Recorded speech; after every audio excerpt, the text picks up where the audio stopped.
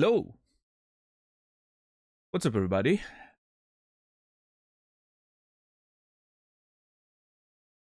What's up, Jojo Enjoyer, Whimsical, Brewer, Nasrallah, Chrisling, Brainy, Parasocial Anxiety, Sir Blitz, Rastafario, Lady Money Battles, SCD, BFB, BQQ, Glegor, Peer Pressure, Peter, Fear the Dawn, In Sorrow, Warren, Hampton Dax, Binaclards Unite, Beautiful, FFEJRXX, X Goal. Reading the full names sometimes is a bit of a challenge. Some names flow better than others. Let's put it this way. How's everyone doing on this beautiful Friday? January 5th? Is it? It is. Beautiful. This song, BQQ, was M83. Hold on.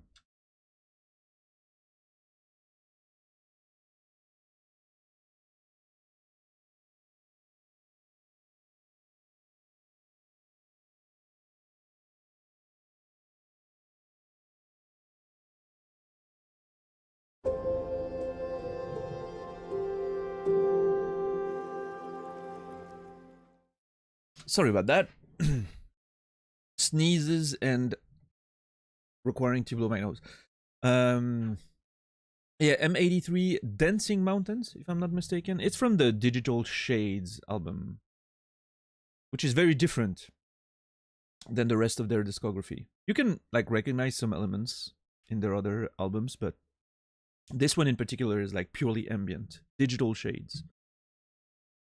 I think it's track number 5, that album. Yeah, it's pretty good. I like it.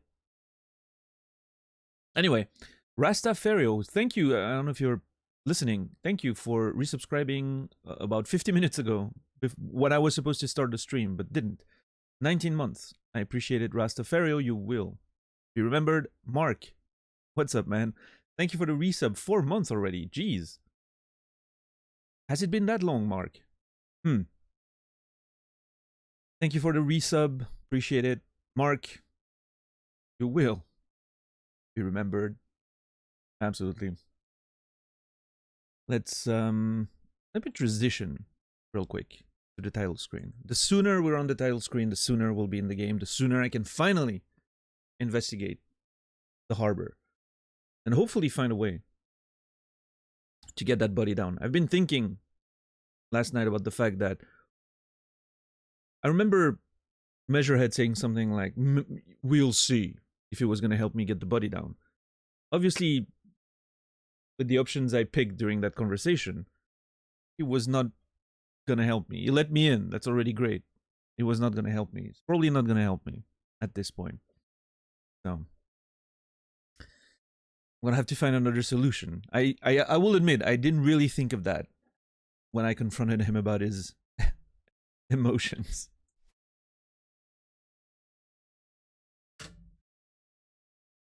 Did I just cancel the logo? I don't know what happened there. Time flies when you're having fun. I guess so, Mark. I guess so. Yeah.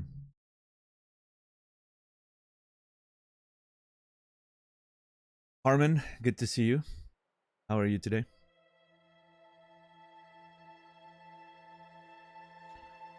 Yeah, I hope everyone's week was. Hope everyone's week ended well. It's the weekend for a lot of you. Some of you that are a bit more west than I am. All my American friends, you're probably still working today, so good luck with that. I mean, if you're watching me while working, how hard can it be, really?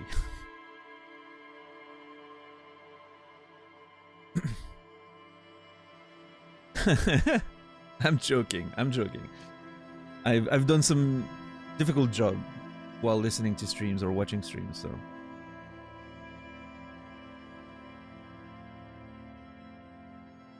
What's up, Delquaz? Elf Planator, how are you today? At the gym, almost finished. Hey, beautiful. Come on, give me one more set, Armin. Stop being on your phone and, you know, sitting on that machine that someone wants to use probably, but they're waiting for you to be done. Or that bench or whatever.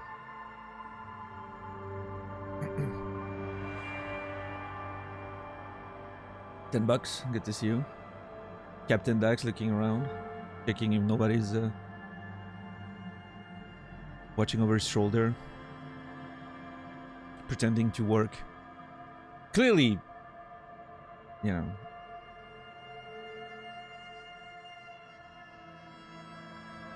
I was gonna make a joke about, you know, like the poor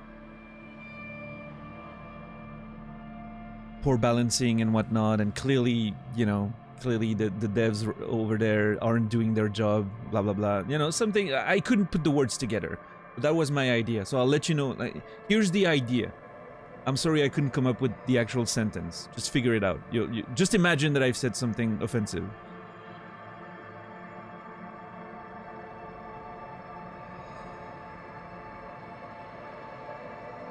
Maybe the end game would be better if Dax wasn't watching the stream every day. Yeah, maybe I indirectly contributed to the weakness of Diablo 4's endgame. That's a thought right there.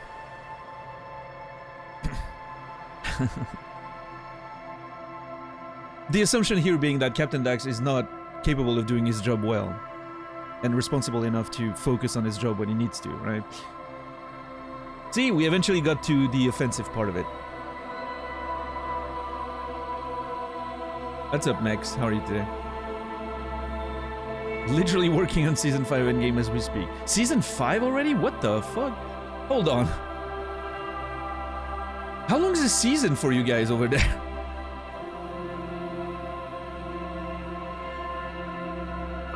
Dax is fixing it, thank goodness. Yeah.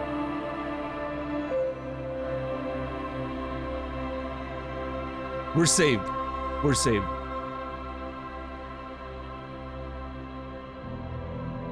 No, I get that, Dax, of course. What's the current season right now in the game? I haven't been touching it since I, you know, first stopped, so. Currently season 2, okay.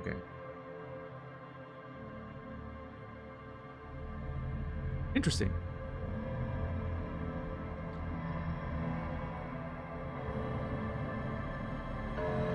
So you're already working like 3 seasons ahead. That's I mean, I assumed you guys were working ahead, but I didn't assume 3 seasons ahead.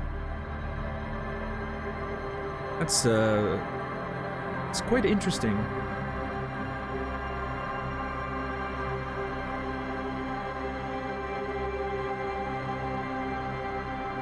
Right.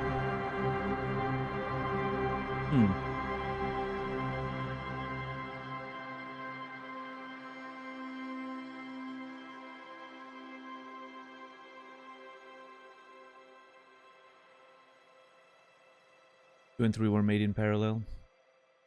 4 and 5 in flight. Yeah, that's cool. I mean, I'm sure I'm eventually gonna, you know, play another season of it at some point. It's, you know, it's Diablo. The pool happens every couple of years, right? We all know it. We've all been there. Suddenly you have a strong desire for that loot pinata type stuff. You look around for different games, you know, that aren't Diablo because you're looking for a new experience, and eventually you always return to Diablo because, I don't know, there's something about it. Or Path of Exile, depending, you know.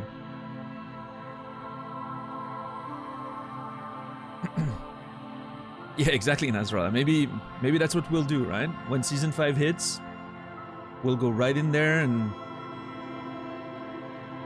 we'll hold Captain Dax personally responsible for the quality of our off-stream enjoyment of video games. I think that's fair. Plus, we have a direct line to complain. So that's, you know.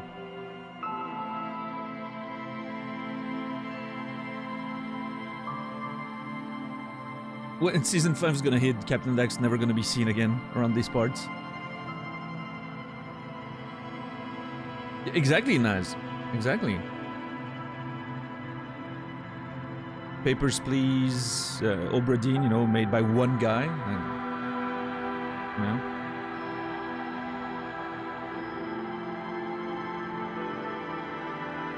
Stardew Valley, that's true. Well, Stardew Valley has a bunch of issues, right?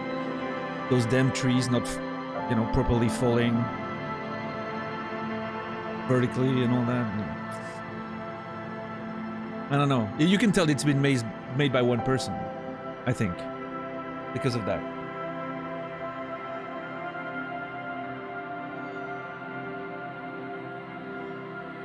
And that they don't care, exactly. They were lazy, probably.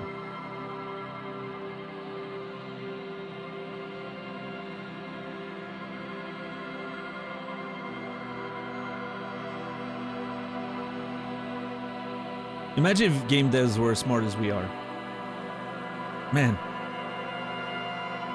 I hope Sam's well. I hope so too. Yeah, I haven't seen Sam since the new year. Hope he's doing well out there.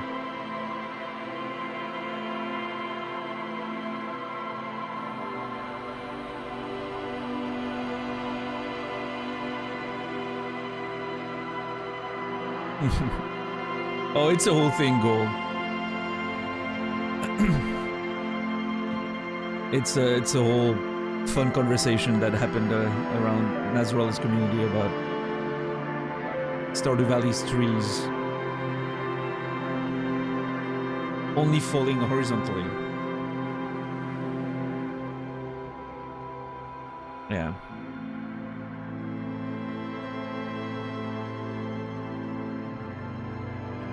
But I think it's also just a general joke about how we tend as gamers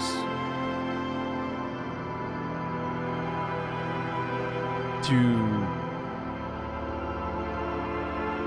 you know, complain about devs not caring or being lazy, too lazy to do something, or not thinking of doing something when, you know, often the much more likely reality is that they thought about all those things and they probably wanted to do them, but they just either didn't have time or ran into technical problems or it didn't feel good when they did it, or many reasons that we as gamers just can't really see until it's in front of us and we're like, oh yeah, actually they were right, it's not that great. So I just made joking around with those sorts of train of thoughts, which on Twitch we see very often. Sometimes fall prey to ourselves, you know. It's easy to fall in that sort of thought process of thinking devs somehow aren't doing their job properly.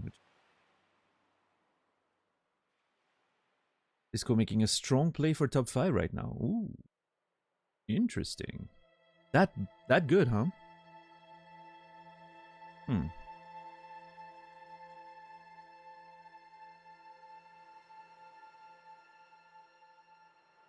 Cool. Nice. Well, speaking of which, I really want to get in there.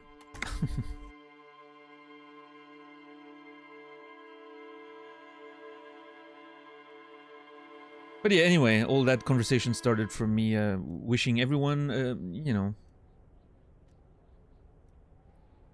a good weekend. Like, if I don't know if you just wait, what is that?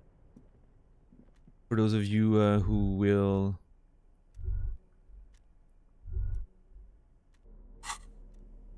or are already in the weekend, hope everything's going well.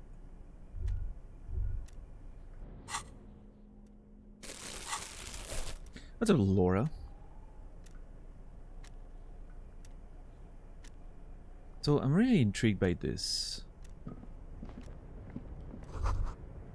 The door is locked and cannot be opened from this side without a pass card. Guess you have no choice but to talk to the union leader. Huh. We're stuck in now. I mean, he mentioned that we were allowed to get in once. I didn't know it was... We were actually being taken prisoner, almost. Yes? Nothing. Sorry, Kim. I didn't want to bother you. Going out dancing tonight, talking weekend plans? Nice, nice. Dancing. That's cool.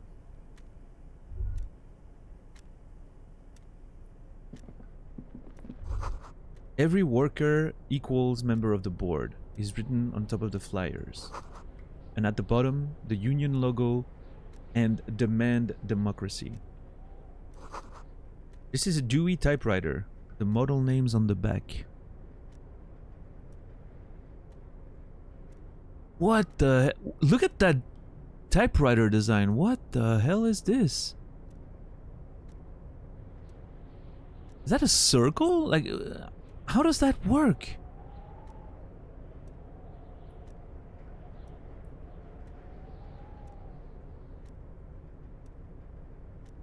Okay, maybe there's something I'm not understanding with the layout of this thing. But the only way I can understand it is that you have a cylinder and you have the paper wrapped around it. And the cylinder turns while it's typing, you know, and it goes up. That's the only way I can see it producing flat paper with, you know. That's what it looks like, Dax, right? Because there's metal all around, so... I mean, obviously it could be something that I completely don't understand, but it almost looks like there's a circular base down there under the platform, which means it could be a sort of cylinder, right? But it's a cool design. I don't know how practical it is, but it's cool. I like it. Hey, maybe at some point in the game we'll see someone use one. Who knows? Or maybe it's not meant to produce papers. Maybe it's doing something different. I don't know. But there's letters, like actual like paper letters here, flat. Yeah, I don't know. I'm way too introverted to go dancing. Yeah, I'm not much of a dancer myself, I will admit. But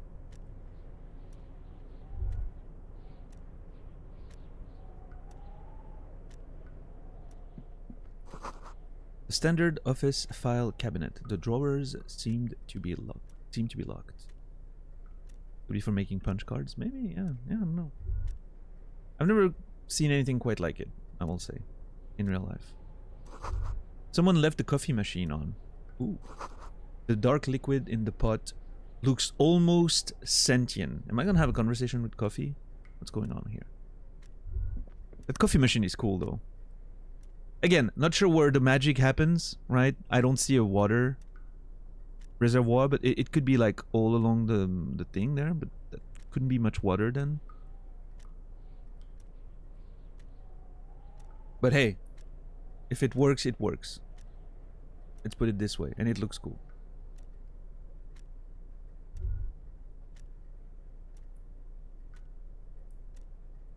On second glance, someone has forgotten to properly close one of the drawers. Ooh. Okay.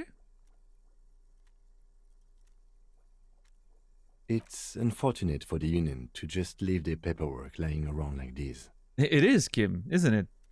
Let's see what's inside, he thinks. Open the drawer.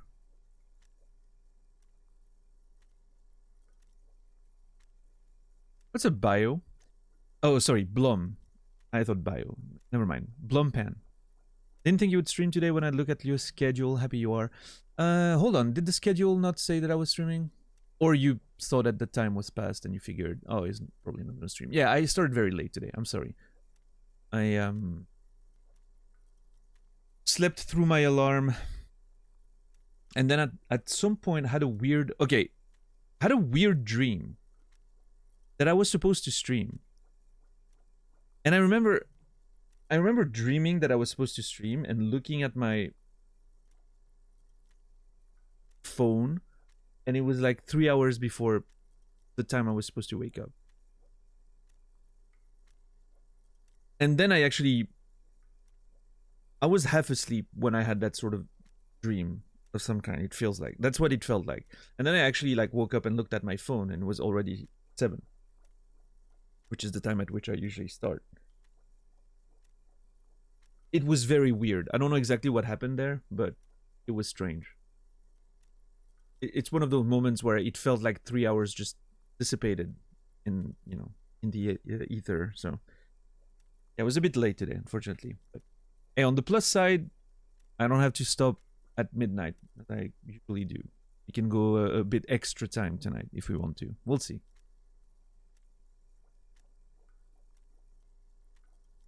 I'll find a good, like, organic moment to stop. Did your limbic system harass you during your sleep? Yeah, maybe that's what happened. I don't know. What's up, J-Bong? How are you doing today? Okay, let's open the drawer and see what's inside. The drawer opens smoothly. Inside is a well-organized selection of brown folders. Browse through the folders. Hundreds of documents containing logistical data. 2 kinds of transactions stand out. Materials coming into Repression from the outside world, from Muindi, Grad, and even Ilmara.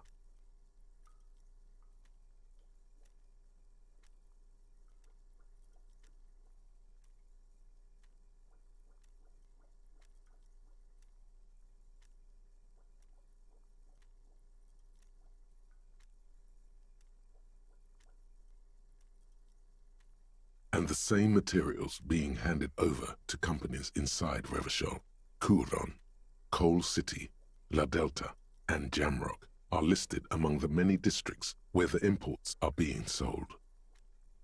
All right. Anything interesting? It's hard to make sense of this thicket of company names, dates, quantities, and percentages. You try to focus, but the lines are getting blurry. Volition. Force yourself to go through the folders.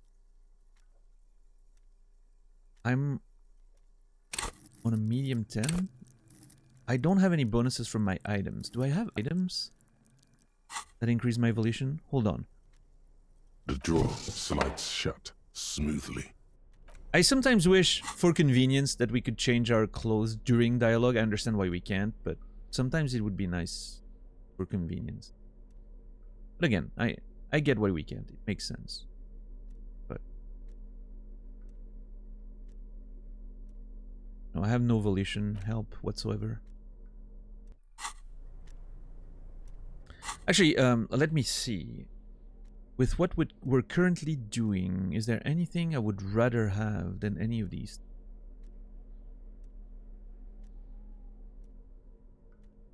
Perception is good.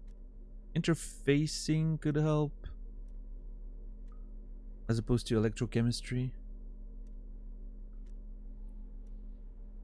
I look so dumb with those white, yellow gloves, but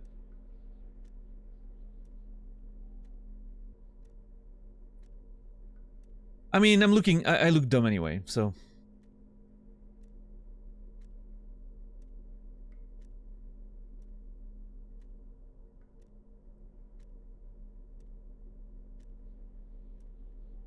Esprit de corps, visual calculus, conceptualization. And conceptualization could be good, but physical instrument and shivers.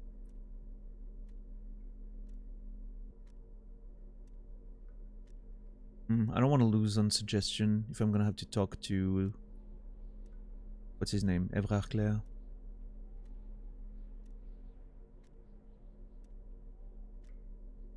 Yeah, I think this is fine. I think this is fine. Hold on, I don't have my notes open. There you go.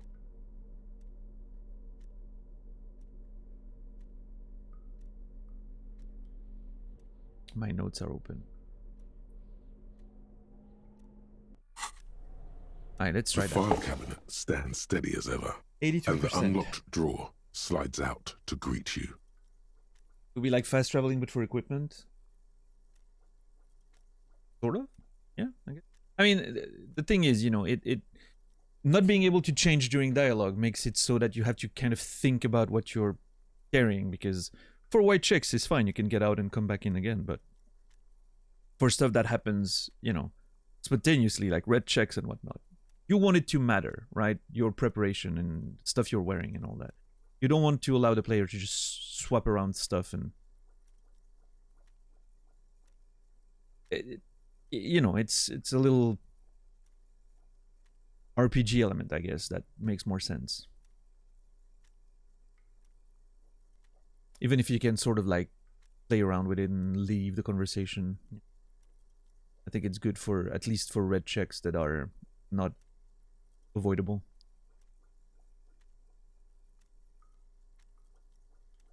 All right, 83%, we need a 5. Let's go, let's get it. Whatever's hidden here Nice. is hidden well. Concentration isn't enough. Only a trained accountant with a background in logistics would be able to really make sense of it. However, there is a little handwritten note stuck on the side of the drawer. Look at the note. It appears to be a to-do list written in large, uneven capital letters. I love to-do lists. What does it say? Remember, Leo, Everard's shoes, special whirling borscht, water Everard's plants, sweep office floor, more banners. Using up all the high rolls. Yeah, I know. I'm using up all the high rolls on easy checks and...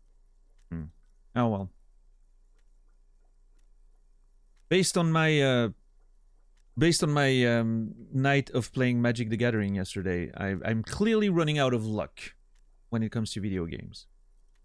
I don't know what that means, but geez. RNG has not been on my side for the past few days.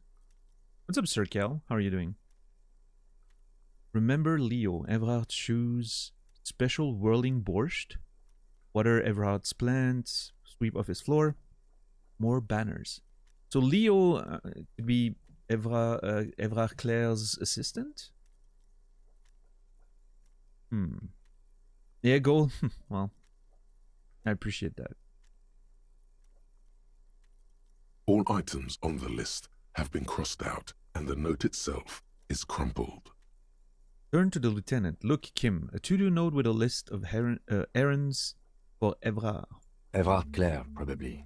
The head of the Debarders Union. One of his aides must have left it. Nothing incriminating here. Sure. I just leveled up. Amazing. Hold on. I can start working on either Kingdom of Conscience or... Oh, wait. I forgot...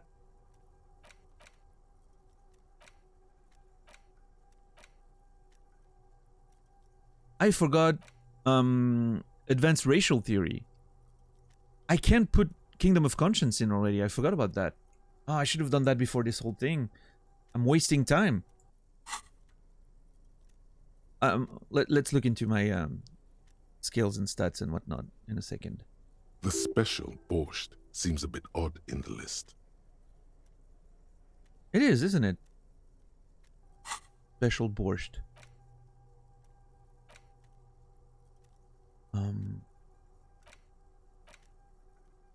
So I have, and the art degree is interesting, but it's -1 perception. And since we're investigating right now, I kind of don't want to do that.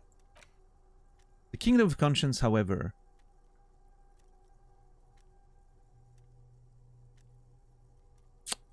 feels like a good idea. -2 half-light, I don't care too much.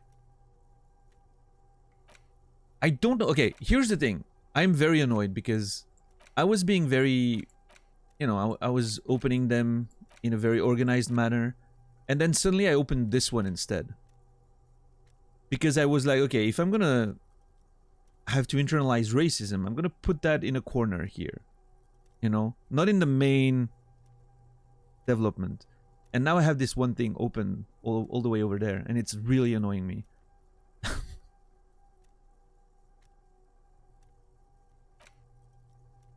It's fine.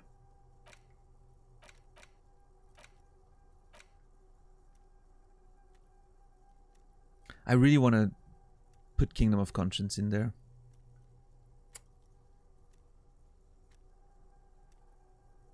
OCD, yeah, I don't know. A light form of, maybe. Actual art degree or Kingdom of Conscience. Wait, I don't think I've ever read the description here. It's another Copo type. The worst one. The most savage and brutal. The art cop. Nothing is good enough for him. Everything is shit. You have to employ an armada of adjectives to depict and demean the mediocrity of the works and visual institutions around you. Really flex that critical muscle until the vocabulary for punishing mediocrity becomes second nature. Here we go.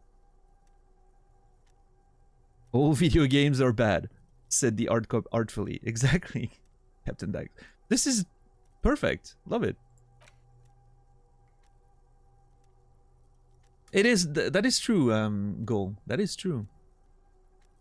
Replacing fascism with moralism seems quite appropriate. I like it. Plus, I mean, again, I would love to do the actual art degree, but -1 perception kind of sucks. I sort of want to do the actual art degree, like in the evening, when I'm just like reading my files or something, right? When I can waste time without, like, currently we're investigating shit. Perception might actually prove relevant. I'm gonna do Kingdom of Conscience, I think. Yeah. There we go. Nice. -2 half-light, I don't care too much about, I don't think. I'm at -1. Urgh. Shoot now, ask questions later, cops. Surprise hater. See, that's not me. I'm okay. I'm okay. I'm not. I don't want my body to take control of and do things on its own. I do still have another skill point though. I could either open one of these.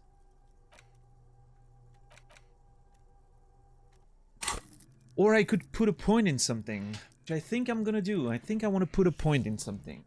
Don't know what yet. Haven't figured that out.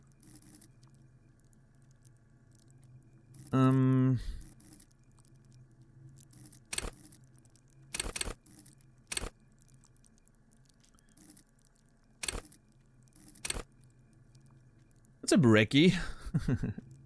Tequila Sunset. That's me, apparently, yeah. My logic is at -1. I don't care too much about that. Volition.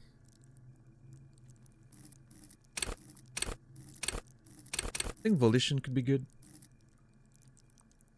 Empathy is awesome.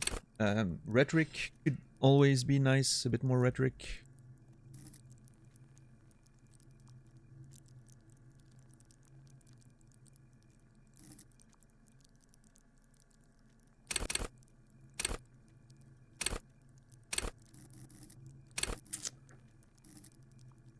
Not sure what the plus sign is here. Like it feels like almost as if, I mean, I can't level those up. I understand that. Maybe there's a way to do it later to unlock, like, I don't know. We'll see. Hey Timmy, what's up? Thanks for the lurk.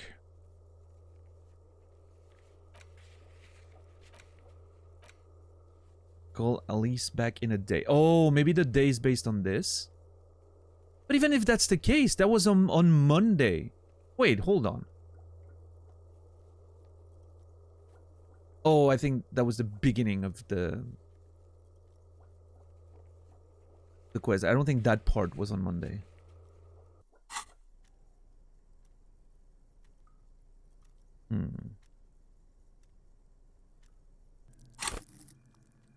I don't know what to do with that extra experience point. Maybe I should keep it, that skill point, in case we get a thought that suddenly, you know, I really want to get as fast as possible. Always having an extra skill point seems useful. Yeah, I'll do that. I'll keep it. Take another look at the note. Remember, Leo, Everart's shoes, special whirling borscht, water Everart's plants, sweep office floor, more banners. All items on the list have been crossed out, and the note itself is crumpled. Okay, so I thought to take another look at the note was because of the special borscht. Seems a bit odd, but no, it was just take another look. The drawer slides shut smoothly. Alright, well, it is what it is. What about this? Ooh, another postcard. I still don't know what those postcards are for. I don't know if I'm supposed to be able maybe to sell them or something, but I'm starting to have a decent collection.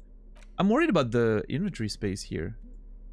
I mean, I'm seeing this, which means maybe there's a way to like get more space or scroll down once it's full, but I'm a little worried, I will admit. I don't think there's a way to... I'm not seeing a way to like throw things out, so... This laminated postcard offers a glimpse across the river. A little more than a decade after the war, the eastern bank is already fully renovated. The hillsides are lush with gardens and residences. Someone's parked a small beige airship at by the fountain. This postcard will sell for a pretty penny. Okay, I can see on this that the airship seems indeed to be a blimp of some kind. I mentioned that I didn't really know what the airships that were described by the text sometimes looked like, but it seems to be a blimp of some kind, which is very cool.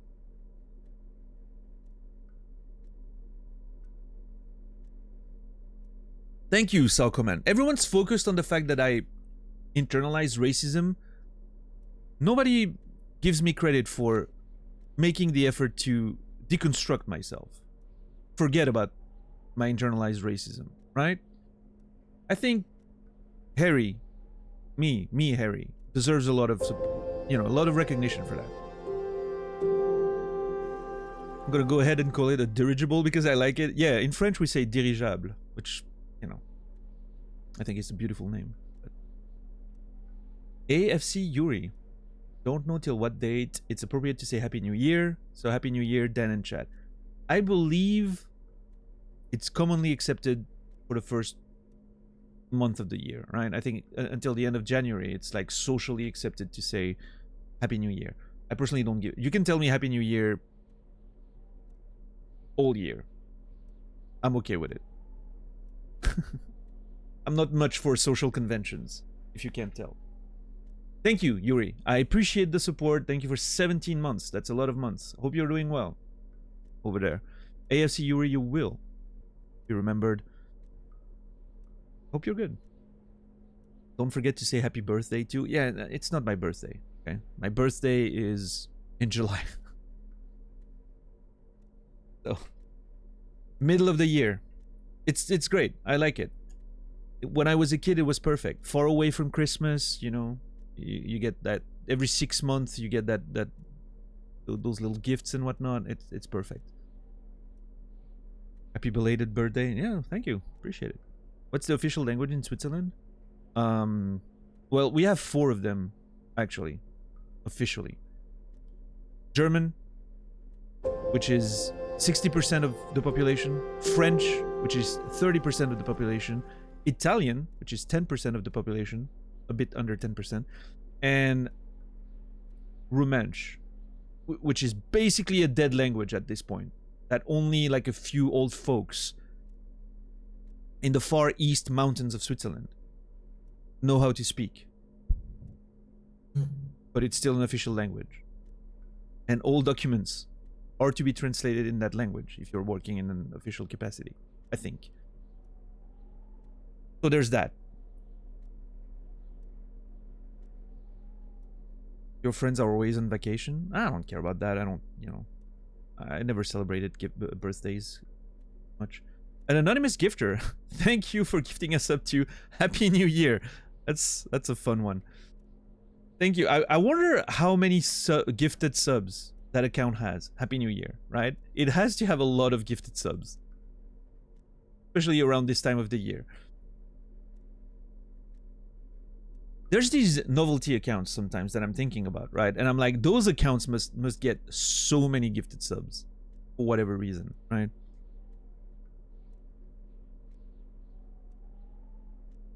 I think that's pretty funny.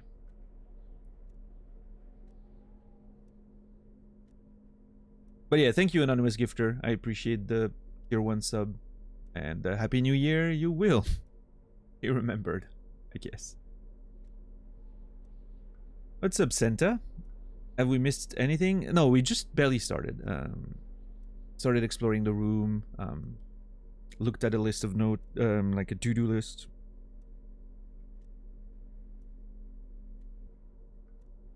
Wait, hold on.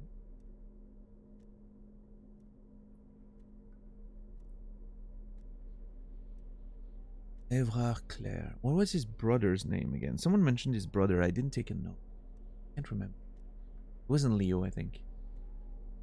No, probably not. But yeah, Leo is his brother. Is right-hand man. Ooh, meds. I'm assuming meds. Neat office shades.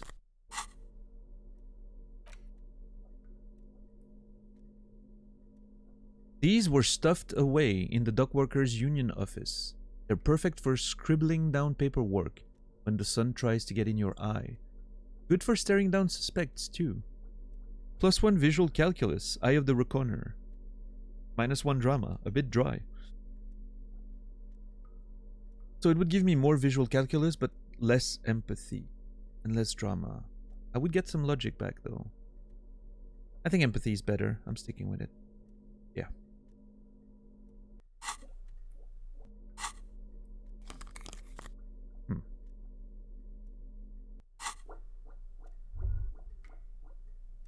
All right, Timmy.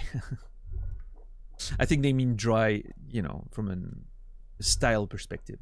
Come on. Ooh, magnesium. There we go. Very nice. What is this? Book. La Fumée, Volume 1, Number 4.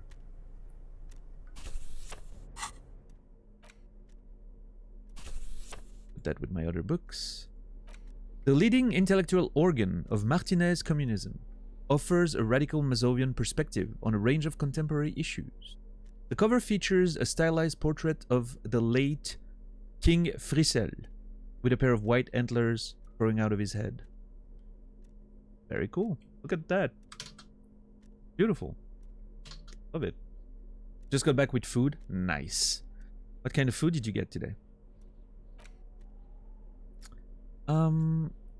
Okay, there's some interaction to do here.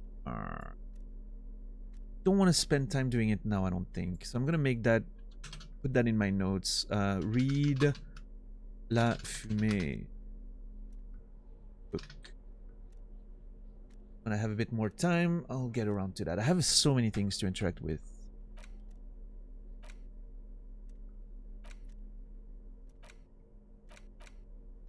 Yeah, I don't want to...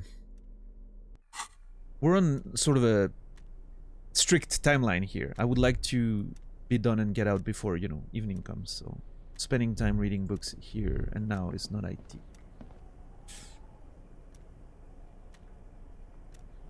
Leftover stir-fried chicken. Some red pepper flakes in it. Nice. Sounds good. I don't know what I'm going to eat after stream tonight. I'm running out of stuff. I need to go, probably need to go get groceries tomorrow. I'm very annoyed by, but I'm probably gonna have to do it. Also, there's a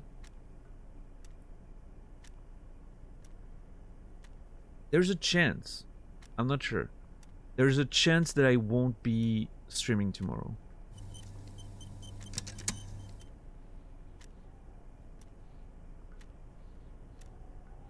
I have to go get my my mom back at the airport during the night. It could be at the end of the night, depending on the flight schedule and whatnot. But if that's the case, I probably need to sleep a little later than...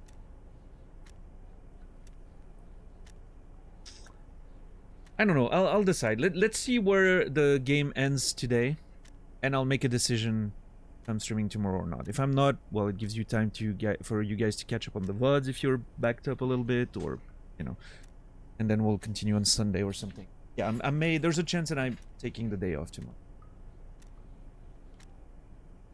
Got some kimchi and pork gyoza from the Asian store the other day. Oh, nice. I love gyoza. They're delicious.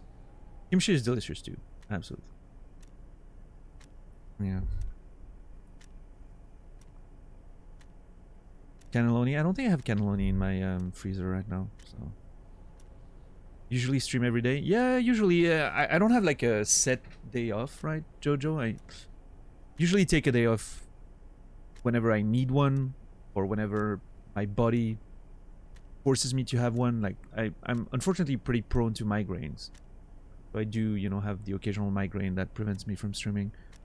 Or when I have something, you know, planned or anything, but that's pretty rare. But yeah, I do tend to take a day off here and there.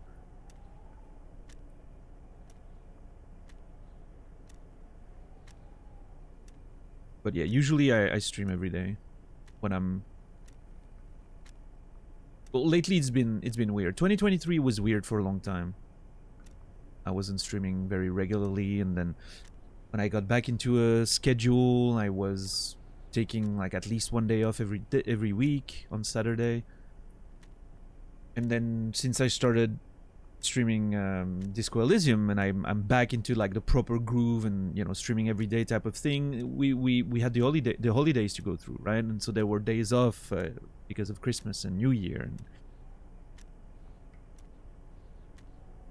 so, you know, it's a whole weird situation. But I don't have planned scheduled days off is what I'm trying to say, I guess. Oh yeah, Warren. I'm sorry to hear. Did you create clips of this playthrough, or?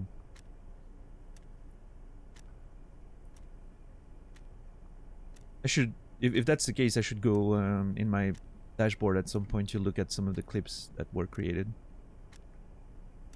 Funny. I rarely go see the clips that are made, but second day, oh nice. I rarely look at my clips. I don't know. I don't really look at my content whatsoever, but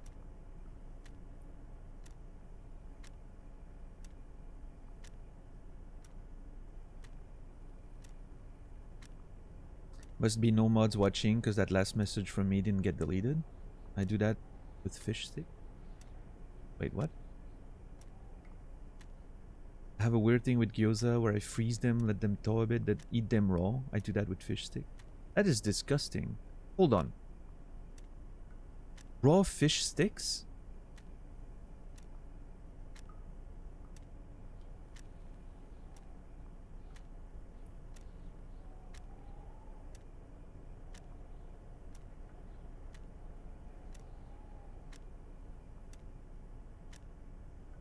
Get him out of here. What's up, Mopo? How are you doing today?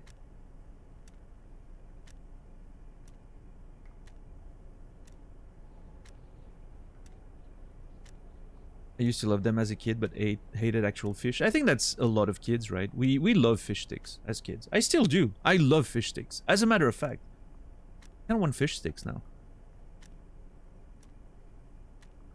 Covered in, like, you know, a nice fish stick, and you put like some mayonnaise or some tartar sauce on it, like something like that. Delicious. How do I make a report to the police? I don't know. We would need to know where Timmy lives. Make sure we contact the correct jurisdiction.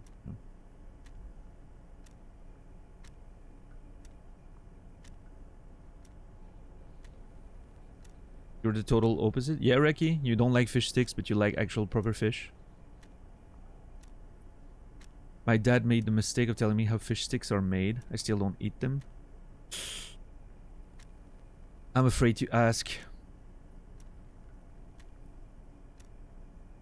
Fish sticks, spinach. Yeah, like cream spinach, right? Puree, like that nice little cream spinach puree, and those little cube potatoes, right? Yep, same. I can tell we grew in the same environment. Beautiful.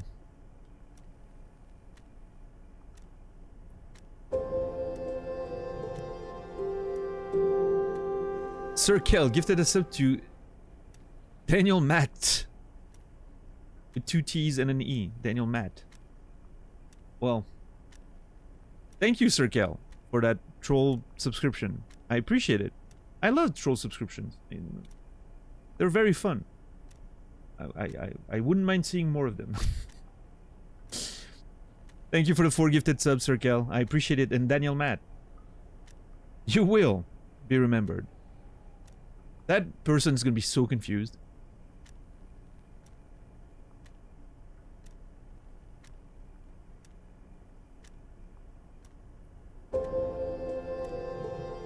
Oh my god. Thank you, 10 bucks, for gifting us up to Microwave Tea. Very popular person around these parts. Microwave Tea. That... I just want to say that I'm absolutely fine with microwaving water. I have no problem with that. I typically do not have my tea, you know, my water for my tea microwave, because I have a, you know, water boiler, which is very fast and convenient, but I'm okay with it. It doesn't bother me. It's fine, it's water. You just get it warm, whatever you want.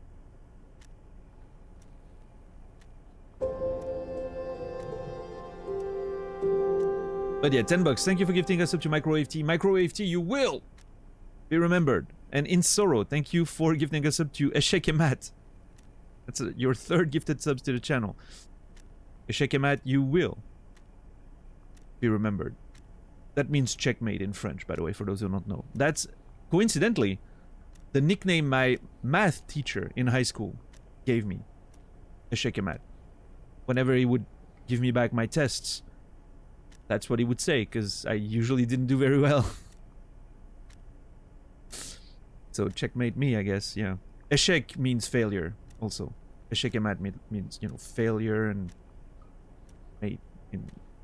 I don't know, it's not exactly, you know, like the same translation as checkmate, but it means checkmate, right, in chess. That's a cool nickname. Oh, well, not when you're getting a terrible, terrible grade for your math test, but it was a funny guy. I love that teacher. He was funny. I just wasn't very good in math class. I wasn't paying attention very much. High school was a weird time for me. I was really not... I didn't want to be here. I didn't want to study.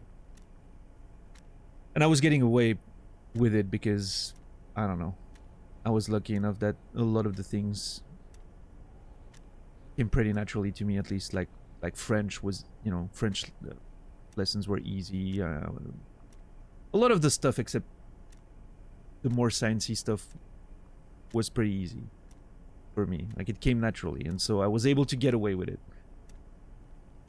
But when it came to math and physics and whatnot, my grades were terrible. I just wasn't putting in the work, so yeah.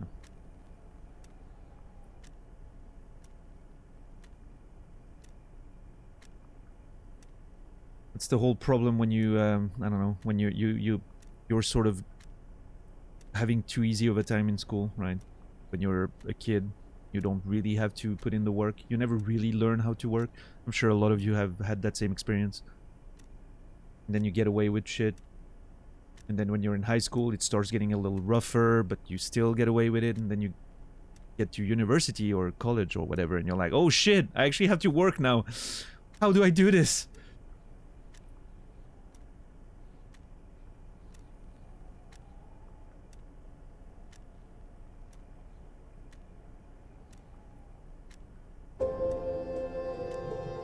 Was fine till university. Yeah, exactly. Yeah, that was, yeah, first year in university. I was like, oh my god, what is this? And do you have to like work on my own, like spontaneously? No, that was a learning experience.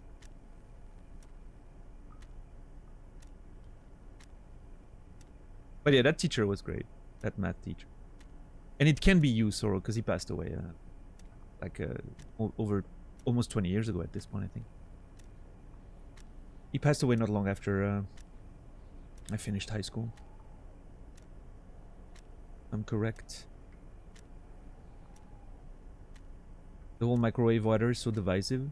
Like finding out someone washes with the actual bar of soap.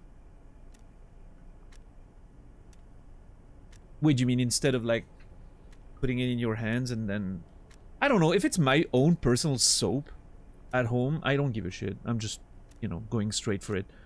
If I'm, you know, if I'm sharing the soap, like with a partner or something. I mean, I don't think, mostly no one cares. Last time, yeah, I mean, if I'm in a person's home, that I, you know, I'm not, you know, not my like partner or something, my significant other or something, I'm not gonna use a manual like a soap like that, right? I don't want to. I'm just gonna use like some product or something from a, you know, a bottle. But if it's my partner, or even if it's my partner, I don't give a shit. We just watch each other's with the soap directly. Probably, right? Hypothetically. Last time I was with someone, there was a bar of soap, we didn't give a shit, right?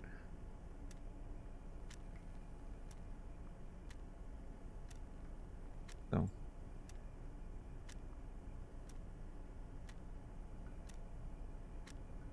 Somehow, microwave water is more divisive than peeing in the shower.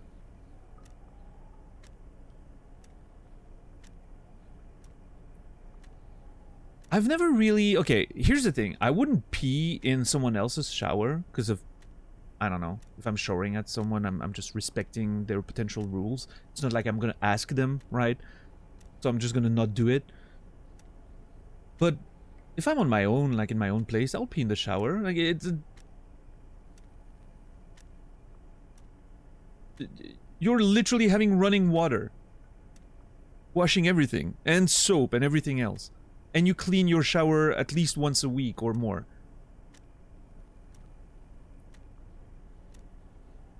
Yeah, I don't know, like, I don't understand why it's a problem.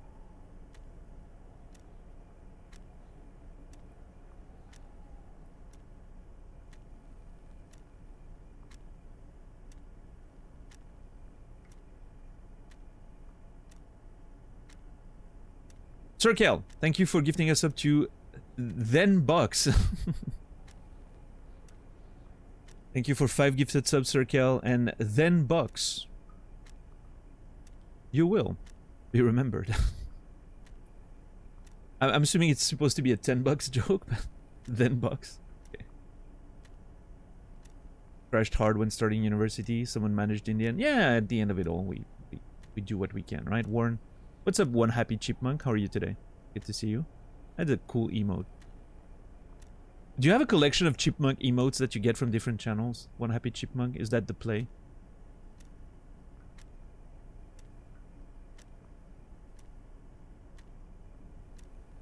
If you microwave water by itself, it can get super heated. That's really dangerous. Huh. Doesn't microwave water feel more concentrated to anyone? I think that's... I would assume that's placebo. I would think... Okay, here's the thing.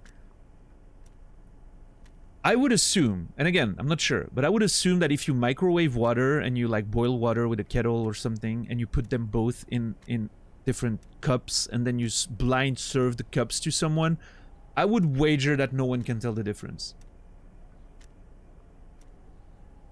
I would wager that no one can tell the difference. But I don't know. I haven't done the test myself. Maybe there's a video on YouTube where they blind test water to see if people can tell the difference. I'm pretty sure you can. It's just warm water. Like, there's no physical modification to the substance, right? I don't know. Because, like, the microwave... The point of microwaves... Oh, hey, look! We're exercising. Nice. The point of microwaves is that it warms the water inside the foods and whatnot, right? So... Yeah, I don't know.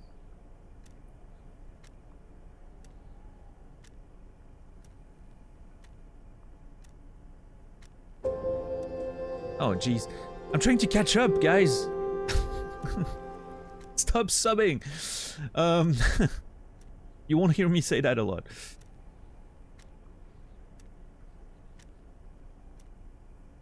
Yo, friend, do you mind if I bust a giant horse piss in your shower? Sure, fine. If you know, if you clean after yourself. Listen. Someone showering in your shower there's a lot more worrying stuff that you would have. Like, if you're actually worried, there's a lot of worse stuff than peeing. Okay? Like, we clean ourselves in showers. After, I don't know, going in the forest and or being dirty from working, or grease on our hands, or, you know, all that trash that's on our skin and whatnot. We clean ourselves in the shower. If anything, pee is cleaner than most of the things we wash off of our bodies, depending on, you know, maybe not me, since I'm sitting here and, you know, on the computer the whole day, but imagine people working outside or working on, like, you know, construction sites or whatnot. We're washing way worse stuff than pee off of our bodies. And yes, sweat and pee, it's you know, pretty much the same thing. Pretty much. I wouldn't want to drink my pee, I wouldn't want to drink my sweat. Right? I think it's peeing in the shower is fine. Unless you're a degenerate and you, like, turn off the shower and then you pee and you let it sit there, right? No, just, you know, do it when you wash and it's perfectly fine. There's no problem there. It's absolutely fine. If you're ever in my house and you want to pee in the shower, enjoy. Help yourself.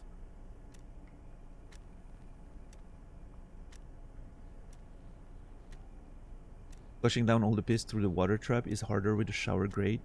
Is it? Maybe? I don't know.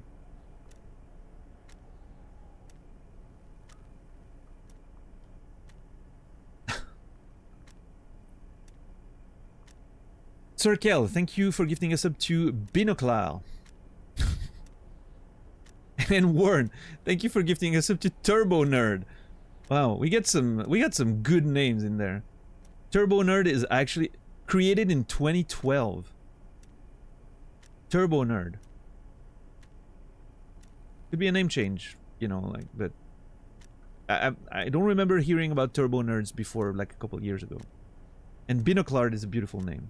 2015. Love it. Thank you, Sir Kellen Warren. I appreciate the support. And Binoclar and Turbo Nerd, you will be remembered. Appreciate it.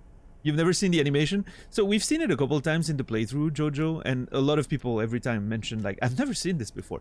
Yeah, that's because you don't sit there for an hour like I do. Nobody does that.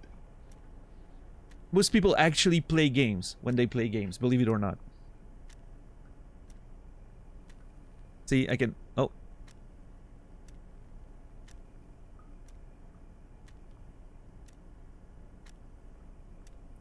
I'm just trying to make Harry shake his head at the stupidity of this conversation about microwaved water and peeing in the shower. That's a rough would you rather? Why, having to drink pee or sweat? And you would take the pee? I don't know. It's disgusting in both cases. And it's pretty much, again, it's pretty much the same thing. It's fucking, you know, mostly water with disgusting stuff in it. Drinking pee is actually an Ayurvedic medicinal practice.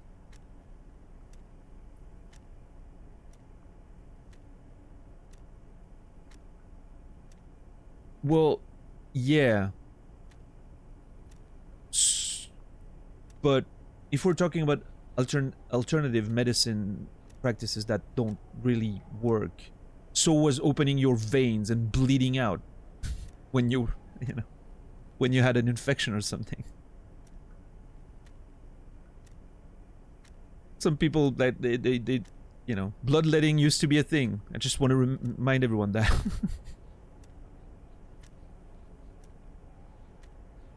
I don't know. I'm not much for Ayurvedic medicine. I don't know. I'm yet to see. So my last long-term girlfriend, her dad was very much into that sort of stuff. He had, like, all sorts of diplomas and whatnot, and was doing a lot of studying on alternative medicines and Ayurvedic stuff. Well, let me tell you, whenever she would get sick, none of that would help. So. And then she would get, you know, proper, like, actual medicine. And then suddenly she would feel better. Weird how that works.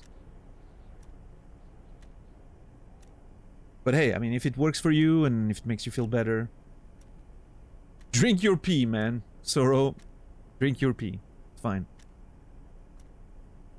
But yeah, I've heard of like drinking pee as a sort of like health thing. But isn't it like doesn't it have to be like the first pee in the morning or something? Like something weird like that? When it's loaded with all the particles that you've... This is a disgusting conversation, I just want to say. I don't know how we got there. Oh, I think because of the microwave tea. Yeah. How do we get from microwave tea to drinking your own piss? I will never understand Twitch chat. Twitch chat is something else, man.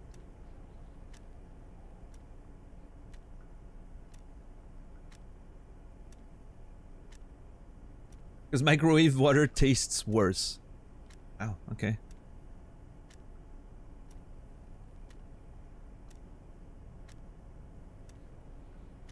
Tim and Circle are on the same page here. What the hell have I walked in on? Don't ask, Mrs. Beef. We're having conversations about drinking your own pee and microwaving water and... What's up, Mac Ace? How are you doing today?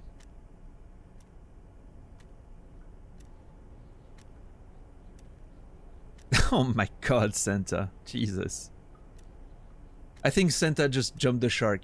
This conversation's over. What's up, Rasta?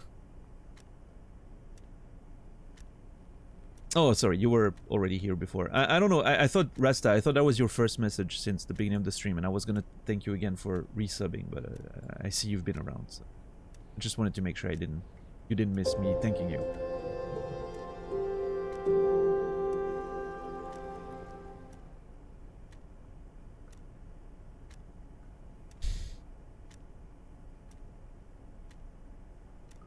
Alright, well that's it. I guess we've put a nice little bow on it. That's the story arc completed.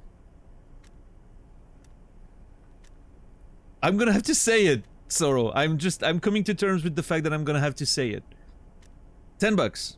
Thank you for gifting a sub to Microwaved P. I appreciate it. Microwaved P. You will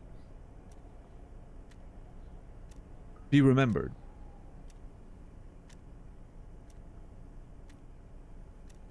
I should have stayed in bed, man. I should have canceled. I should have canceled today.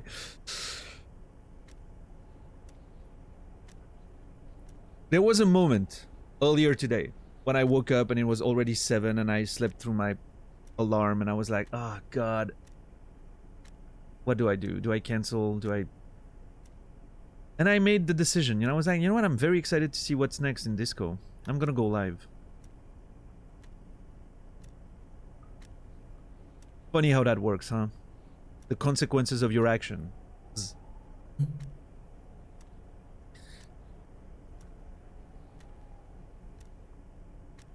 What a shame that would have been. Yeah, think about...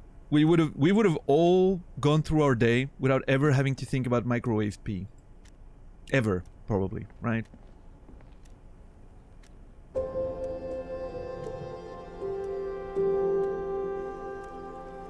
In Sorrow, thank you for gifting a sub. 4 gifted subs, thank you so much, In Sorrow. I appreciate the support, and don't remember me. You will be remembered. Because you don't tell me what to do.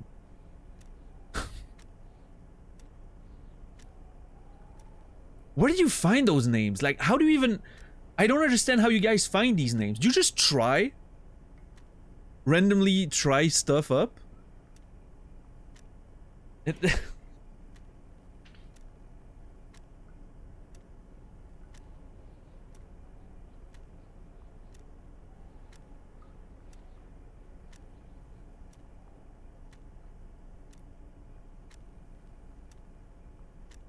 We are committed. Yeah, I can tell. I can tell. And, you know, all jokes aside, thank you so much for the insane amount of support. I appreciate it. Troll subs are, you know, they're...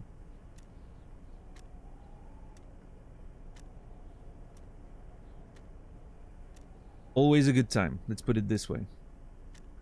Unfortunately, there was no one called You Will Remember Me. Ah, shit. Well, there you go. It's the internet. Every conversation has already taken place before. That is true. I'm a firm believer that this is true. I don't think we can come up with something completely original at this point.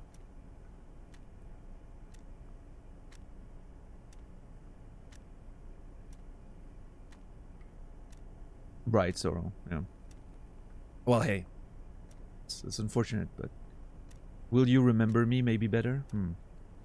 Let me click on that yellow thing. It's been looking at me funny for the better part of the last 30 minutes.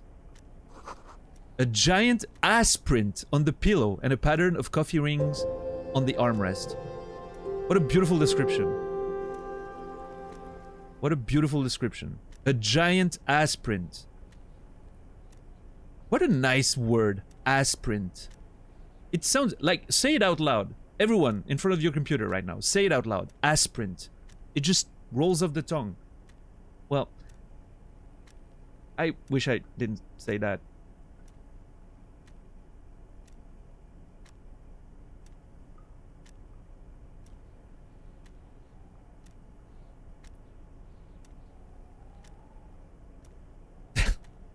Yeah, it was too late, Keiko.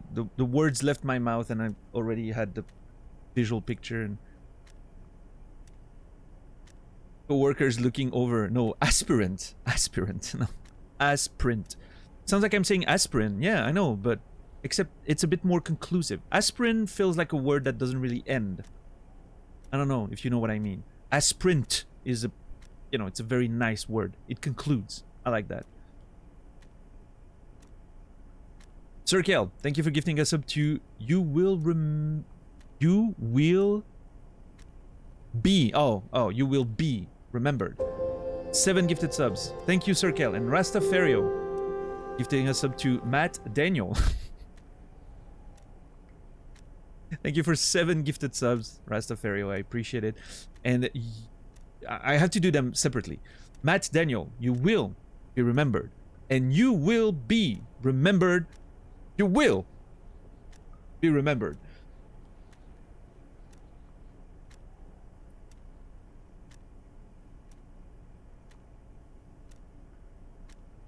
Has a very woody quality to it, much better than the terrible teeny word like micro. Yeah, sure, yeah, that's fair. You like the plural better? Asprints? Asprints? Yeah, asprints is great. Love it. And if I just actually made a bunch of people say asprints in their rooms, in front of their computers or phones, right now, across the world, you know what? I think that's a day well spent. And I'm happy I went live and streamed. That's, you know, that's something I can cross off the list for today. So, I feel very good about myself. The radio is emitting a strange buzzing sound. Actually hoping these people show up in chat. I don't think they will, but... You never know, right?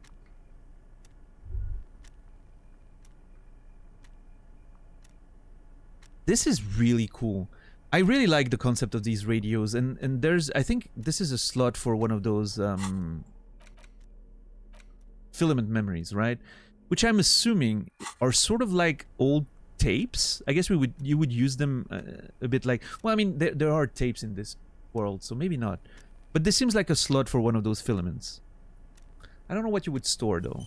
Or maybe you could record what people are saying, maybe? I don't know. But yeah, it's definitely a slot for one of those storage things, filaments. What about this? An imposing combination of a punch clock and a payphone is looking down at you from the wall. A note on the side says, "Tokens unavailable due to strike. Use change." Huh. An imposing combination of a punch clock and a payphone is looking down at you from the wall. A note says tokens unavailable due to strike. Use change. Insert 10 cents. Okay.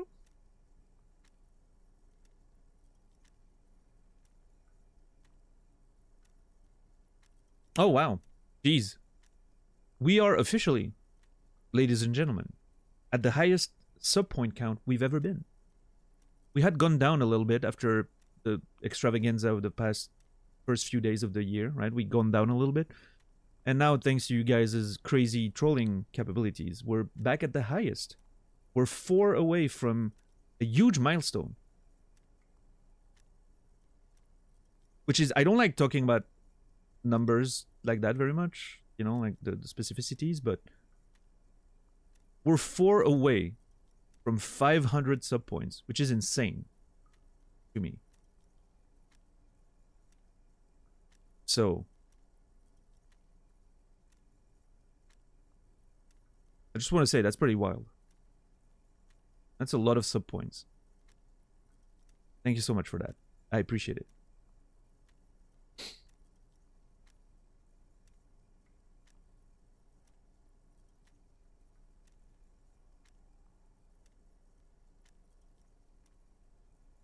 I hope that microwave P put us over the threshold. I don't know. I don't know which one did, but yeah.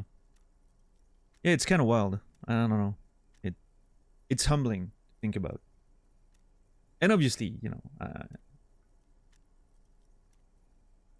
I'm aware that the holidays and the end of the year has a lot to do with it, but it's just, it's humbling. Thank you. I appreciate it. Really.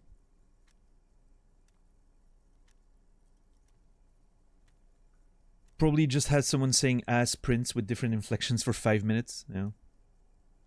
I don't even know what sub points mean. So basically, it's not exactly your number of subs, because higher tier subs give more sub points, right? Like a tier 3 is 6 points. A tier 2 is 3 points, 2 points? I don't remember. I don't have a lot of tier 2s. I don't exactly know how much they are worth. But like tier 3s I know are 6 points. I have quite a few of those. So yeah, the sub points are higher than the actual number of subs, right? Yeah. 2 points for tier 2s. That's strange that it's only 2, right? If tier 3s are 6, shouldn't tier 2 be 3? I don't know. Which systems? Not sure exactly how it works, but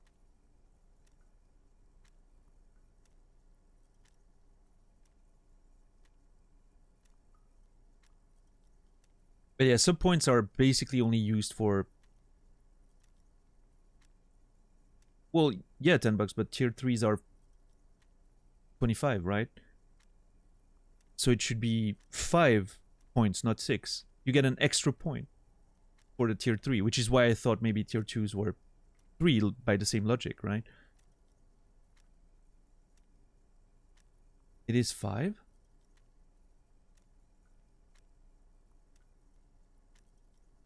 Pretty sure that's not true. Hold on. Let me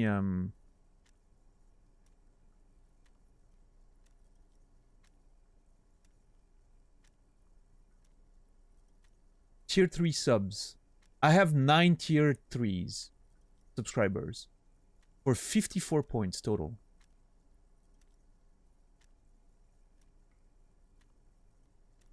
Is it different for affiliates, maybe?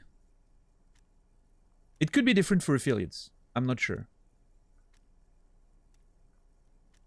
Which is even weirder if it is, by the way. I just want to point out, if it's different for affiliates and partners, it's even weirder. Unless it's changed at some point. I don't know. I've always known tier 3s being 6 points. But again, I've only been, you know, really looking at that since like 2022, so maybe it changed before that, but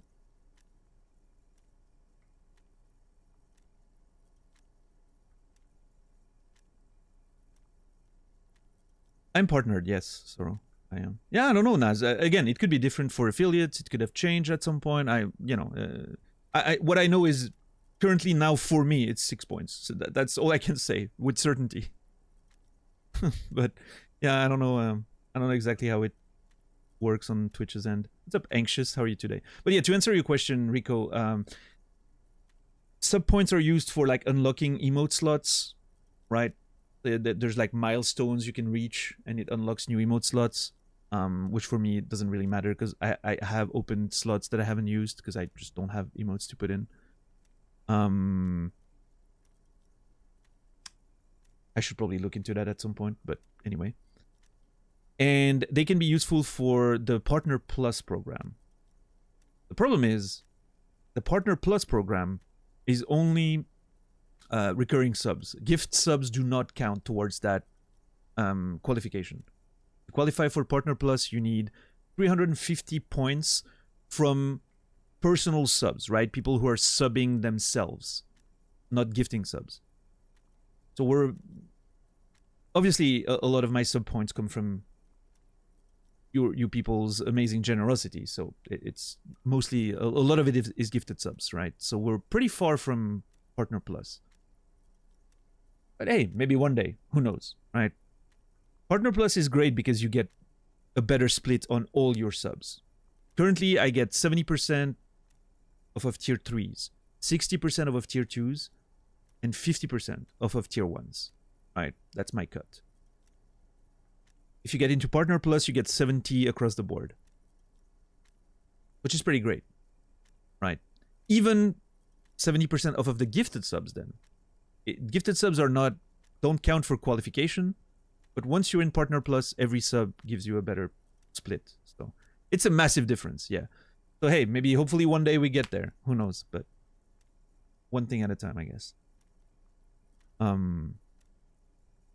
This program discriminates against DOMs, it seems. Well, I mean, I guess I understand why they do it this way. It makes sense, right? Because otherwise you could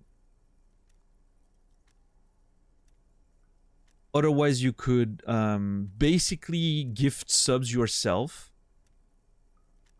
to reach the threshold, and then you would make more money than you spent to give those subs. Basically, you could cheat money out of Twitch, right, by doing that. If you're not too far away from the goal that you need to, the criteria, right? So they had to make sure that, you know, that sort of abuse was prevented, I guess. But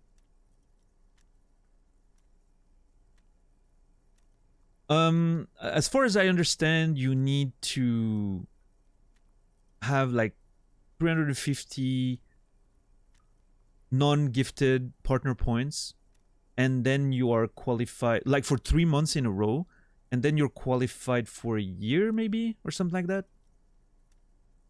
I'm not sure exactly. They've changed the rules a couple of times after they implemented the program, so I'm not sure exactly how I mean, I'm not close enough to even think about it right now, so I'm not really concerned, right? I think my organic sub points are at like 100 and something. So, you know, we're nowhere near at this point. But hey, maybe one day. As always, you're never safe from success, is what I say.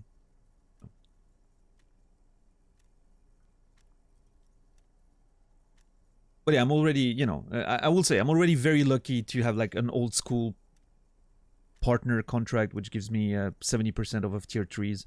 I know affiliates do not get that. I don't know if new partners get the 70% split for tier 3s. I'm not even sure you get that anymore. But yeah, I'm already very lucky to have that, right? Gives us, you know, it makes tier 3s a lot more interesting for people that want to support, so that's great.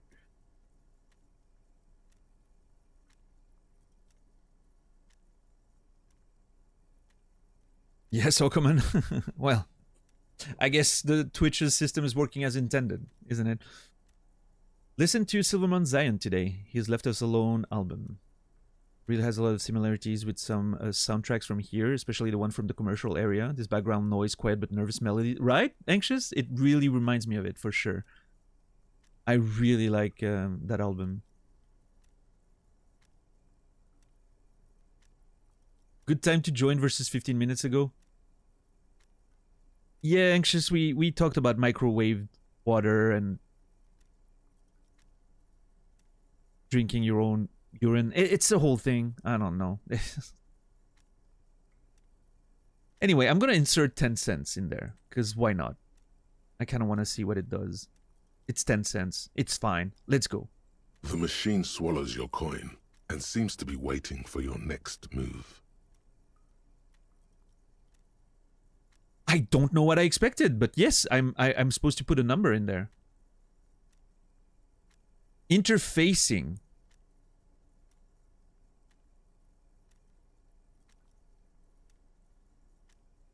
I'm interfacing on 2 right now. Fuck. I have the gloves. Is there anything? I don't think I have any other clothes for bonuses. Heard your name, long way home. I'm on 5 total and I need a 7. That's Yeah,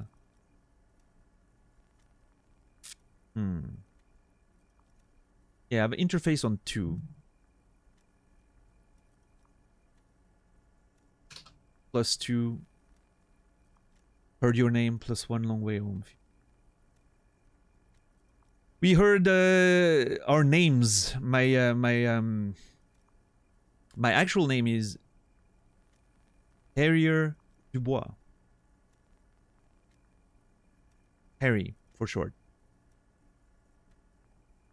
But apparently I call myself Tequila Sunset when I'm drunk. So that's also our name. We have a lot of names. We're no longer in between names. We have too many of them now.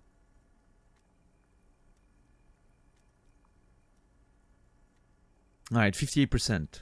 Come on. I can do this. Your fingers run over the dial pad. 005. That's the dialing code for Revershol. 4952. And a moment of hesitation before entering the final numbers. 993.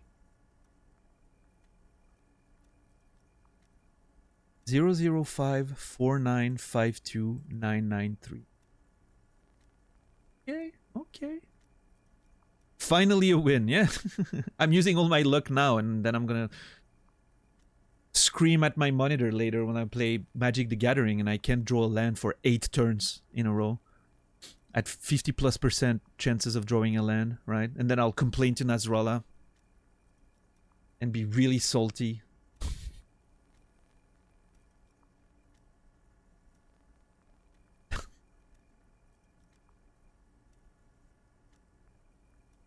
Can confirm that happened last night. Oh yeah, no, I'm not lying. Last night was horrible. Legitimately 8 turns in a row. Over 3 different games. You can tell those games were very short. I couldn't draw a single land. Started with like 2 or 3 lands in hand. Even after mulliganing, and somehow like couldn't draw another land.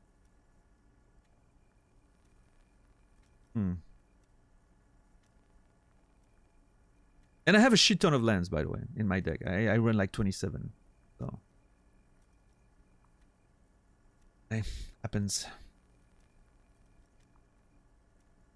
I decided that I will use first try emote here and A+ on Naz's channel. Hey, I like that. Anxious. Beautiful.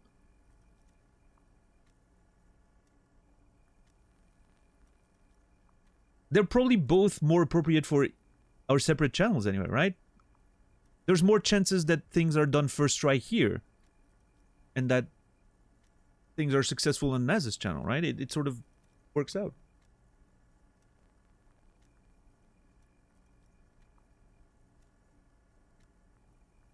And it guarantees a sub for me and my good friend Nasrallah. I'm very happy.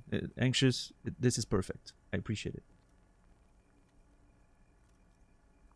First one I mulliganed down to 4 cards. Never had a hand with more than 2 lands. Started the game with 4 cards, didn't get a land in turn 5 and in 5 turns in peace. Yeah, I mean sometimes it's just it is what it is, right? The worst and best part about Magic the Gathering is the land system. There's nothing you can do against that, I don't think. It's just annoying when it happens a lot of games in a row, right?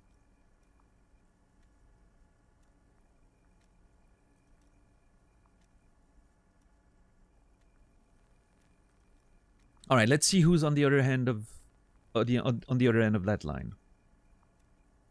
Is anyone gonna pick up? Calling. Calling. Still calling. Then. I love this. This is awesome. I love that, you know, instead of just a ringtone, right? You have the narrator talking with the same rhythm and cadence. It's beautiful. Video Repression, 24-hour video rental. We rent 8 and 10 millimeter film for home use. This is Lemmy. How may I help you?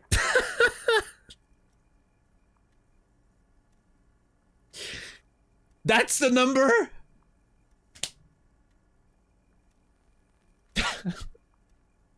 Dude, I was like, okay, this is gonna be like a, you know, I don't know, someone important in my life. Video rental. Congrats, you found Blockbuster. Yep. Well.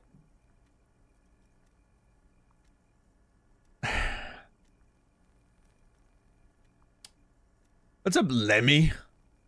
The voice of a youngster on the other end sounds as enthusiastic as that of a man walking towards the gallows. I mean, he's working in a rental store. I get it. I've been there, more or less.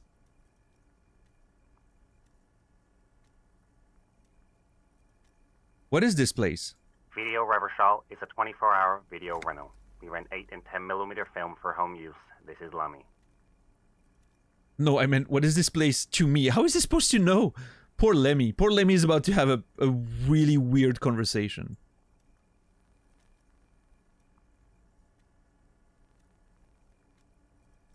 Sir, I don't know. It's a video rental.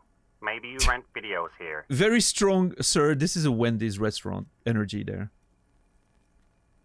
Do you know me? No. Why did I call you? Maybe you called to extend your rental period? Do you need to extend your rental period? My name is Harrier Dubois. Do you have anything on my name? Let me fire up the machine. Dubois. Dubois. Keys are being pressed in the background. Here we are. You haven't rented anything in 5 years, but you still have a copy of Blue Ocean Hell from November 46. Whoa, not a fun film, that one. I'm 5 years late. Whoops. Our financial situation is not getting better. Blue Ocean Hell. Not a fun film, that one. What kind of film is that? It's not an easy watch. After the death of his daughter and subsequent divorce, Ziemsk immigrant Egidius Wojcik tries to come to terms with the onset of dementia. Oh my, the voice acting there is so good. I don't know why it hit me that,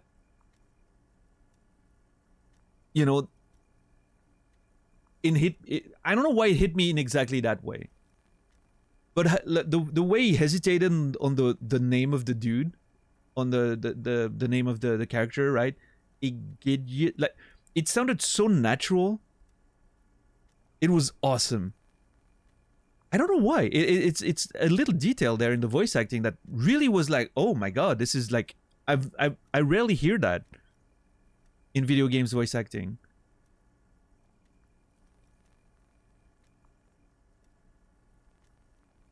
Yeah, that was really good. I don't know why this particular thing like really hit me, but also the movie itself, like holy crap. The death of his daughter and subsequent divorce, Ziemsk immigrant Egidius Wojcik tries to come to terms with the onset of dementia. Okay, I'm not going to say that there's some potential themes and foreshadowing there about, you know, again, if we imagine that I have that whole theory, right? Which I don't think is true, but it's a theory I've been having since the beginning, that this is not actually a real world. We're sort of in a purgatory type place or something, right?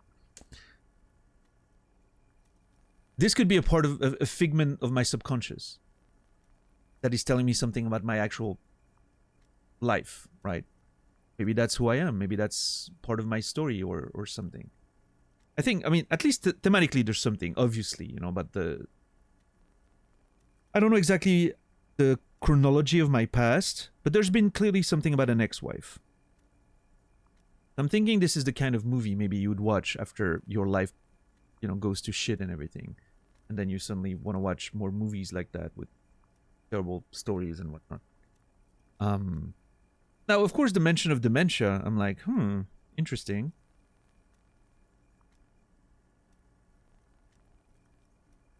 Does that have anything to do maybe with foreshadowing something regarding my character? I don't know. Blue Ocean Hell. Blue Ocean Hell.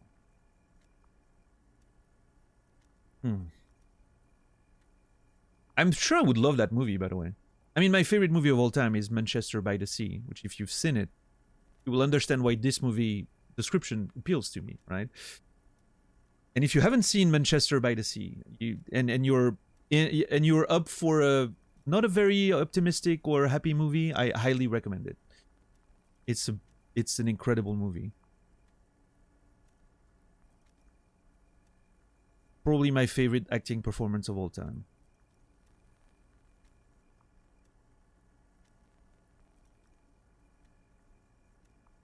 By Casey Affleck. And Michelle Williams is amazing in the movie too, and that the younger kid, I don't know who the name of the actor, but incredible performance as well.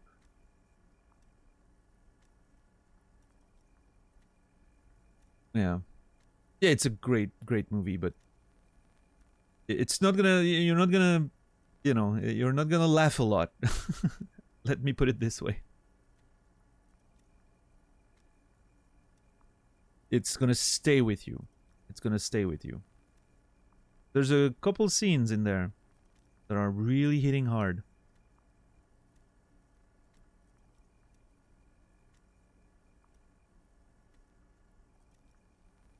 There's a portion in the middle of the movie that, if you've seen it, you know what I'm talking about. But there's like a 10-15 minute portion in the middle of the movie that is probably one of the most I've ever cried watching a movie ever.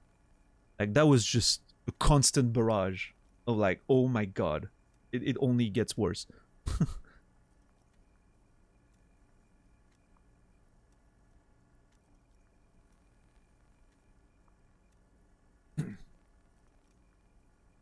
You can now play Control for free if you have Amazon Prime. Oh yeah? Well, that's good. If everyone has Amazon Prime, wants to play Control on PC. You can also play it for free on PlayStation Plus, I think, if I'm not mistaken. Lots of way to play Control for free. I wish I had liked Control more than I did. It sort of missed me a little, which is unfortunate because in theory I should have liked Control a lot, but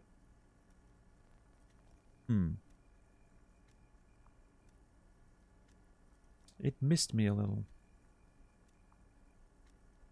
Is it a good game? I think it is. Yeah, I would say that it's a good game. Well, let me put it this way. I think most people would enjoy Control, provided you enjoy third-person action adventure games, right? Yeah. So for me, my issue with Control, I was very interested in the narrative, the lore, the setting. Everything was very mysterious and interesting. The gameplay is what killed it for me. Those sort of wave-based fights, you know, with enemies spawning and like respawning when you go through the same areas again. Something about it like broke my immersion and made me feel like I was sort of... It felt very sluggish going through the game. Yeah, the pacing was off. I would agree with that. So yeah, sort of at some point I was like, you know what? I as much as I like the story and the mysteries, I don't care enough to go through that shit over and over and over. So I sort of dropped it, and then I watched someone playing it, and I was like, you know what? Good story, but yeah, it wasn't for me, fortunately. I had to set the accessibility option to get one-shot kills to get through it. I didn't... Maybe I should have looked into that. Yeah. Yeah, trudging is a good word. That's what it felt like. Trudging. Felt like I was walking through a swamp or something. Like it's so slow and yeah.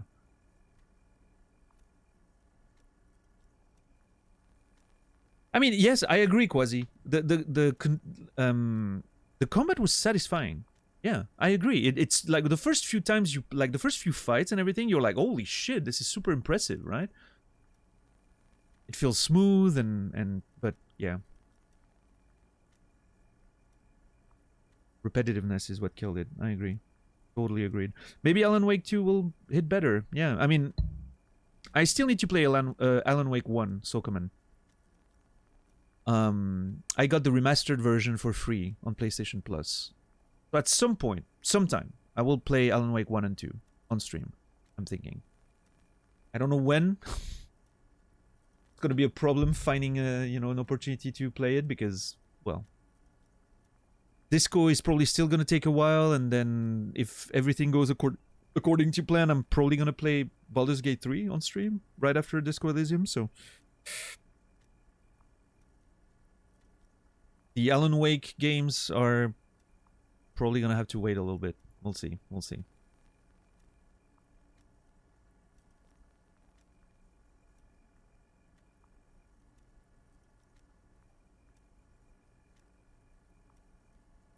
Yeah, so come on. I think Baldur's Gate 3 might take a while. Maybe we'll have to resort to the seasonal format we thought about when I was playing Witcher. Playing in seasons, right? Season 1, then you play another couple games for a few weeks, and then you go back to Baldur's Gate, and maybe one act at a time. I don't know. We'll see. We'll see. I'm not sure. We'll have to see how everything comes together, I guess.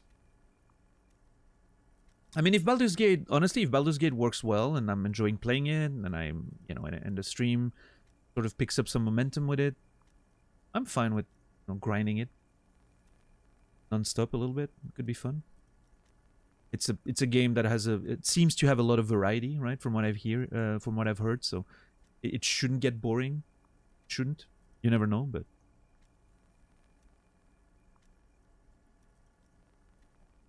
Yeah, Quasi, I think my favorite power in Control was the shield one. I don't remember what it was called. But the one where you can shield yourself and then you blast enemies close range. I love that one.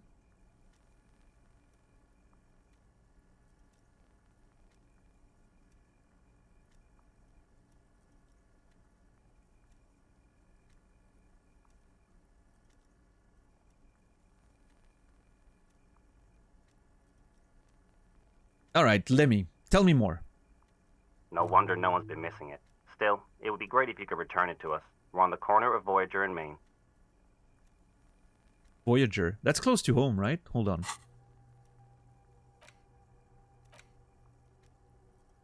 Yeah, Voyager Road. Close to home. Thing. On the corner of Voyager and Maine, a large neon sign hangs on the side of a building. Video Repression, 24 hours. It's raining and there is almost no traffic on the street. A woman's footprints in the mud lead away from the front door.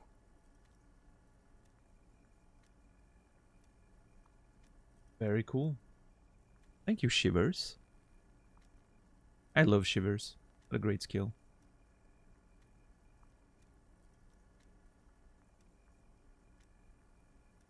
Yeah, Santa. Agreed. Quasi agreed as well. Yeah. No, I agree with all of that. But still, I mean, the whole lore and the items and, all those little anomalies and stuff you investigate and all. It was fun. I like that. I like that part. I just wish the shell of the game was sort of better. Carry that narrative, but...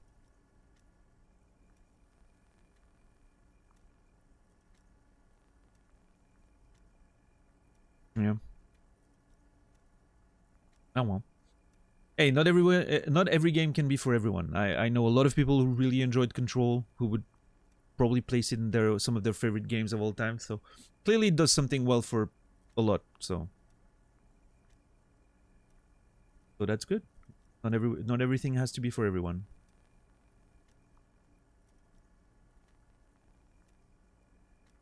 Tiny hills tiptoeing down the road. Beautiful steps, light-footed, with a lifetime ahead of them. You look up, and the air seems to grow darker. I wonder who this woman is. Is it our ex-wife somehow? Suddenly, you feel like you don't want to hear about video rentals anymore. You don't want to hear about any of it. It was all shit. It's over. So there's something really... Hold on.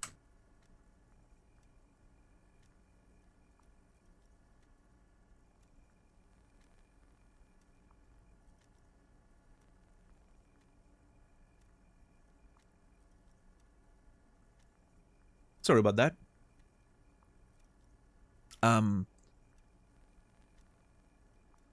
It's interesting every time there's some of those mentions of the past. You can tell that, you know, suddenly you have that anxiety and that sinking feeling in your stomach. You can tell Harry has some sort of almost PTSD from events of the past. But the funny part is you can't remember them. You don't remember them fully. You don't really know what happened. And you have these bits and pieces of memories coming back, and you're blocking them out, right? It's like you're trying to protect yourself by forgetting about them, which is probably what happened. Why you drank yourself to amnesia, right? Trying to forget about those things. And every time like it suddenly comes back, you can tell that you're like sort of pushing them down. You're trying to, you know,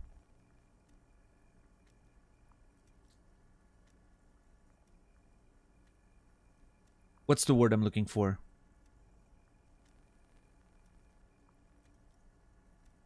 When you're like, I'm looking for a specific word, when you're blocking memories from the past and you're like, you know, repressing. Exactly. Thank you. Sort of repressing those memories. And, but the anxiety still hits you, right? It's very interesting, very relatable to how an actual anxiety attack happens, right?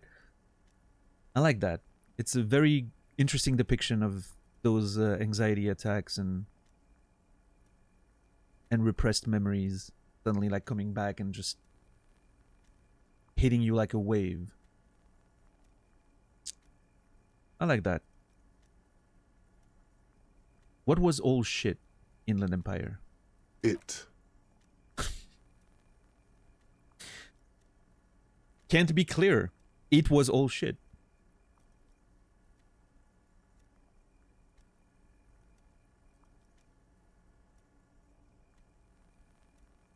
A newsreader has been criticized for saying a teenager who broke a Tetris record should go outside and get some fresh air.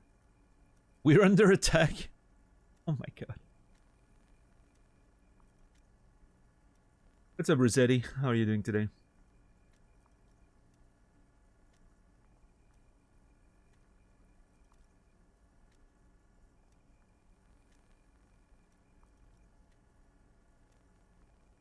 So I haven't heard of that. I haven't seen it.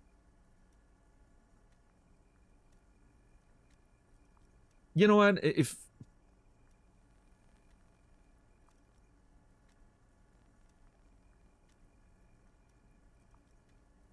anyone is gonna give shit to a kid, or even if it wasn't a kid, for having the passion for something and the dedication to break records in something they enjoy doing, I don't think they deserve to be listened to. It's like, come on. Was a kid 13-year-old? I mean, which is even more impressive. Tetris has been fucking played for how many decades now? Dude, there were Tetris grandmasters breaking records before that kid was even an idea. Before that kid's parents were born, probably. Got a Tetris kill screen? Wait. There's a kill screen in Tetris?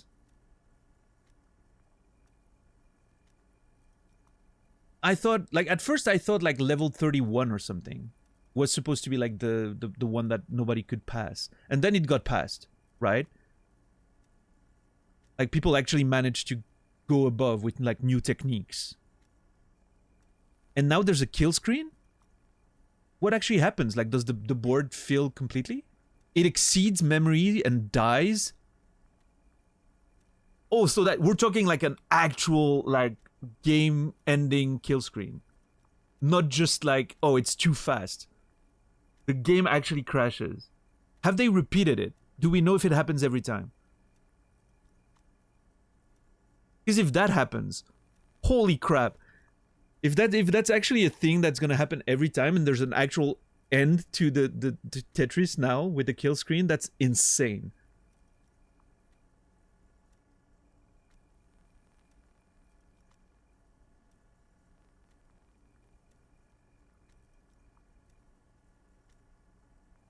It's been tasked and confirmed.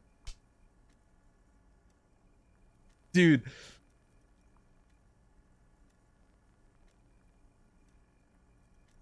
Tool-assisted speedrun is technically the term, Glegger, but it means that they're basically playing the game through like programming inputs, right? Which allows it to be perfectly played. That's how you verify that something is consistent and whatnot, right?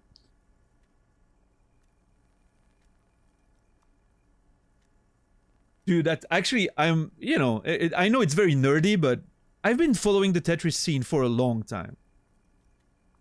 I was always very interested in Tetris. Tetris is, a game I've always enjoyed and everything, and I remember that documentary, the Ecstasy of Order, which first sort of gave me a deep look into the Tetris competitive scene and all that.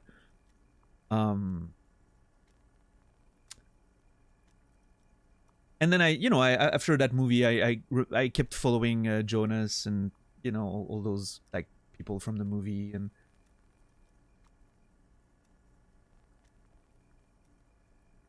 and then there were all those like suddenly those new techniques with like rolling your thumb to be able to input even faster, and then suddenly stuff we thought could never be bested, which was like level 31 I think at the time, suddenly was completely blown out of the water, and people could suddenly get new records. And in a couple years, like records like literally scaled to an unimaginable degree. Like it's insane how much better everyone got. And now we're there. Now a 13-year-old turbo nerd, and I mean that in the most respectful way possible. That's a term of respect from me. Managed to actually break the game and get a kill screen. That's insane. I'm gonna have to look into that after stream. I'm gonna go down the rabbit hole. I'm interested. After you beat 255, the game overflows, attempts to reset to 0. This is so fucking great. Oh my god. Not just a record, it's unbeatable. Yeah, as far as we know, it's gonna be, that's it. Yeah, no, Timmy, it makes sense, but jeez. You saw him break the game live? Ah. That's incredible, Noger. I'm jealous.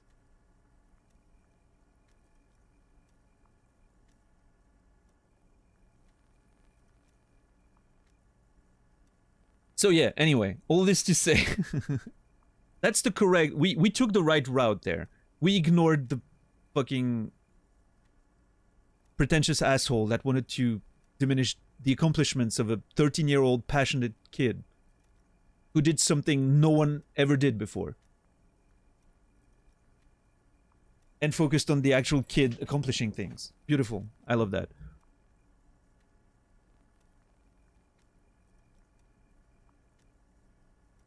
But yeah, no, I mean, if someone wants to diminish those accomplishments, whatever. I mean, it's... I'll add that she went on to praise the 16-year-old darts player who got the World Championship final. That's so weird, Reki. Yeah. Oh yeah, this passion is better than this other passion because... I don't know. I mean, the reality of it is that newsreader probably understands darts because she's familiar with it or something. She doesn't get video games because she's not familiar with it. I think that ends here, right?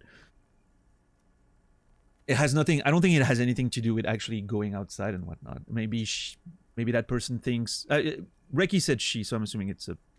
That's why I'm saying she. I'm not... I'm assuming she thinks video games is not a social activity, right? Which is, you know, it's not necessarily true. Video games can be as social as you want, right? And I think that's the same for darts. You can play darts on your own and just, you know, do your thing at home. But yeah, I don't know. It's to me, it's a matter of like ignorance. Like things you don't know are obviously less important.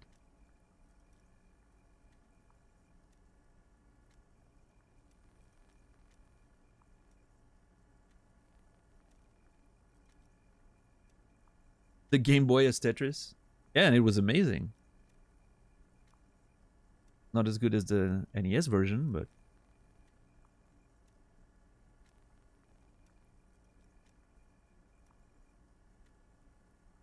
she rates darts because there's a big prize money pool associated with it. Maybe, yeah, it seems like a more prestigious accomplishment if you only look at it through that lens, right? Now, I mean, if money is the only factor, if that kid starts, I mean, Noger mentioned it was broadcasted live, so I'm assuming, like, does the kid stream on Twitch or something?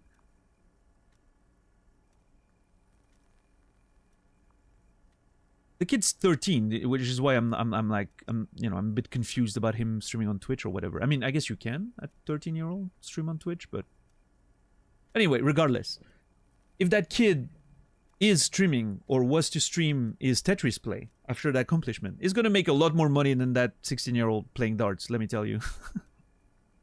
Probably. Blue Scooty on Twitch. Okay, I'll have to look into that. I'm actually going to copy that in my browser so I can make sure to look into it after this. Nice. Hell yeah.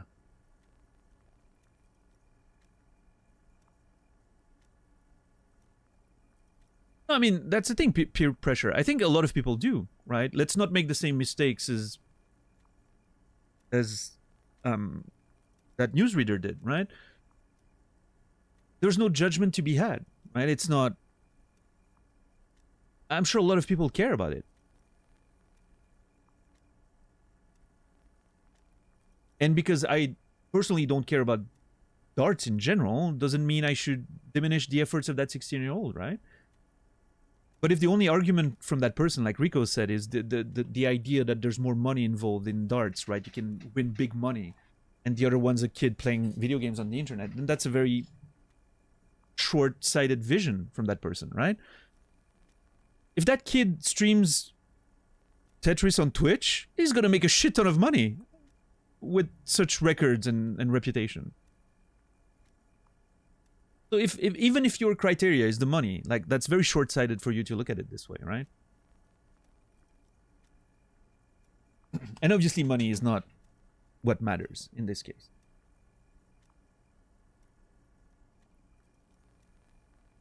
Well, Ricky, exactly because of what's happening right now, we're talking about it.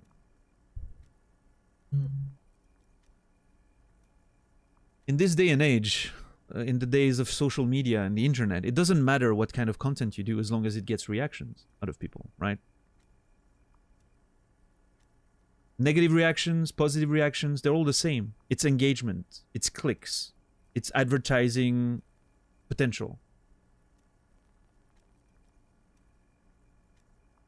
I don't think it goes any further than that, you know? They know it's gonna create engagement. Yeah, Rossetti.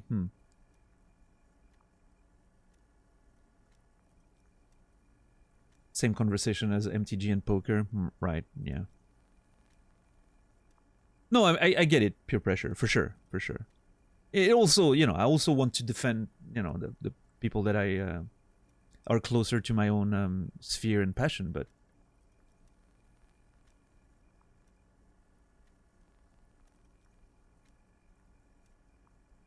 I always like to remind myself that in doing so, it's important to not fall on the, like, too far on the other side and do exactly what they're doing, except, you know, like, it's important to sort of not become what I'm criticizing. I have to remind myself that quite a bit. Yeah. Here's the thing. You can bring someone up without having to put someone down. You can do that. Almost always. I'm putting almost there because, I don't know everything. But from my experience, you can always bring someone up without having to put someone down. And that's something that they could have done here. If they wanted to talk about that 16-year-old who won the World Championship of Darts, they could have done that without having to put some 13-year-old who broke Tetris at the same time. You can bring both up. It's fine. Nobody needs to be put down. It's okay. It's not a matter of comparisons.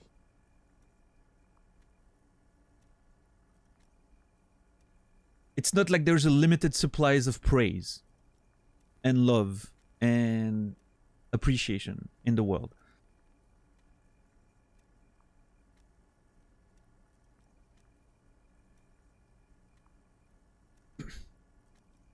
Apparently, he was just suspended off of Twitch.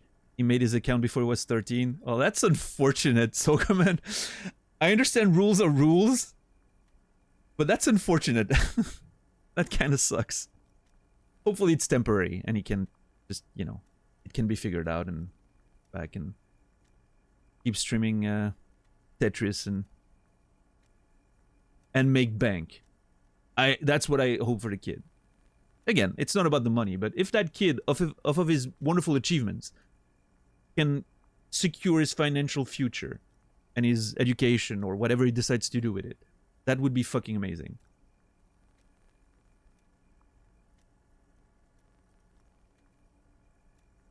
Yeah, that's also possible, Noger. People reporting en masse, and then, the system automatically suspending before a human can actually look into it, but... Oh yeah, absolutely, Rico. And it's not just like the actual physical skills, right? Of actually being able to play the game on such a level, and the like eye and eye coordination and all that. It's the pure dedication. Imagine the amount of dedication he had to put in there. You don't get from nothing to crashing Tetris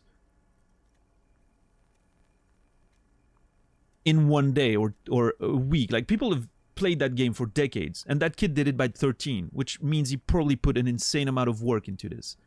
That sort of dedication, that sort of mental strength, those things are valuable regardless of what he decides to do in the future. Like, yeah. And in addition to that, he clearly has very good hand-eye coordination and, everything that comes with it, right?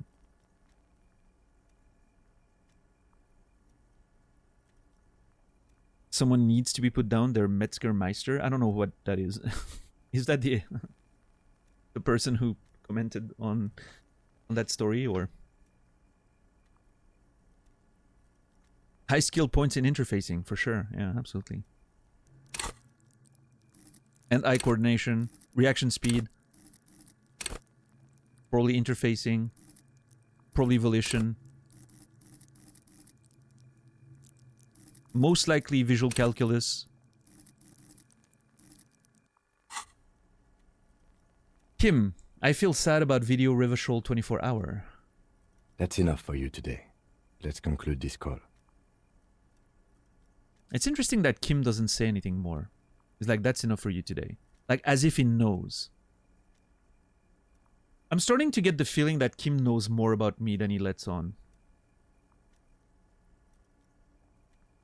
But maybe he's sort of waiting for me to work through it and come to my own conclusions. Maybe that's what's happening there. Like the way he reacts here, it really makes it feel like he knows what's happening. We're done. Hang up the phone. Or it could simply be that he wants us to move on, right? Which makes sense too from Kim's perspective, but I don't know, I have a feeling that there's more to it. Oh, I was hoping for Lemmy to say something.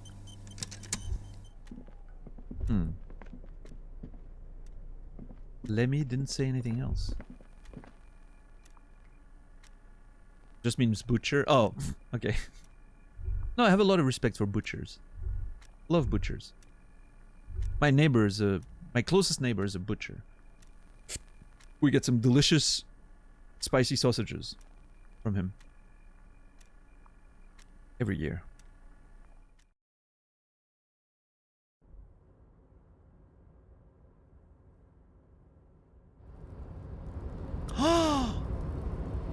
Of course I'm here.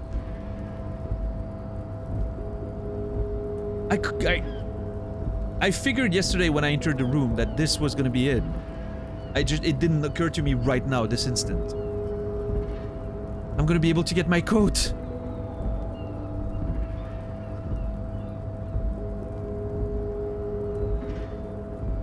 How do I find the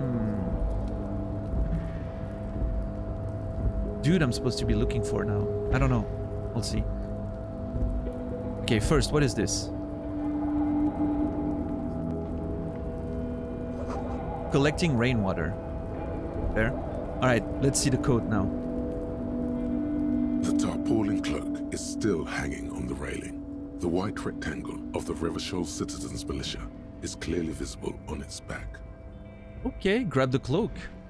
As your fingers touch the tarpaulin, it almost feels like the cloak wants to deliver a message of comfort through your fingertips. I will shield you from the elements and give my life for yours. That's what the cloak is relaying. That is a trustworthy cloak right there. Let's look at it. Esprit de corps +1, shivers +1. Ooh. So I could get shivers instead of visual calculus.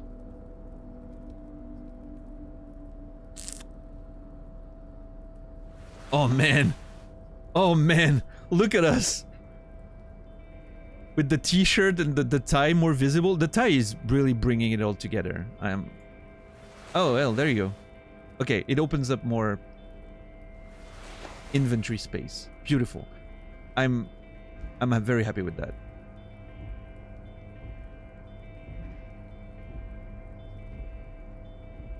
So much drip. That's a look, isn't it? Yeah. +1 esprit de corps, +1 shivers, or +1 visual calculus. Which one do I prefer? I mean, visual calculus is probably going to be like investigating things, which we might have to do here, but I think it's something I can probably switch my clothes to do. Shivers is more something that happens, so I maybe want that to be available.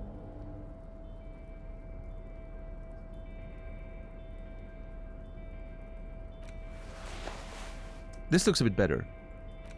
This is better stats.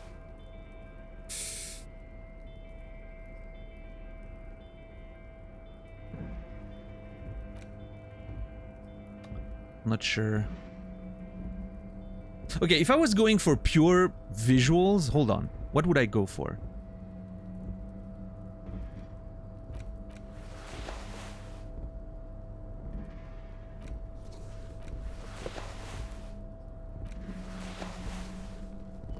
Somehow this is worse. Somehow the white is worse.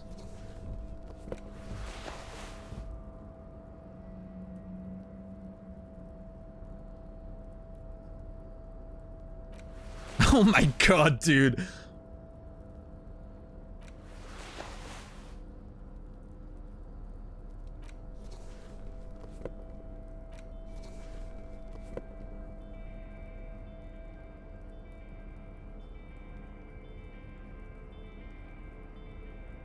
I look like someone waiting at midnight in front of an Apple store for the new iPhone coming out. That's what I look like right now. And yes, I mean that as a dig.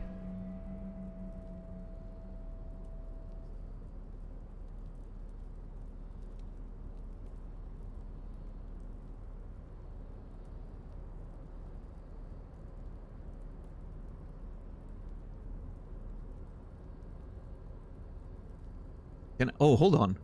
Oh, yeah. Oh, there we go. Oh, baby. Hold on.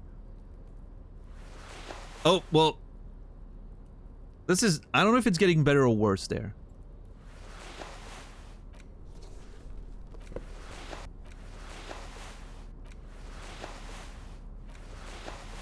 Worse?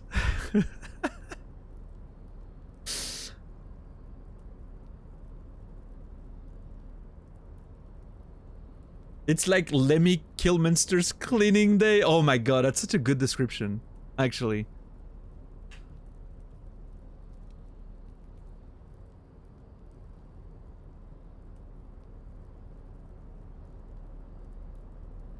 No, I think we're nailing this. Okay, hold on. Let me actually get the proper... I have to try those glasses. Maybe they have a little story to them. I'm going with this. Okay, let me organize my shit here. This goes here, this goes here. I wish the inventory was slightly bigger, like in terms of what is actually displayed. I'm gonna have to... Hold on. I'm gonna have to work this out. Yeah, I'm gonna stick with shivers. I think this is fine. I'm gonna put my hat back on. Yeah, I think this is the fit for actual exploration, I think. Yeah. Beautiful. Now, organizing this mess.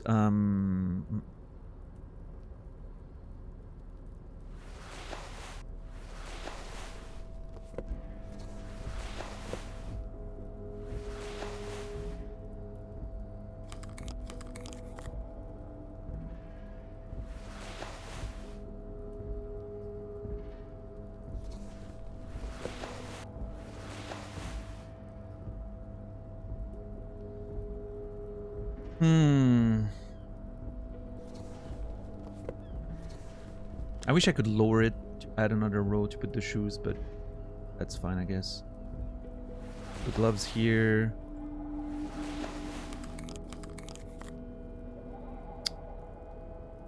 Doesn't feel good.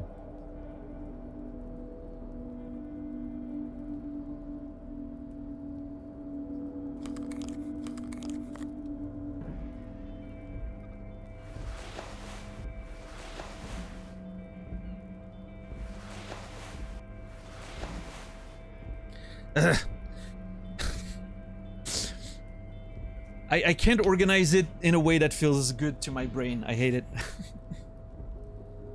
This is like Tarkov all over again. Me trying to have my inventory well organized.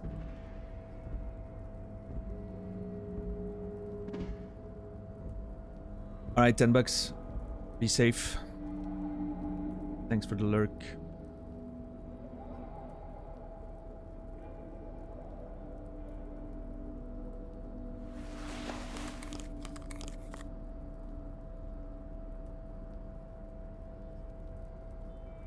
I guess it will have to do.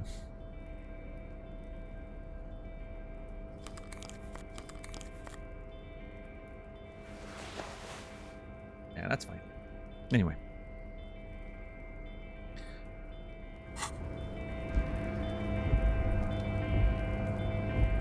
Okay, cool. Let's try those glasses.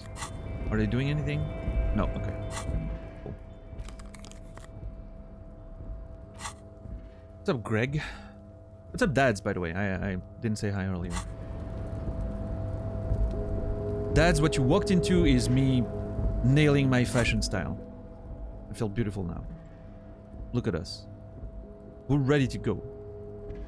How's my Kingdom of Conscience? 10%. Okay.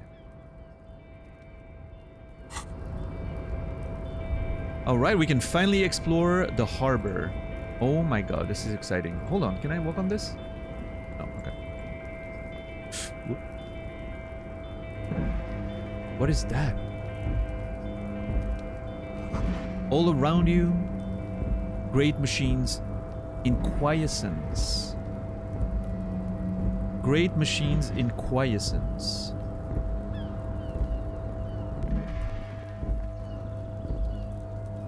Beautiful. The Cloak of Shivers, yeah. I'm very happy with it. At least 3 packs worth of cigarette butts. Numerous empty bottles of Commodore Red and potent Pilsner. Snow is quietly covering the numerous wine bottles and cigarette butts on the ground. Someone partied really, really hard here. Wait, how hard? Well, they went through 6 bottles of potent Pilsner, 3 bottles of Commodore Red, and almost 4 packs of cigarettes. It must have been pretty hard. Did I do this? Well, yes, I think we can say with relative confidence that it was you. How? Okay, no. How do you get to that conclusion?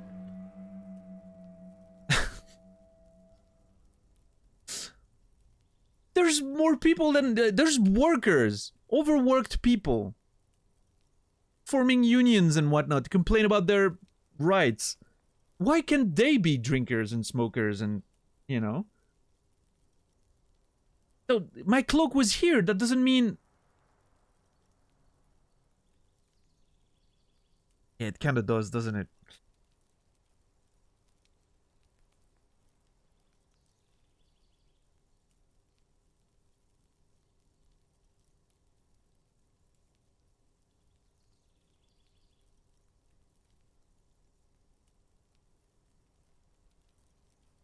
Now, friendly reminder, chat, you're not supposed to tell me stuff like that. You're supposed to let me figure it out. No reminders, no game information. Ain't no party like a tequila sunset party. Yeah, that is true. Apparently. That's a lot of alcohol and smokes for one person.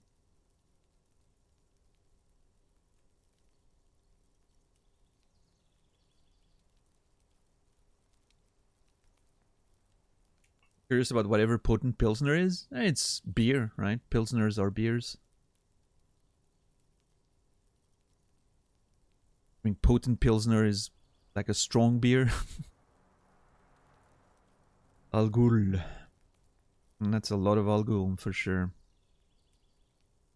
Oh, boy. I mean, still, there's a world. Okay, listen. There is a world where my code ends up here. And I'm not responsible for this.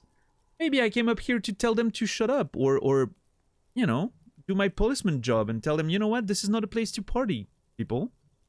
Go somewhere else. Why can't we not assume that I did that instead of that I'm responsible for the party, right?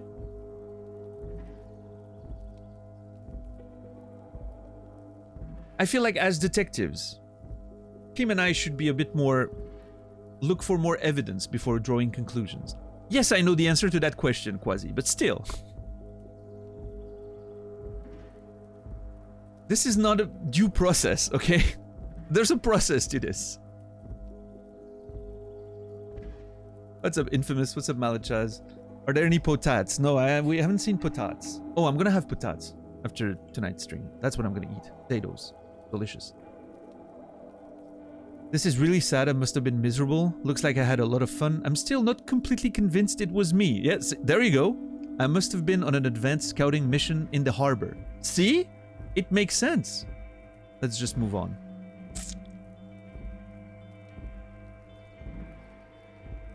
I'm still not completely convinced it was me. I am, but it doesn't matter right now. Let's just move on. Okay. Whatever.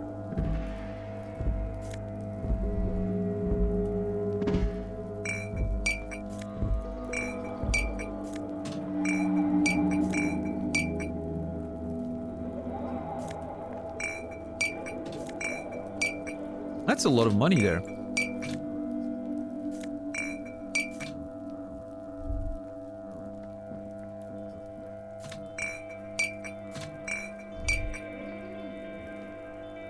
Now this is a money-mucking opportunity. Yeah, exactly. Look at how much money I just made. 12 bottles. I mean, I don't think all of them were just now, but... That's $1.20.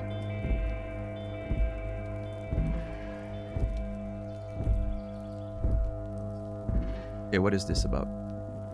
This is the night watchman's booth.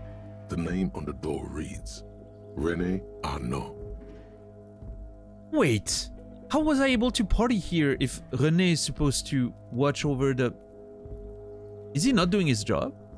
You need to rest. Your body is aching. Getting in here has taken something out of you. Have a seat.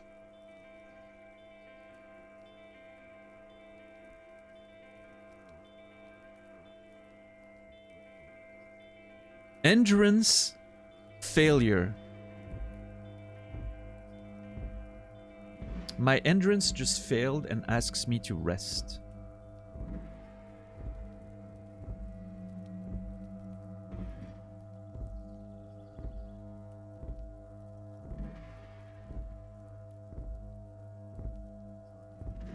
You know what? This is where René works. I'm gonna look around, search the booth, and then maybe we'll rest. Let's see. If you must. But please hurry. We are pretty easy to spot up here. I mean, we're supposed... Well, we were let in. Do you think there's a sniper waiting to shoot us down? Or what's up, Kim? Nothing incriminating catches your eye. The cabinets are clean and their sparse contents meticulously organized. There's a framed photograph on the table. Take the picture. It's a black and white photo of a young couple out in a street fair. The man, René, is dressed in a Royal Carabinier uniform. The girl is young and very pretty. She is smiling playfully at the camera. Okay. René looks like he's about to smile. This photo must be tied to some good memories. I wonder if I bring the photo to René, if we're gonna maybe be able to get on his good side a little bit. Why did you take that picture of René? I don't know, Kim. I'm gonna ask him about it. I'm a cop. It's instinctual to collect evidence. I'm making an artistic photo collage. I'm collecting evidence. I'm not stealing shit.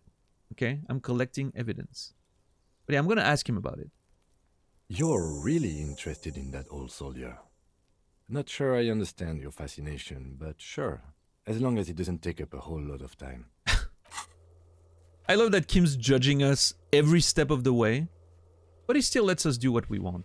Also, holy shit, like look at the amount of tasks I have. This game is insane.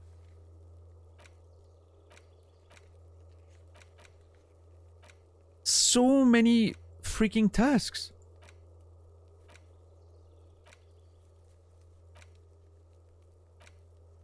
And this list is not filling as quickly as the other one. Definitely not.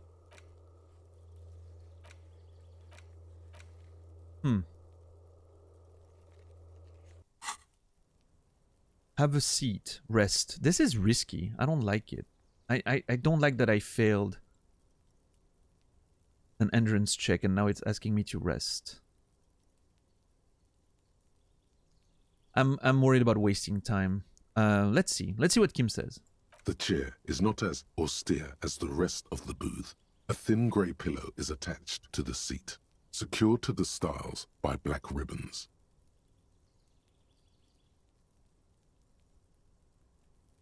Breathe deep. Search for a little something to help you out. I want to breathe deep. Stale air floods through your nostrils. Not a single mote of dust floats inside your lungs, though. The inside of the booth is immaculate.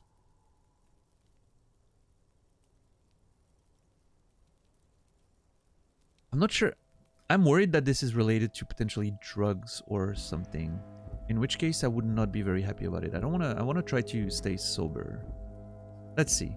The drawers are empty, save for old timesheets and receipts. One small box, however, does hold some cheap painkillers. They are slightly out of date. Read the side effects. Oh boy, where to start?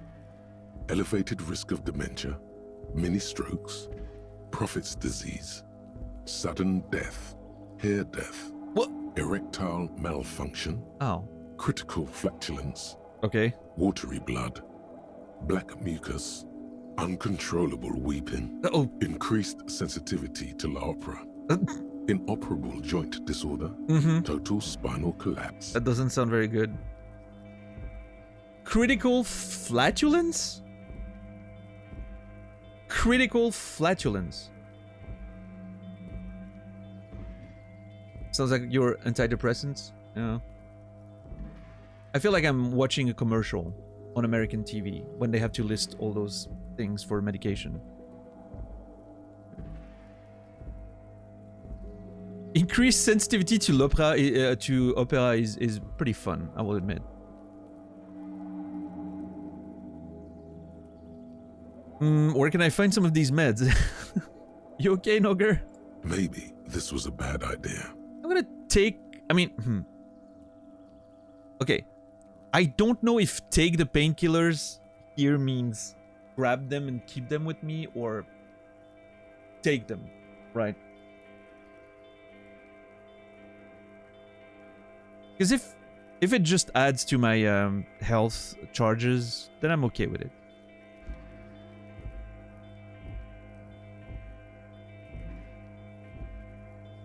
And if it's something that just gets in my inventory that I can use later for something else, maybe, I'm okay with it too. I don't want to take, like, I don't want to use them.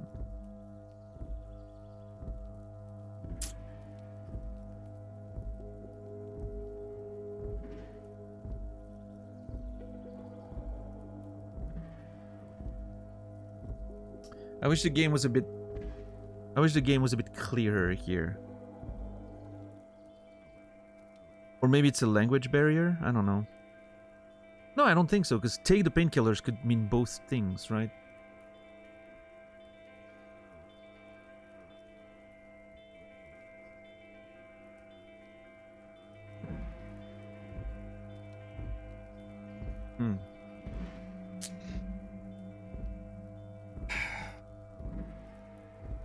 Critical flatulence sounds like an attack from a South Park game. It probably is, right? Critical flatulence. What's Prophet's disease? Prophet's disease. Prophet's disease.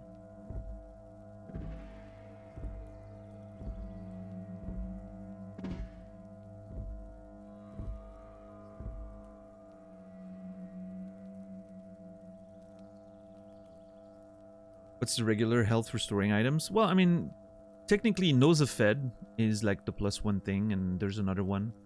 But we've already, I think we've already had a case in the game where I like picked up something. And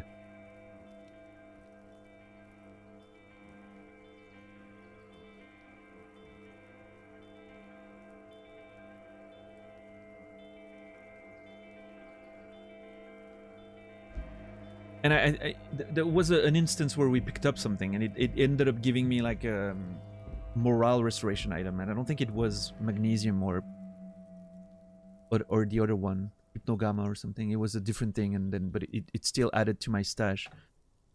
So this is what I'm hoping, right? Take the painkillers is gonna give me some health charges, but I'm worried that it means I actually take them now and it ends up being a drug or something. I'm trying to stay, you know, I'm trying to stay away from drugs and alcohol. I'm on a path to recovery.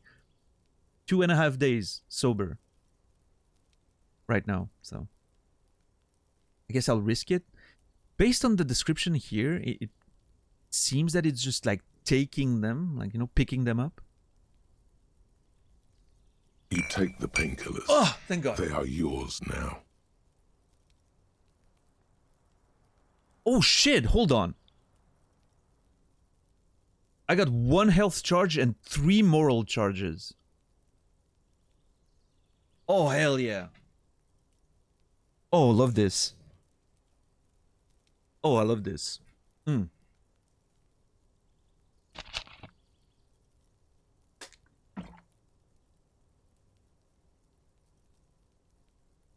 Oh, this is great. Hopefully there's no negative consequences for poor René. Because if poor René has to work here and doesn't have his painkillers, you know. Well, it's for the good of the investigation. I'm doing what it takes.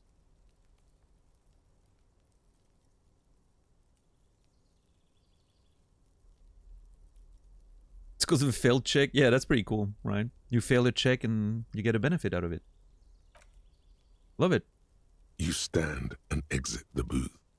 It's one of those things, like I really enjoy that aspect of Disco Elysium. that a failure and a success on a check doesn't necessarily mean plus or negative. I was reading option 1 as to consume them, and option 2 was pick them up.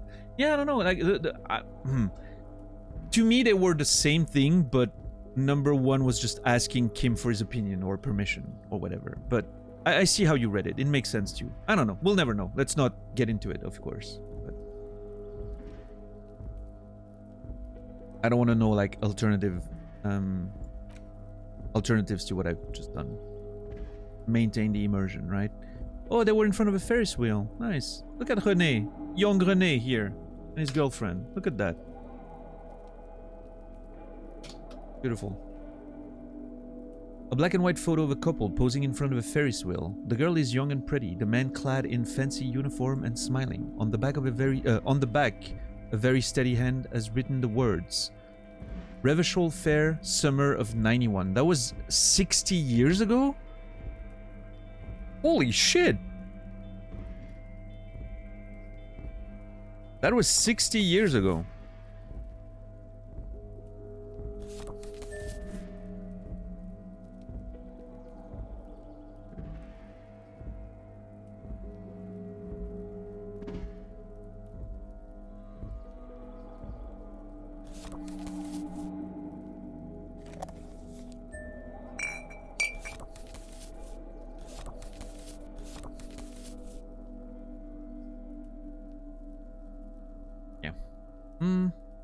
Yeah. Trying to find an order that makes sense to me, but we're good. Now, I think there's something interesting, Mex, in terms of like game design here, right? The fact that you fail this check probably means you're pretty low on physical stats, right? Low endurance, etc., etc. And so maybe they give you those items to compensate for that, right? That's sort of, I believe it could be the design idea there. Oh, he failed a check. He's probably gonna need those things. If that makes sense, right? Which I think is sort of a neat way of doing it, if that's the case.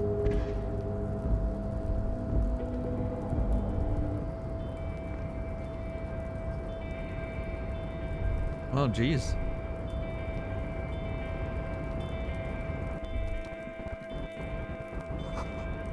White pine trees are printed onto the screen covering.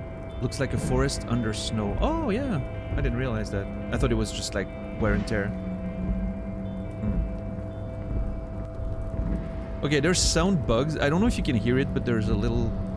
Well, obviously you can hear it. Little sound issues.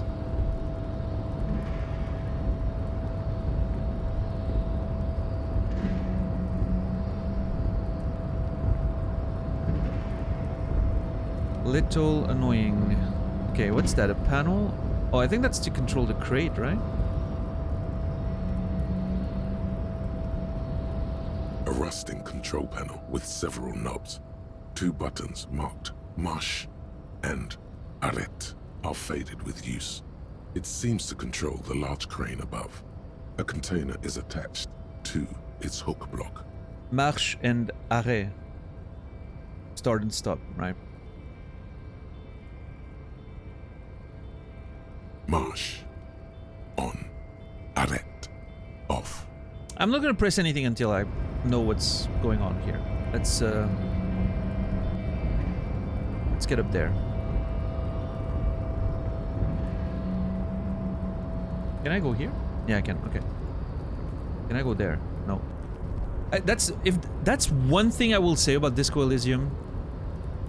Not really a complaint. It's a small detail, but it's sometimes a bit difficult to see where I can go and where I can't go. Like, those environments are very complex in their layouts and everything. And with the fixed camera angle and everything, it sometimes feels like I'm not sure where I can go and where I can't. Some of the environments are hard to read, if you know what I mean, in terms of... Yeah, like the screens in Final Fantasy VII a little, yeah.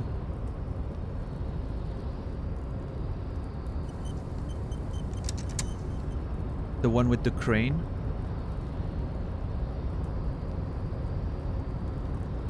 The one with the crane.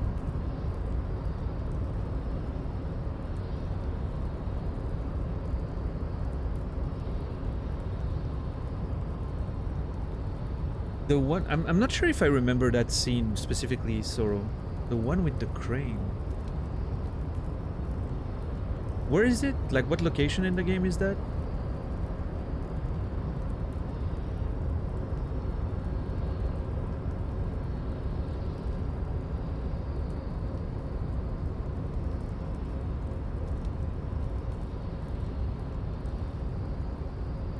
But yeah, there's definitely a few screens in like those old Final Fantasy games, right, where the layout's not very clear.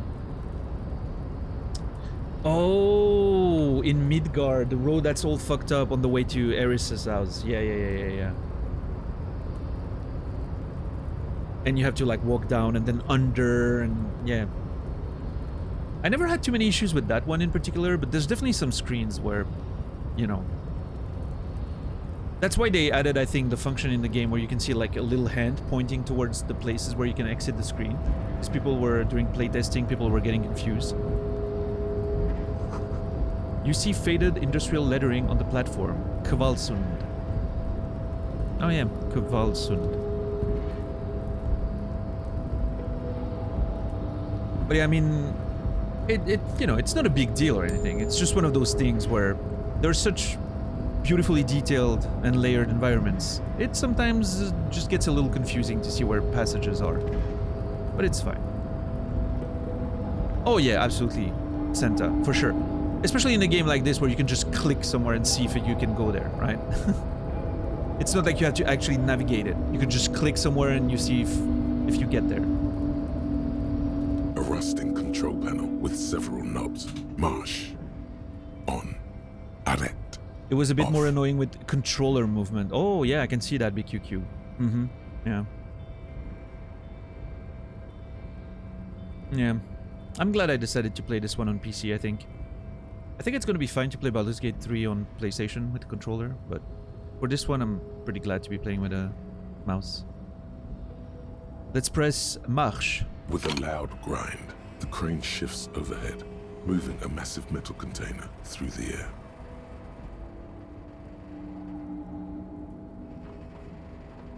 Oh, I thought I was about to break something.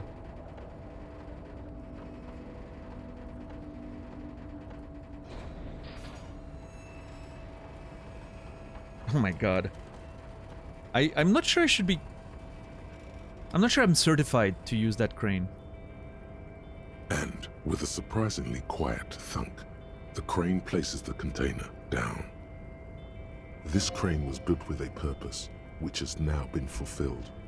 To move this container. What's inside the container? As if Inland Empire would know. Who can say? All you know is, it's special. Okay. I can't see how that was worth the wreckers, except for seeing the crane in action, which I admit was satisfying. Wow, Kim. Where's your curiosity and passion for things? Sense of wonder, Kim. Ever heard of it? What if I press arrêt? The crane does not return to its original position. It does not move at all. What if I press marche again? No screech of metal when you push the button this time. Only silence as the crane remains in its state of dormancy. That is the most detailed description I've ever heard of nothing moves, right? No screech of metal when you push the button this time. It could have just Only said silence nothing, as the crane remains and it would have in its had the state same of dormancy. result. But not the same effect, but the same result. I didn't break anything. I just clicked it. I'm using the tools put at my disposal.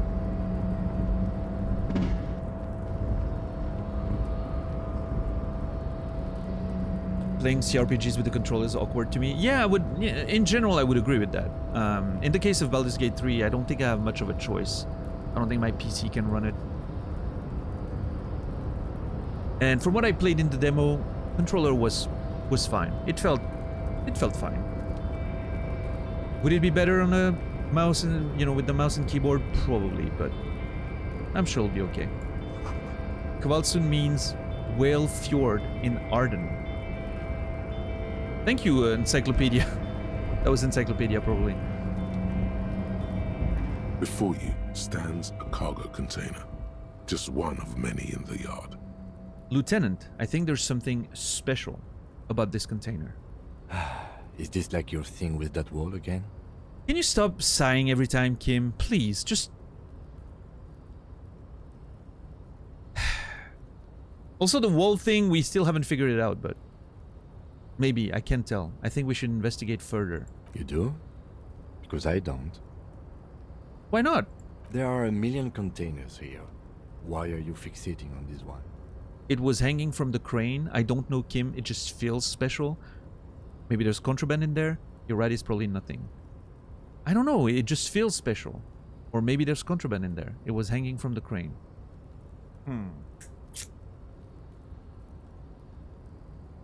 Yes, CD? Well, that's good to hear. Yeah.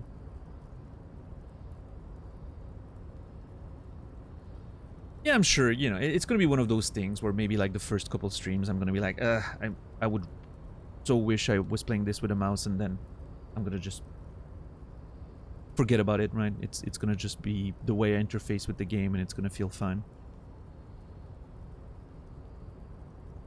It's probably going to take me some time to organize my menus, because I've noticed when I played the 30 minutes of the demo, I noticed that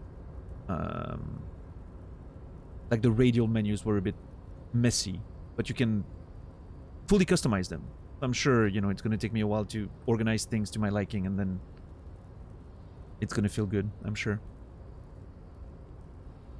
Yeah, I mean, that's true, Brewer. It's like Diablo 4. I initially was very sad to be playing Diablo 4 on PlayStation instead of PC, because my PC wouldn't run it. Because I've always played Diablo with mouse and keyboard, you know, my entire life. And I wasn't so sure about the controller controls. And turns out I ended up literally preferring playing on controller than... I had a better experience playing on controller as I did with a mouse and keyboard when I played the older Diablos. Which I don't know why, but it was just so chill. Being able to hang back and just play with the controller, and felt good. Controlled very well. You played Disco on PS5, was great on controller. Well, that's good. If it, you know, if it works, what more can you wish for? I think for a game like this, I don't know, I just like clicking on things. It feels satisfying.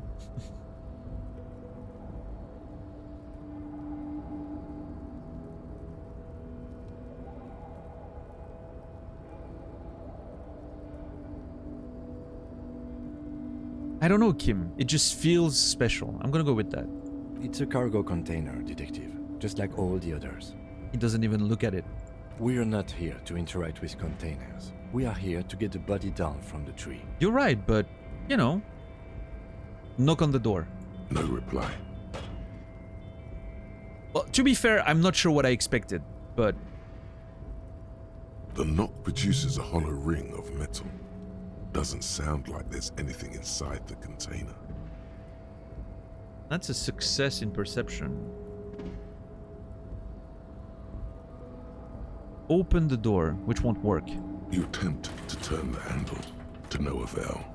The doors seem to be mechanically locked. To your left, the lieutenant considers your actions with some puzzlement. Persuade the door to open? I'm sorry. Rhetoric 18. Impossible.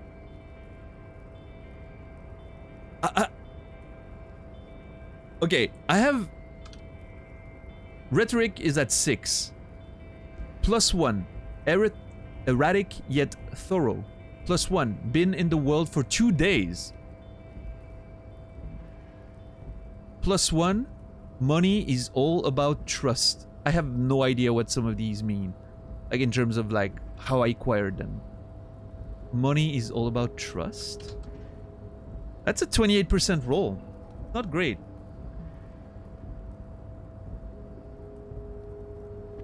It's a white check though. I don't know if I have rhetoric items. Let me check real quick. Oh, that's a -1.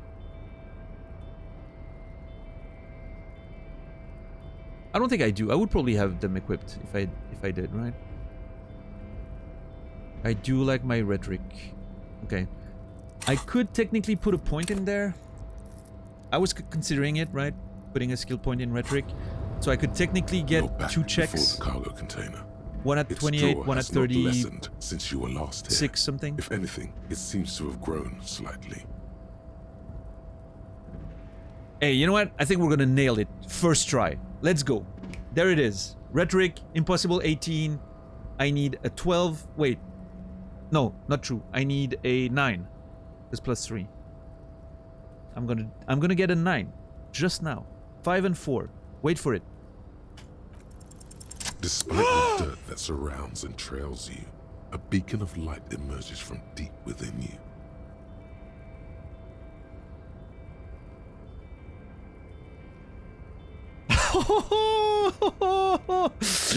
Oh, let's go!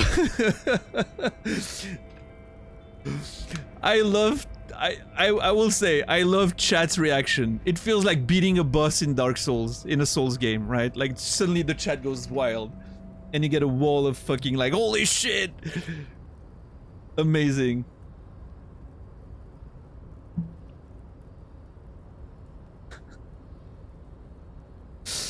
Hell yeah. Nice. What's up, Sting Like Water? What's up, Puka Bear? Den Shields, good to see you. Thank you everyone for the A+'s and the celebration. Beautiful. Hell yeah. I knew rhetoric was my friend all along. Look at this. Rolled a 10, 6 and 4. Amazing.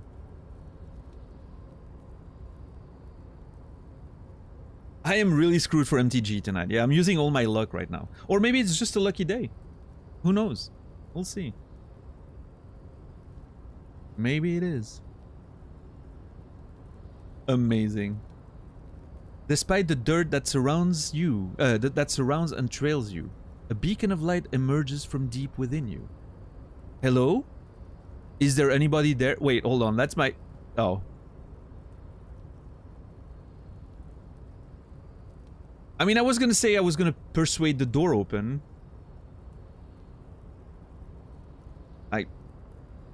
It's the luck I've sent you earlier. Thank you, Go.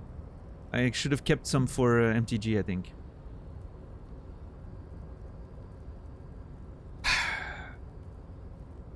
Hello. Is there anybody there? The door stands silent. As one would expect. Yes. Satisfied, detective? A wry smile crosses the lieutenant's face. Try again. Oh no. What are we doing? If there's someone in there, I'd like to talk to you. Is rhetoric leading me on the wrong path? Just like that, you hear a click, then a rattle. Some mechanism unlocks itself inside the door. Ahoy! Come on in! I'm sorry, what? Mega rich, light bending guy? What is happening?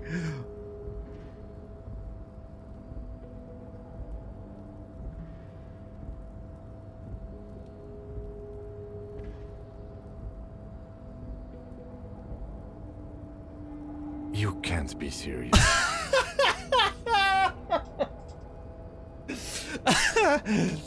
I told you, Kim. I was right.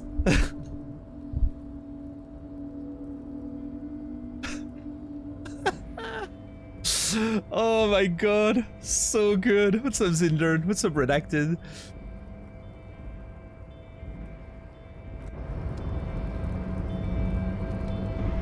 Oh my lord, what are we doing? Kim lost morale on that one. Yep.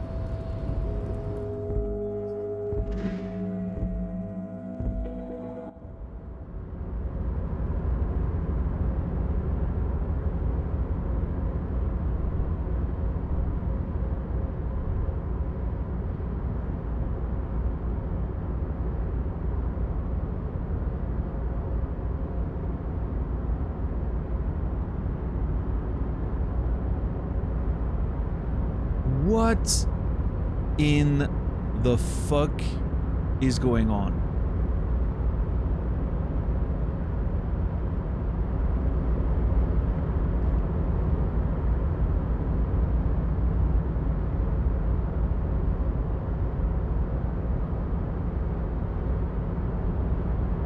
The man stands at the far end of the shipping container.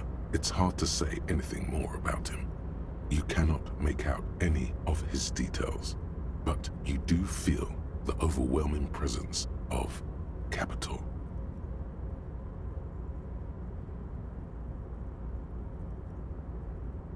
This is the voice. What the hell?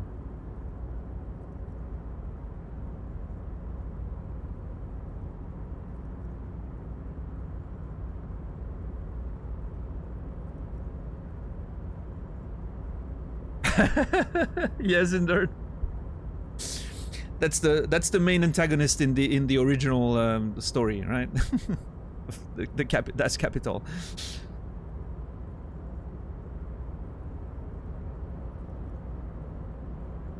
I'm a very, very easy crowd, Indern.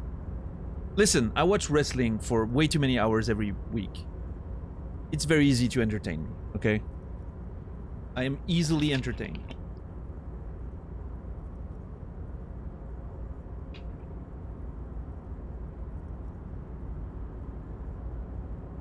Is this the weirdest thing we have seen? I mean, outside of that one weird dream we had, but that was a dream, right? Yeah, I would say it is. This is definitely the weirdest thing I've seen so far. I would say so, yes.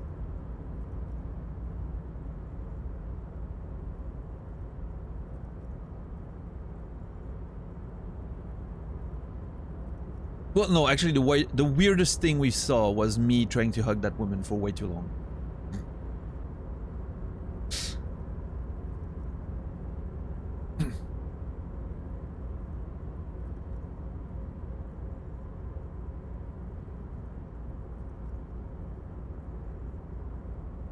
The feeling causes all the hairs on your body to stand at attention, like soldiers preparing for review.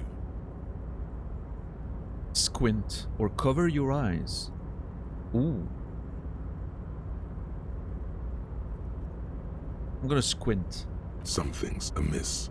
The light beams bend around his face and scatter in 1,000 directions.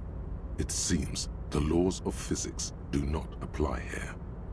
They are suspended, distorted, and echo.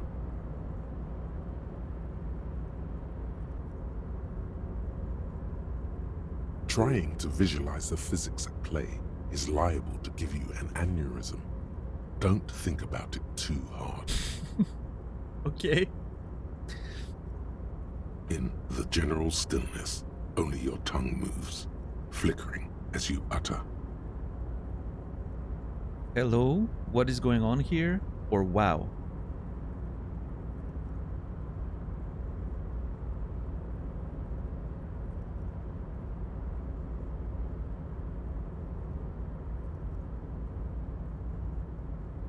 Hello? Welcome. Come in. Make yourself at home. Sorry, I'm not better able to receive you. I wasn't expecting visitors today. You can't hear him exactly, yet you're able to understand every word he says. It is very strange. An overwhelming hum covers everything. Voice doesn't escape from him.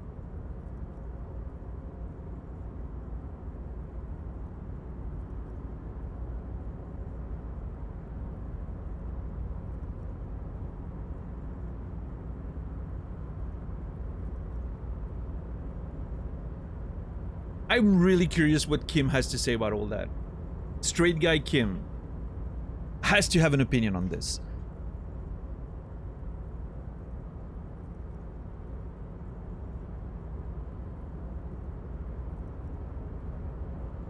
What the hell is happening? Does this guy have his own gravitational singularity or something that just like bends the light and everything around it? This is weird. Now, what can I do for you, gentlemen? What you can see of his body appears composed in a sharp summer suit and yacht shoes. We should get back to our investigation. Thanks for your time. Yeah, as if I'm gonna pick that option ever. Like, you get in there and you see this and you're like, yeah, no, you know what? I'm out. I don't want to know what's happening. Who are you? Who am I? Oh, I haven't been asked that question for such a long time. I don't meet a lot of people outside my circle these days. I haven't been asked that question for such a long time. There's genuine surprise in his voice. I don't meet a lot of people outside my circles these days. I mean, to be fair, don't look at chat. Oh. I'm not looking at chat. I'm seeing the guns. Thank you, everyone.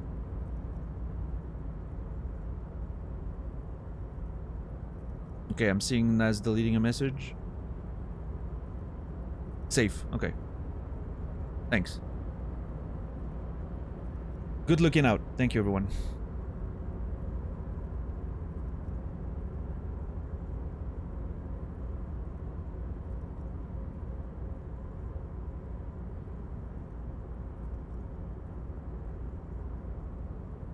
Appreciate it. I'll hold on.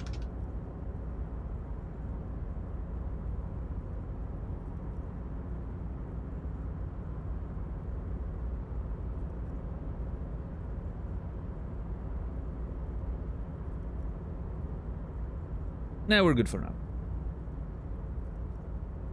You get spoiled so you don't have to. I'm sorry, Naz.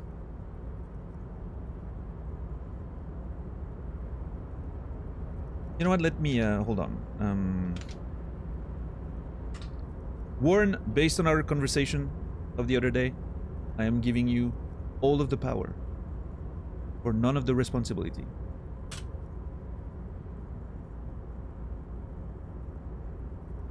Since you were the first one to jump on that one with the gun, now I'm giving you actual power. And obviously, no responsibility. If you miss things, it's fine. If you ever need to take a step back, it's fine. But at least now you have some executive power. Thank you for offering, Warren. I appreciate that. For the duration of Disco Elysium, it can help, definitely. What's up, Geek Forever? How are you doing today? What happened? Oh, nothing. No big deal. We found a random happenstance and a message in chat crossed the rules line. No, you know, nothing. It happens. Everyone gets deleted once in a while. Sometimes we don't. People type stuff without thinking too much and it happens. It's all good. No hard feelings.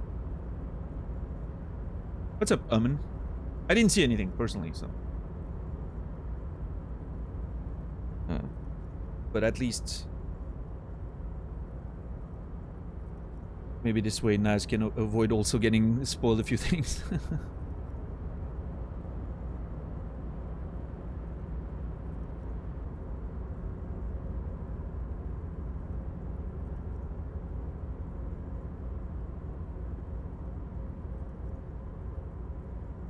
So it's interesting that he says he hasn't been asked that question for a long time. I don't meet a lot of people outside of my circle these days.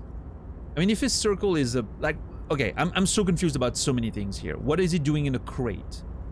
It doesn't seem to be a place. I was expecting, I'm gonna be honest, when I opened the door, I was expecting almost like a small mini apartment. And maybe that guy is just like hiding there for whatever reason. And he's just living in this crate that has furniture and food and resources and whatnot. No, instead it's just like a weird gravitational anomaly of some kind. I really don't know what's going on here. Anyhow, my name is Rustam Theodore, investor, license holder, and extremely high net worth individual. And you are? Rustam Diodor, investor, license holder, and extremely high net worth individual. And you are Harry Dubois, badge holder now, and extremely poor individual. Mr. Diodor, I am Lieutenant Kim Kitsuragi of the RCM, and this is my partner. Harrier Dubois. I wish there was an option to present myself as Tequila Sunset there. I'm very disappointed that there's not an option to Tequila Sunset. I think that man would have liked Tequila Sunset as a name.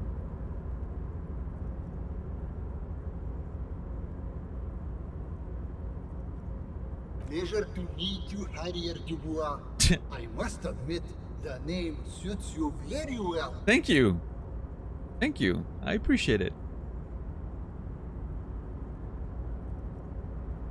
How did you become so rich? What are you doing in this container? You're a rich investor, right? Can I have some money? That, you know, Harry, that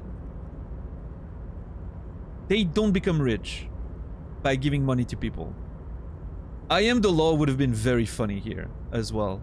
They are. I think the options here should have been I Am the Law, Harrier Dubois, and Tequila Sunset. Those should have been the three options. How did you become so rich? Oh lord, not this again. But what do you mean, Kim? First of all, you did not want me to look at this crate. And look at what we found. I was right. Kim, I think it's time for you to take a step back. Do you want to go outside and wait for me to deal with this?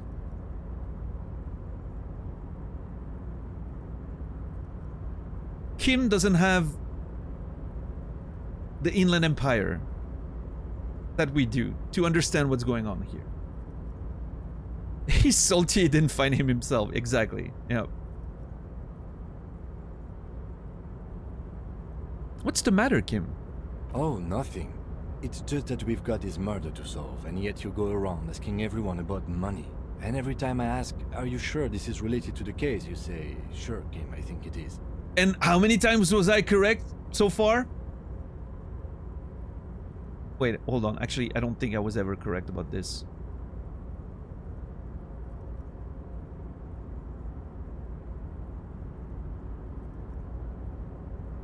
Well, yet. A lot of things we haven't figured out yet. It will all come together. I truly believe it. And yet, it never seems to get us any closer to solving the case. So far, Kim. So far. It's quite alright. I'm used to the question by now. To be blunt, I inherited my fortune from my grandmother, who herself was an extremely high net worth individual back in Graz. Oh, he's a Nepo baby. My respect for this guy just dropped very heavily. 99% of gamblers quit before winning it big. You just don't understand, Kim. Exactly. Yeah. That next gamble you make could be the one. You don't know if you don't try, right? Hey, 100% of people who won the lottery played the lottery. How about that? Now that's a stat they don't want you to know about.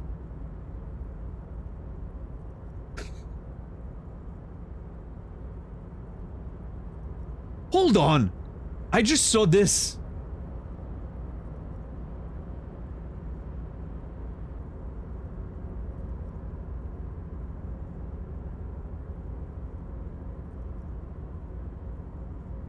What the hell?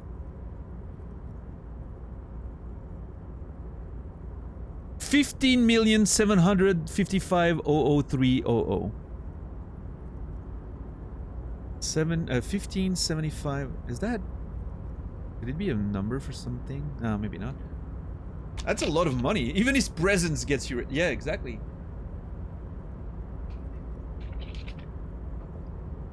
Oh man, that better stay in my inventory. If I walk out and I lose all of this, I'm gonna be very disappointed.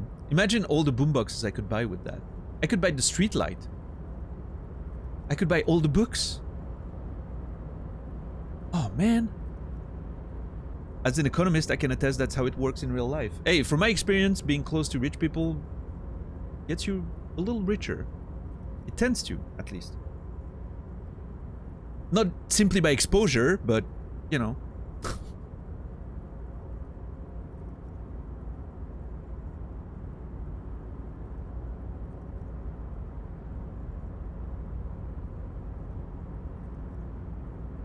Anyone rich in here? I don't know. I have some very generous sub-gifters, and some of them mysterious and anonymous, but I don't know. I think it's just... I don't know if I would consider... I don't know if they would consider themselves rich, right? Just generous, I guess. Are economics trickling down in real time? I think that's what's happening, yeah. That's finally the trickling down we've all been waiting for. It's happening in the game right now. I'm rich in coolth. I once found 20 euros on the ground, just saying. I once found a wallet on top of my driveway outside of when I was a kid. The driveway from the home going to the main road. I found a wallet there. It contained 180 Swiss francs. 180. I was probably like 13 at the time.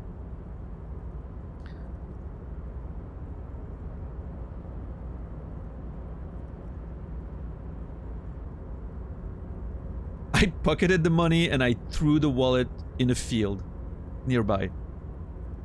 There was nothing in it. I will say, I checked. There was nothing in it. No ID card. Literally nothing. It was literally just 180 Swiss francs in bills. And absolutely nothing else in there. No coins. No cards. It was back in the 90s, right? People had probably less...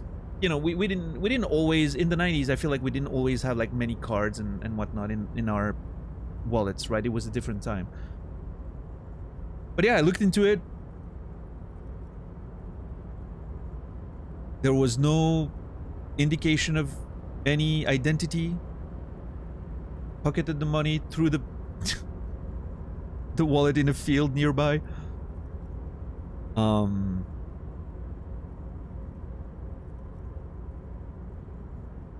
I didn't feel too good about it, I will say. Part of me was like, should I, you know, should I maybe return it to like the police, and maybe if someone asks for it, they can find it again, or like obviously if you see like an ID card or something, you know, obviously I would return it. But in this case, I was like, I don't know. I didn't think too much, to be fair. I was like, okay, there's no idea, there's no information. I'm just gonna take the money and run.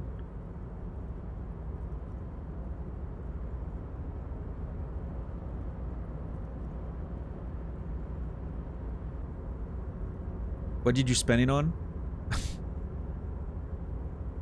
I purchased a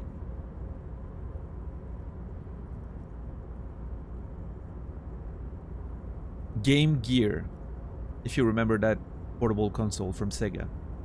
I purchased a Game Gear with it. Joke's on me. I ended up spending more than 180 bucks in batteries for that shit. If you've had a Game Gear, you know what I'm talking about. I probably didn't spend that much, but...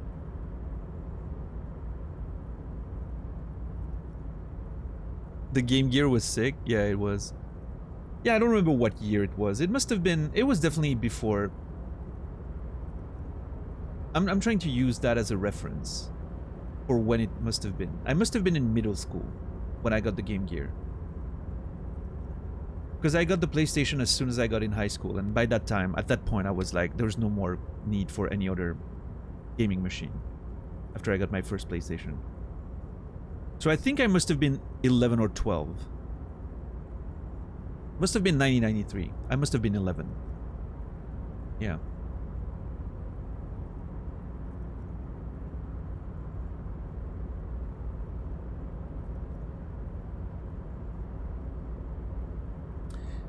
When I lost my wallet, someone returned it with no cash. Yeah, chicken tinga. I mean, looking back, obviously, you know, I'm looking back at the 11-year-old that I was, and I understand why I made that decision. It's a lot of money, and you're like, oh, well, I could buy a Game Gear with that. Obviously, looking back, I'm like, you know, if it was me right now, I would just use like the local, like the, you know, put a message on Facebook for my local friends to say, hey, there's a lost wallet or something. Even though if there's no idea in it and everything, like someone could claim it's theirs, right? And you have no idea. So I would probably bring it to the police maybe, or I don't know. How do you even... Or I would at least, at the very least, I would keep it safe in my home and wait to see if someone mentions that they've lost a wallet with a certain amount of money in it, right?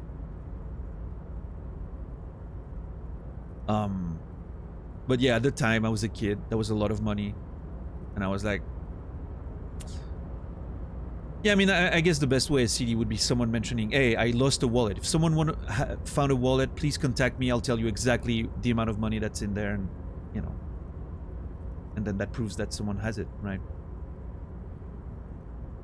Yeah, exactly, Rossetti. But yeah, that obviously as an 11-year-old, before the days of the internet and everything, like, in my brain, it didn't even make sense. Like, how am I even supposed to start to find someone and return it? I don't know if it occurred to me to go to the police, right? And be like, hey, I found this wallet here, right? I don't think that even occurred to me as an 11-year-old. I just saw a lot of money and I was like, I'm gonna get it. Oh well. I'm trying to not be too judgmental on the 11-year-old that I was. I didn't grow up with a lot of money. We did not have a lot of money. All my consoles and, like, you know, my gaming machines, except the first one, I had to buy by myself. I told you the story the other day, right? Of going around and singing to buy my SNES. On the 1st of May, I had to buy my PlayStation by, you know, working and like mowing lawns and whatnot, saving up on the food money that my parents were giving me for high school. My first NES was a Christmas gift from my grandmother, so that one I got for free, right? And an old Commodore 64. My grandfather gave me an old Commodore 64 that he didn't use anymore. He had one and got a new computer for himself and gave me his old Commodore 64, so.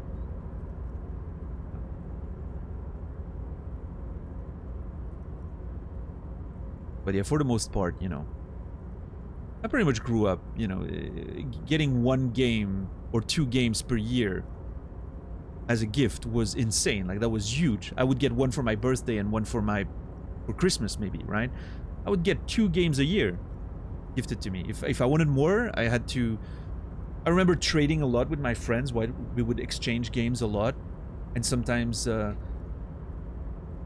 know, just... Mostly I was asking my friends to lend me video games because I didn't have many games to offer myself in exchange, right? So they would just lend them to me and we would just... I don't know. I was lucky to have a lot of good friends that had a lot of video games, so... yeah.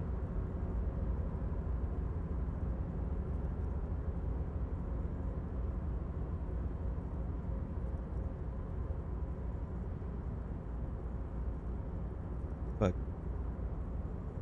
so yeah, for me at the time, finding that amount of money was like, oh, ka-ching! And then I spent it on the Game Gear. Unreal.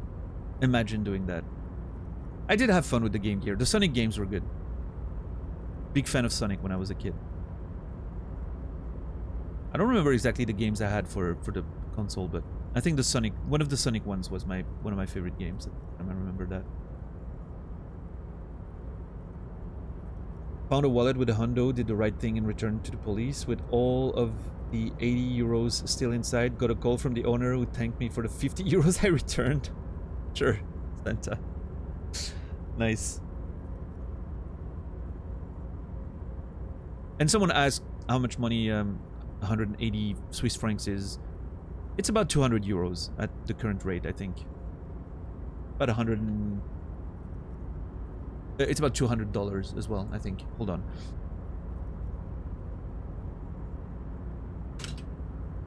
$211 US. 193 euros. Holy shit, the dollar's bad right now. What the hell? Oh, that's great.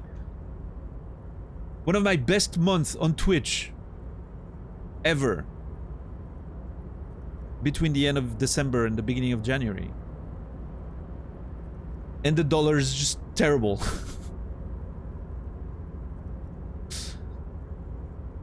Feel so bad. Well, I mean, wow. Imagine being sarcastic.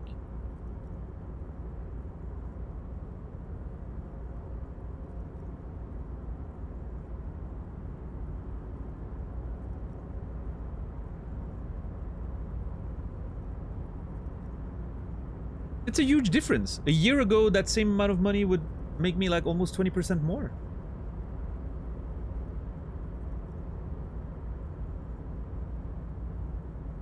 It's a huge difference. It's considerable.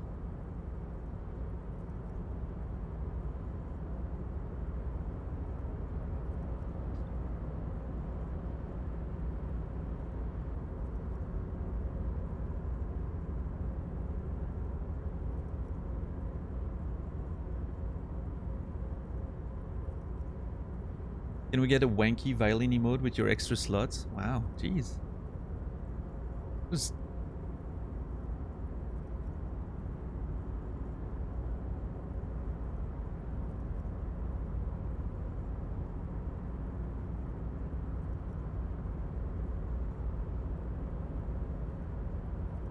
I didn't expect that from people watching Disco Elysium. Making fun of someone who's making less than minimum wage, who gets screwed because of the currency conversion. I didn't expect that from a bunch of filthy communists and socialists out there watching this video game.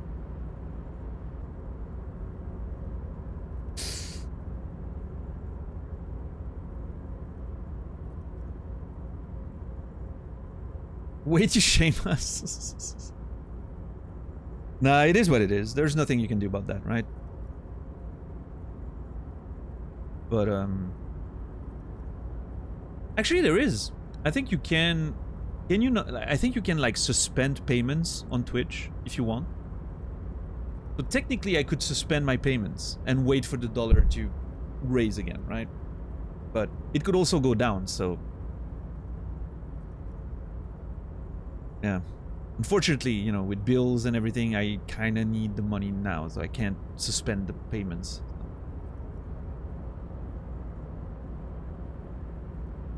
Yeah, Brewer. I imagine. Yeah, I can imagine.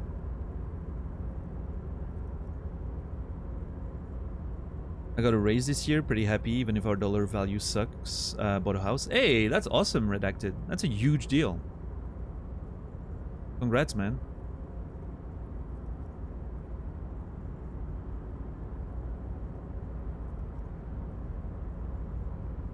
Can't wait to buy a house one day. It's my #1 dream.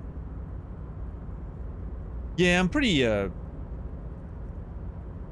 think I've come to terms with the fact that I'm probably never going to be able to afford buying a house. It's alright. I'll survive. But, hey, you never know. As one says, you're never safe from success. But I'm not counting on it, that's for sure.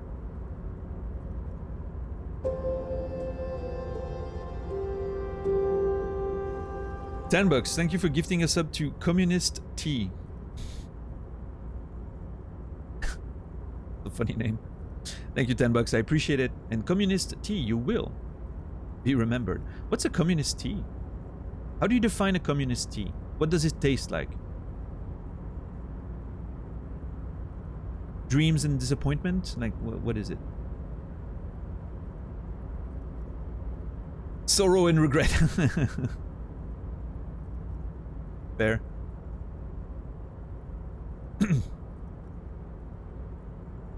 I mean, it's tea. It tastes like disgusting brown water, right?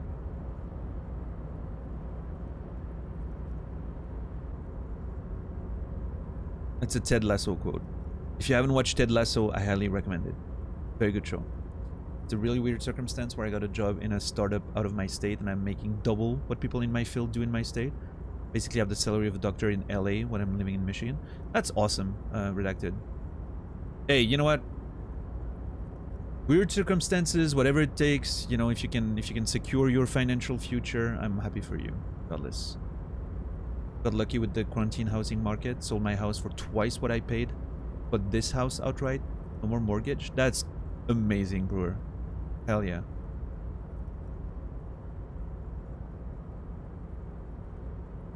There are ghost cities in Italy that wait to be resettled. Prices should be low. Oh yeah, Sting? Or, you know, it's all gonna be bought by big corporate housing conglomerates and the prices are gonna be insane anyway.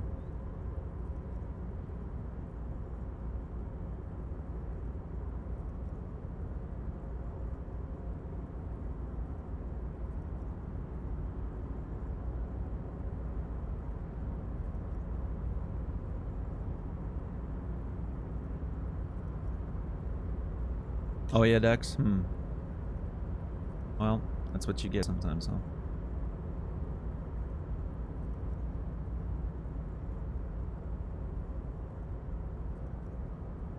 That's good, Timmy. Look at all these people that have their shit figured out in my community. I feel inadequate. Why are you guys even watching me? Like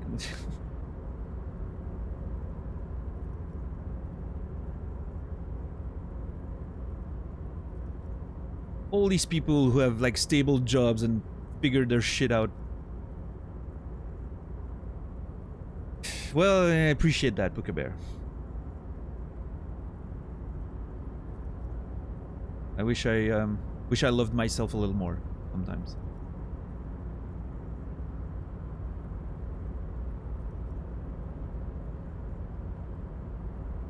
Paid about 1% of the down payment on a handshake and a prayer. That's wild. The Game Gear was awesome for what it was. Yeah, I mean, it was a battery drain, that's for sure. It had a relatively small screen for the size of the device, but yeah, all in all, I liked it. It was a good console. I had fun with it. For sure. I do not have my shit figured out. Woke up one day and realized that renting in my city is the same price as a mortgage. I did the math. Sure. Yeah, no, that makes sense. As long as you have the, you know... in French we say les fonds propres. I don't know how it's called in English, but... as long as you can get, you know, a deal with a bank and whatever, that's probably great, right? That's the way to go, for sure.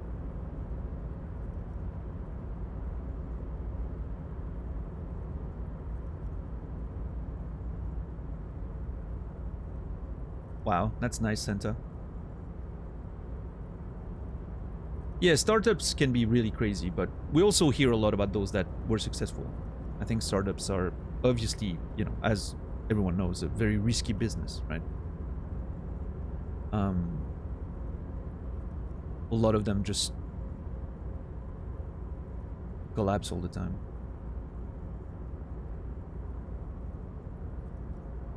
It was color though, yeah, that's true. That's true. The weird one with fruit, I don't remember that. No, the Game Gear, yeah, no, the Game Gear felt like the future as opposed to the Game Boy, but I didn't like having to fight every month in English with the landlord. I get that. Yeah. Oh, that's good for you, Redacted. I'm super happy for you, man. Survivorship bias? Oh, you mean the startup thing? I don't think...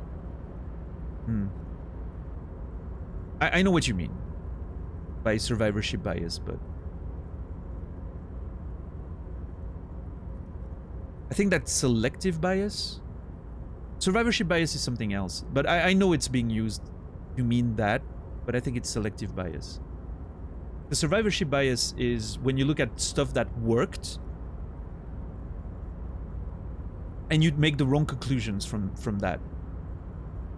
Well, I mean, I guess in that case that could be the case too, but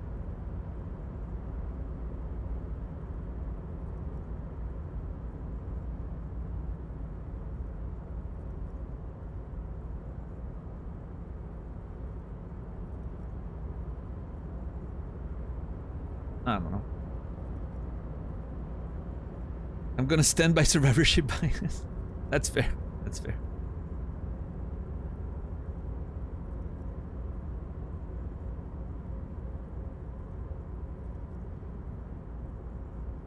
Isn't like the best example of survivorship bias is the planes, right? Coming back to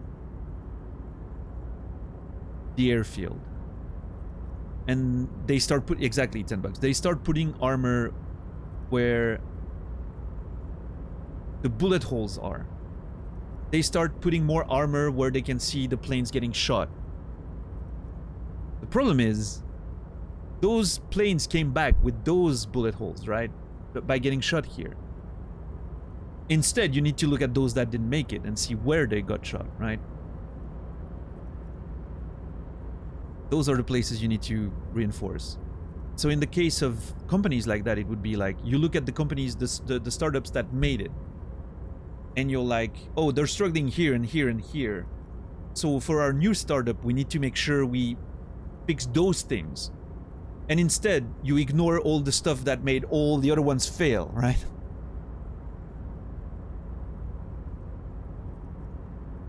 Instead of looking at the flaws in the current startups, the companies that are working, you need to look at the flaws in those that failed, right? If that makes sense.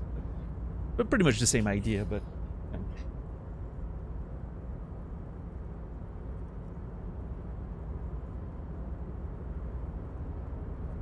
Yeah, I don't know if I could work in a startup. Like, the potential is crazy, right? The potential...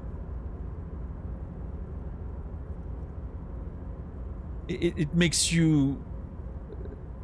Obviously, you would want to get involved because you hear all those success stories of people who made millions and everything, but... Man, the amount of stress and everything, it's... Yeah, I don't know. Depends on the industry. Fair. Hey, I mean, if someone had a game dev startup and they're looking for a writer to work pro bono on the prospect of making a great video game, I'd probably be okay to get in there. Provided they have at least, you know, like, that I can see that they're making a solid product, right? A solid game. I'll let you know when I get that ball rolling. Thank you, Naz. Yeah, I'm very much willing to write for free when it comes to video games, just to get a foot in that industry.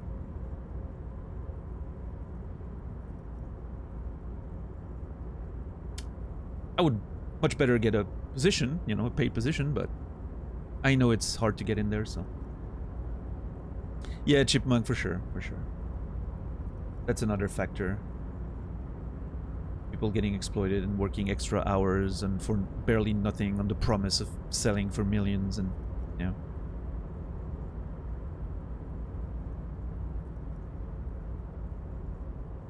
I do it for the cause more so than anything. I work in trans healthcare and the environment is leaps and bounds. Ooh. That's cool.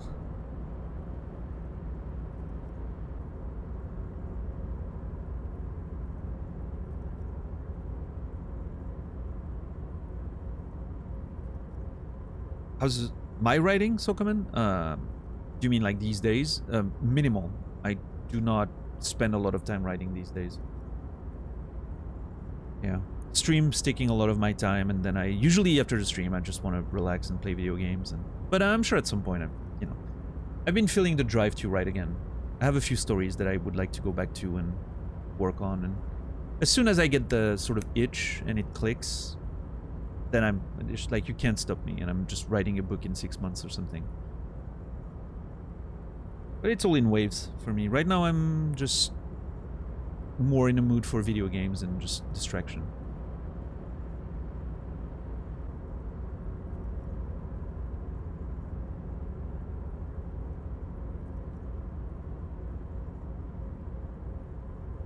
What am I playing off stream? mostly Magic the Gathering these days. Arena. Yeah, mostly focusing on that. I'm trying to put in a lot of time in this current season. I'm trying to shoot for as high as I can go on ranked. We'll see. I don't really have another like solo single player game off stream. I am probably going to play Final Fantasy Remake again in the next few weeks, so I can prepare for a rebirth at the end of January.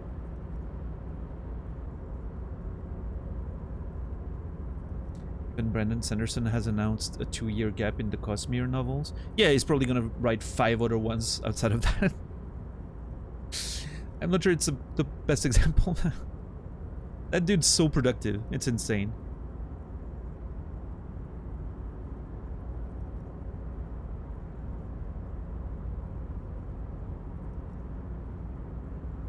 But hey, good for him. If he's taking a little bit of a break, good for him.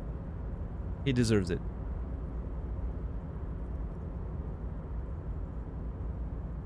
Chipmunk, I mean, Redacted hasn't addressed it, but I think they mentioned Michigan earlier, right? So I'm assuming that's where they're working.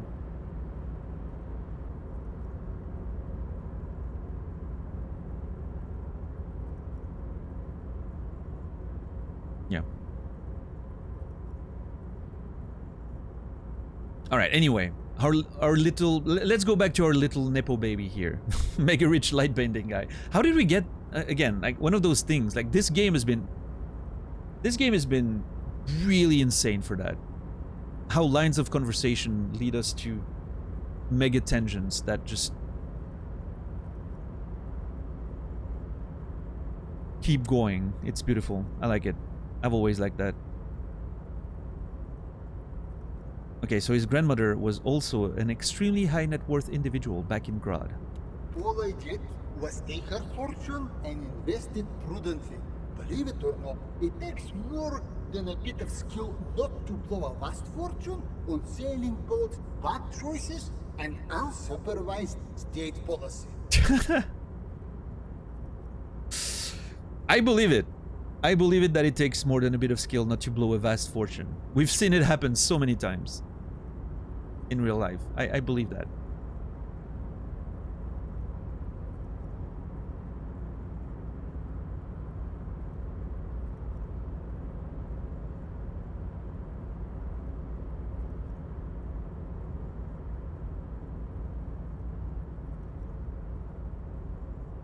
Depends on how vast. I guess so. Yeah. I mean, there's such a thing as so much money that you can't blow it away, regardless of how much you try. Well, I mean, I don't know. Yeah, I was gonna say that. I don't know. You can really blow a lot of money really fast if you really try. You could buy a gigantic social media platform for a way overvalued price and then, you know, turn it into shit. That's a way to blow off a lot of billions.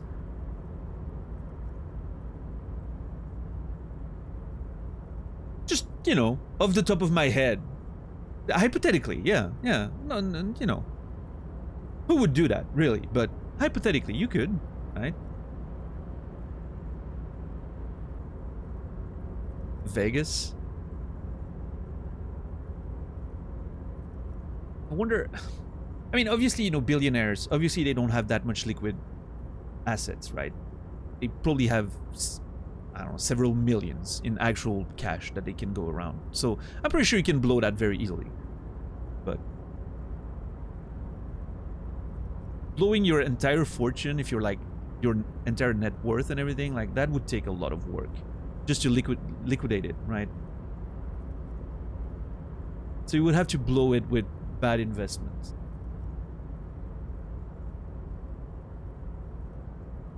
You can bet non-liquid things. Oh, well, never mind then. Easy clap. Played some FF7R. I think the JRPG playstyle is something I enjoy. I mean,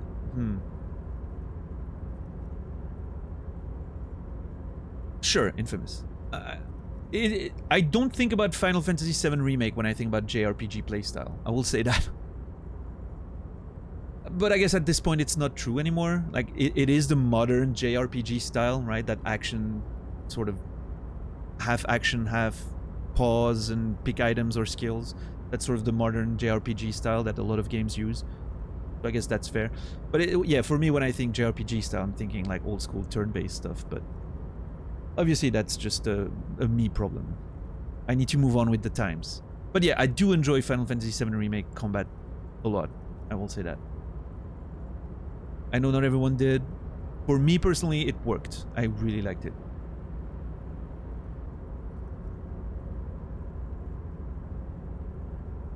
Yes, SCD. Interesting.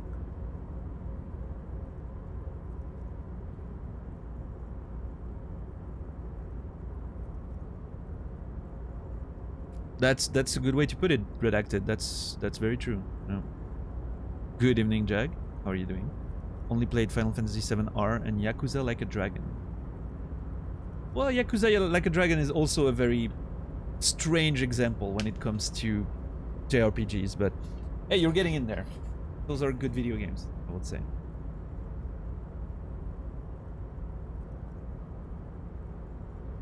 Terence Watanabe is a case study in losing a fortune in Vegas. By himself, he was 20% of Hara's revenue one year. That's... I cannot imagine being able to lose that much money. I would love to be in a position where I can lose that much money, let me tell you. Do you have any preference when it comes to video game writing? I don't know, Sokoman. More than anything, I like when the writing fits what they're going for, right? A video game like this, it's a lot of dialogue, it's a lot of very nice description. It feels like almost like a novel in interactive form, which I think is very fitting. This style of writing wouldn't fit for everything. If I'm playing something like The Last of Us, I like the nice script writing that's a lot more similar to movie or TV show writing, right? I think that's a lot of snappy dialogue, not a lot of... no descriptions almost whatsoever, except a few items here and there, but... So it really depends on what game you're playing, right? I do like when a game knows what it's going for, and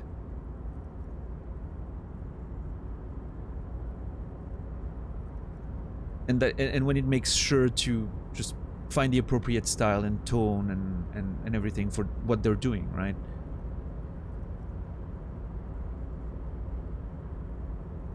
And if your game's gonna have a lot of writing in it, if there's gonna be a lot of dialogues, like, make sure that it has a purpose, right? I know there was that conversation because Naz is currently playing Dave the Diver on his morning streams.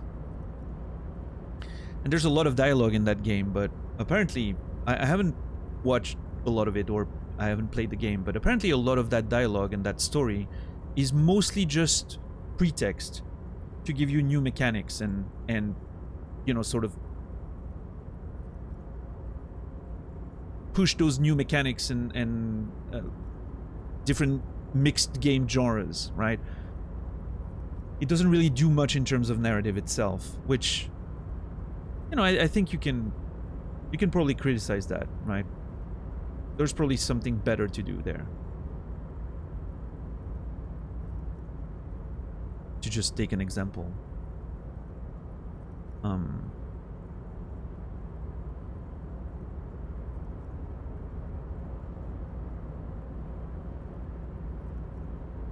And like, I have issues. I know a lot of people are not going to agree with me on that, but I have a lot of issues with Red Dead Redemption 2 when it comes to the game's writing. Because here's the thing, I think it's a fantastically written game. If you look at the dialogue, it's really beautiful. The script is extremely well written. I don't think it fits the video game that we're trying to make, though.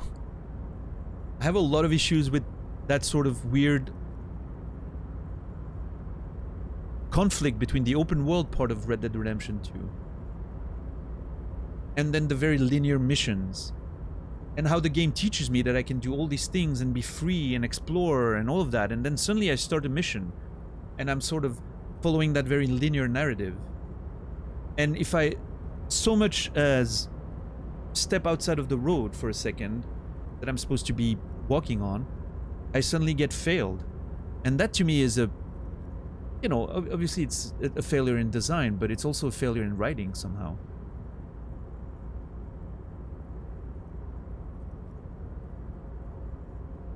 I think the writing has a bit of responsibility there, Naz, because I feel like you could probably work around those design elements if you really wanted the game to be designed that way,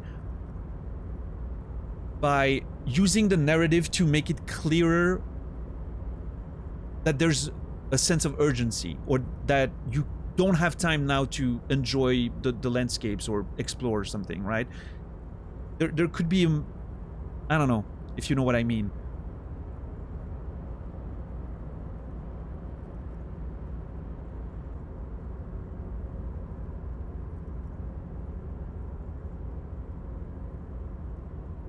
The greater... It's not a matter of script, right? It's a matter of the greater narrative design of the game in terms of how it's structured.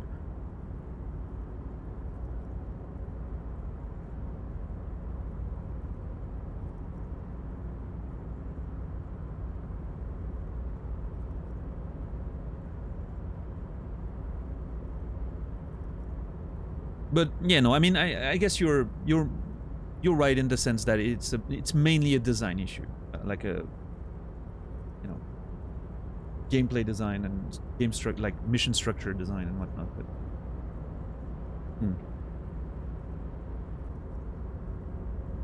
but yes, what 10 Bucks is pointing out, that's also a problem, and that's a writing problem. every fucking mission and arc of the story ends with a gigantic shootout because one of your gang has done something stupid outside of your actual character's agency, which I think that's a writing problem. I think it could be a writing problem that's due to the designers wanting to have those shootouts and that sort of gameplay, but I don't know. It definitely feels like the game's trying to do something else with its writing. It's trying to paint that immersive world and emotionally charged story, and then it just ends up being another shooting. I don't know.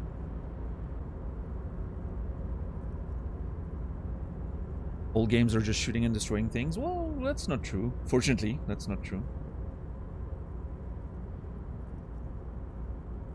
Yeah, 10 bucks.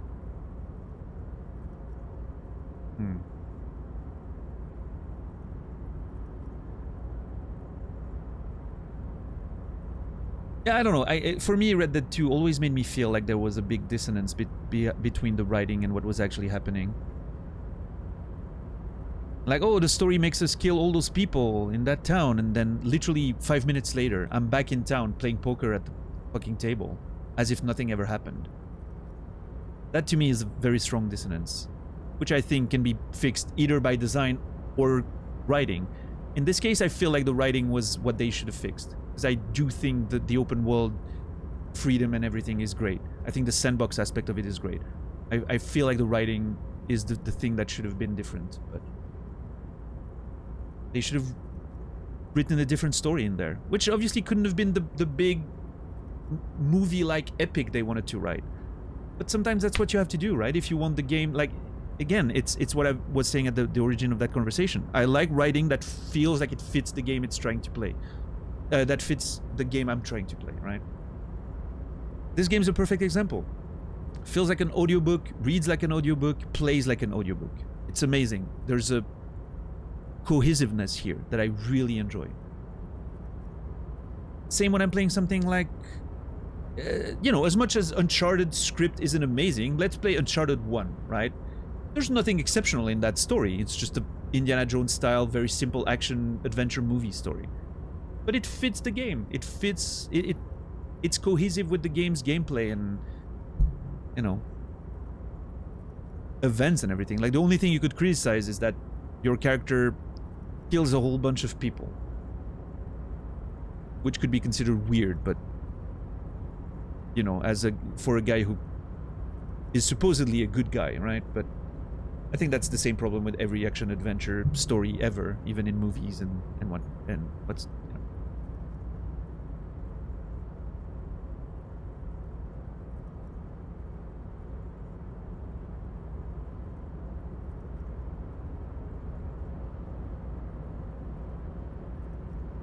Yeah, Naz, you think so?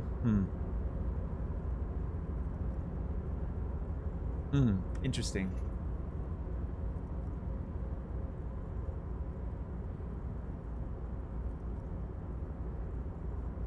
Maybe.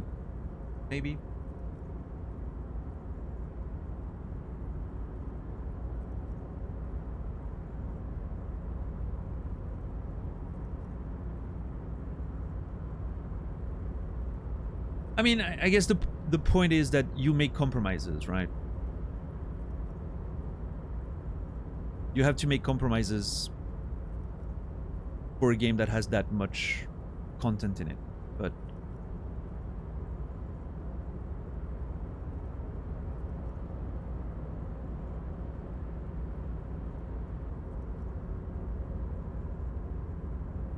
how does one even go about writing for huge open world games with sandboxy elements?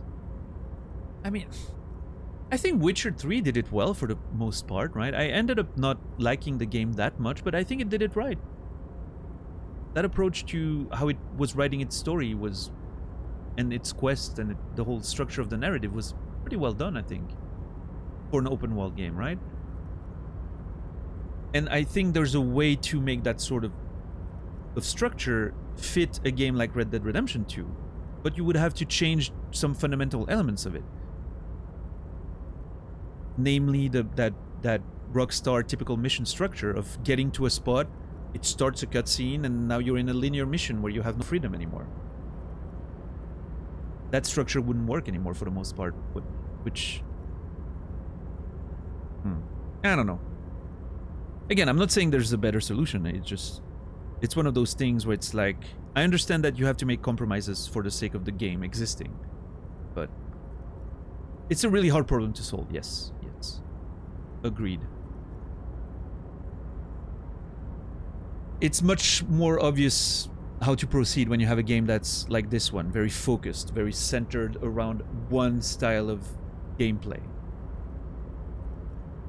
A limited scope of sorts. And it's also why I like those games better, I think. Because, and I understand, like, a lot of people play Red Dead 2 and they don't care, because they don't mind that dissonance. They can play the open world part and they're having a lot of fun, and then they do missions and they're having a lot of fun. They can very easily go from one to the other, right? And they know, I start a mission, I have to sort of do what I need to do, right? I can't take my time anymore, and that's fine. For someone like me, that's a very, very hard thing to do, because I'm so focused on the immersion, like actually existing in this world. So it makes me feel weird when suddenly a world that had none of those weird video game rules suddenly have so many rules of not being able to take my time or walk around and explore, you know, like it to me, it's something that's really immersion breaking and really difficult to just ignore. So that's why I tend to prefer those more focused experience where at least the rules are clear. I know what I'm getting into. I know I can't punch everyone in this game like I could in Red Dead, but that doesn't matter. It's part of the rules. It's part of the immersion. I know who I am. I know I'm not a character who would do that, and that's fine. But that's the beauty of gaming, I guess. There's games for everyone. And once you find what you enjoy and once you know what you don't and why you don't, it's very easy to just make better choices, which is great. Figuring out why and what you like and why you like it is, I think, a very valuable thing to spend time thinking about, right? What do I like and why do I like it? If you want to make better choices for your gaming time, right? And spending money and all of that. Doesn't mean you have then to limit yourself and not explore other things, but at least you know what you have to avoid, I guess.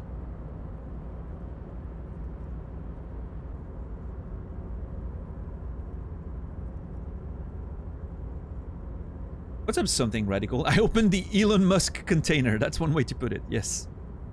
Nepo baby here. Got money from his grandmother. And wow, managed to invest it prudently and not waste it.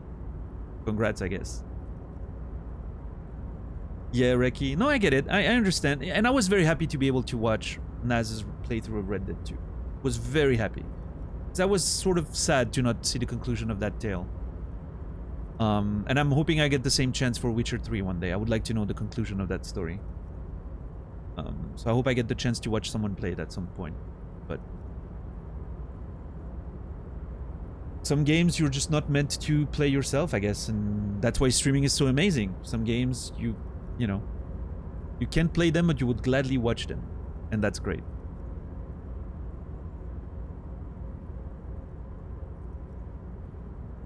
I'm surprised there isn't a mission where you have to save a kitten from a tree, but after you get the kitten out of the tree, the gang of outlaws starts shooting at you because they put the kitten there. That's a very good summary of a lot of Red Dead 2 missions, actually.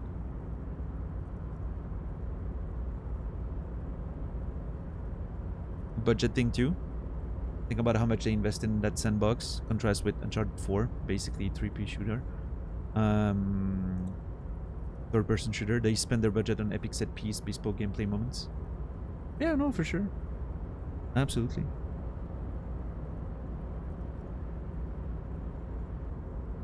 I just happen to be one of the probably rare people, the minority of people who would have preferred Red Dead 2 if it was either of those two things it's trying to do. Either it's a fucking... I would have loved Red Dead 2 if it was just the epilogue. You're... well, I mean, part of the epilogue. You're a farmer, you have a farm, a ranch, and you have to take care of it.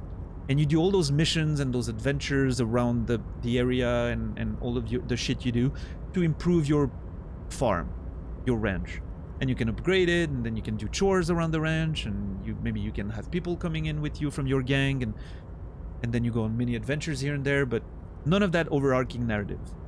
Just, you know, a nice little... maybe there's an overarching narrative, but it happens sort of just through cutscenes over time over the course of the journey, without those linear missions. And that's the game, right? Red Dead Valley the Redemption, exactly. Or you turn Red Dead 2 into a more Naughty Dog style game, right? A more linear adventure in the Far West. And you have those little places that you can explore a bit more, a little more open, but still it's a sort of linear, you know, experience anyway. I'm personally one of the people who would have liked either of those things better than what I actually got. But I understand that I'm in the minority here. Rockstar is extremely popular for a reason. Their design works for a lot of people, clearly. And that's great, right? It's just... I think Red Dead 2 for me, like, really cemented that I just can't deal with Rockstar mission design. It's my kryptonite somehow. I'm sure GTA 6 is going to fix everything, yeah. But yeah, for those who haven't seen the clip, because a lot of people in this channel are new these days because of Disco Elysium. If you haven't seen the clip of me, of literally Red Dead Redemption 2 committing suicide, committing game design suicide in front of me during a mission. Yeah, thank you, $10. I was even praising the game. I was just saying how much I was enjoying what I was looking at and enjoying, and suddenly the game's like, you know what? Nope. Fuck you. That is the moment Red Dead 2 died. And I never played it again.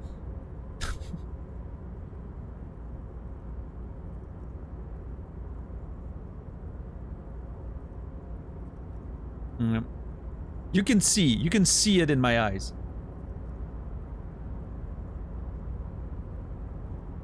You can see the moment, you know, the glass shatters, and I'm like,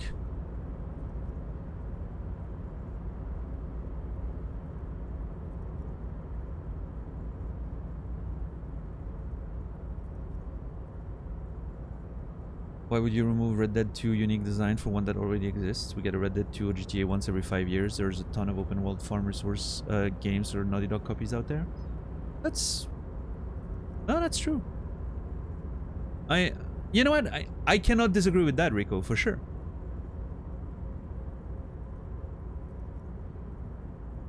I'm just saying, you know, I'm just, again, it's a very personal thing, right? I'm just saying, for me, I would rather have Red Dead 2 be either of those two games.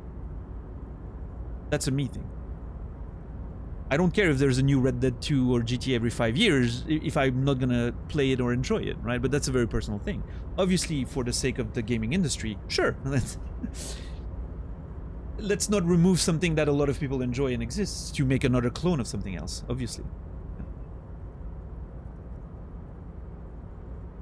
Now, can Rockstar improve on that formula that they haven't changed since GTA 3? Some might even argue GTA 1 and 2 were already kind of doing that, sort of. It was a bit different, but they were sort of already doing sort of like the same thing. I don't know. I think there's an argument to be made that I think Rockstar could do more with even their own concept, but we'll see. GTA 6, who knows? Maybe they'll do something different that I haven't seen before. There's always hope.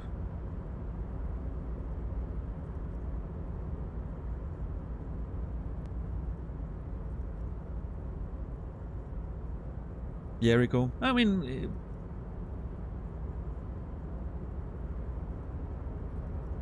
is that lazy? I don't think that's laziness. I think they know where the money is. It would be irresponsible of them not to do it, right? Because of their investors expecting a lot of money and all that, but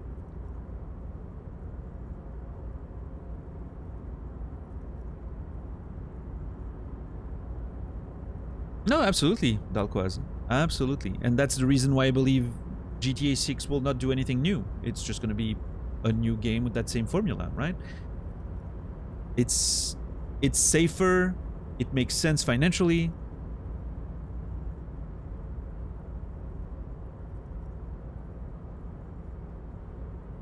It's one of those decisions that just make sense for everyone. I'm still, you know, I still feel like I feel okay complaining about it, but obviously I wouldn't, you know, I wouldn't know how to do anything different if I was in their position. So. People only put up with that for so long. Well, there's always, the problem is, Rico, is that there's always new people. I don't think FIFA is doing worse now than it did 10 years ago, right? I think FIFA's never been doing better, in fact. Their new EA FC game's probably making a killing right now, isn't it? So... I don't know. I feel like there's a renewal of the consumer base that's faster than the people get tired of it.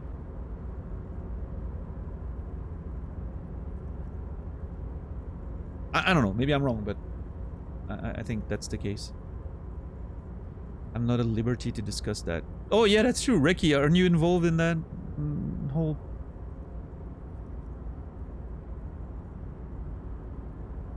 That's you, right? That's involved in the whole EA bullshit? It's getting review bombed. Yeah, but I mean, what isn't these days, really?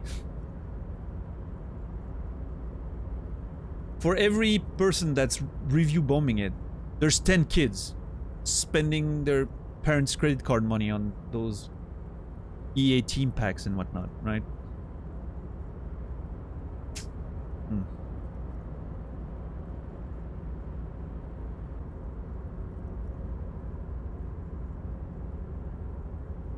It is what it is. You know, I'm never gonna blame a company for making money, right? It's what they do.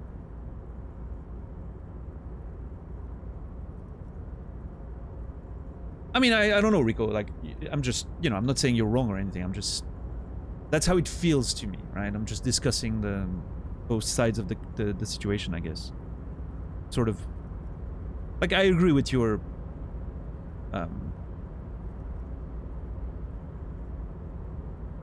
fundamentally I agree with your approach, right? But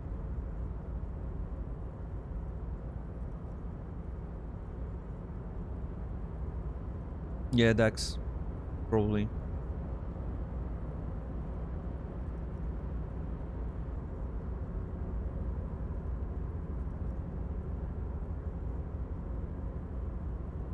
I would be very interested though in seeing actual numbers on like review bombing, like famous review bombing example. How many people have not actually played the game, right? I would be really interested in a study of that. It has to be interesting.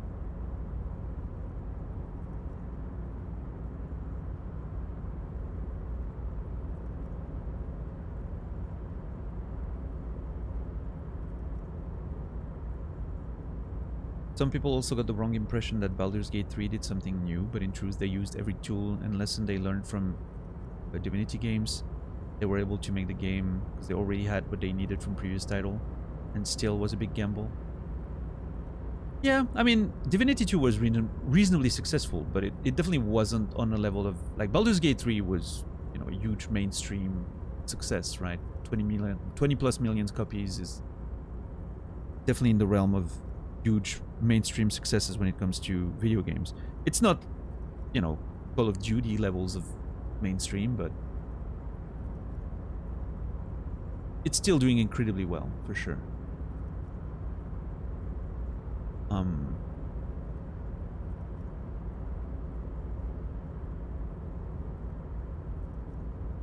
But yeah, I mean, it was definitely a bit of a gamble. I mean, the reaction when it was announced that they purchased the rights for Baldur's Gate, a lot of people were not happy with that. I was not necessarily very happy with that. I didn't like Larian's previous games. I don't think I like Divinity too much. I liked a lot of Divinity in terms of like the freedom and the dialogue and the... But the combat system was really annoying to me in Divinity. That's what made me drop the game, is the combat felt too repetitive. With the magic armor sort of stun loop formula. I'm hoping, and what I've played of the demo of Baldur's Gate 3 leads me to believe that the D&D rules save the game from that problem. So I think I'm going to be fine with Baldur's Gate 3. I'm going to enjoy the narrative and everything a bit more.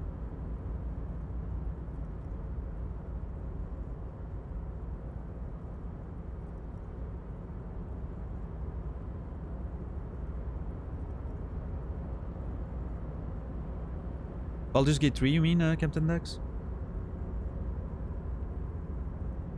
Yeah, I'm hoping by the time I get to it, I'm hoping the game will be sort of a polished experience. I'm hoping I'm not going to encounter too many bugs, but we'll see. Yeah, we'll see. I'm sure, you know, it's a sort of open-ended RPG. Those always have bugs. So we'll figure it out, I'm sure. Anyway, let's go back to Mega Rich Lightbending guy here. Not that the conversation's not interesting, quite the contrary, but I still want to make some progress in the video game, believe it or not.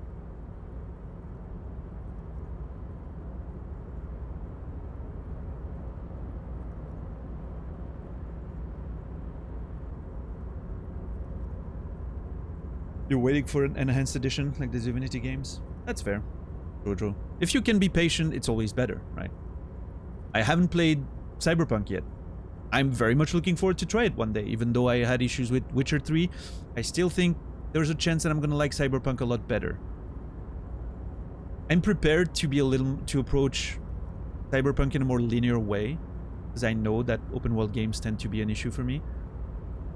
And I think the setting, the sci-fi setting, is very exciting for me. So I'm sure when I get to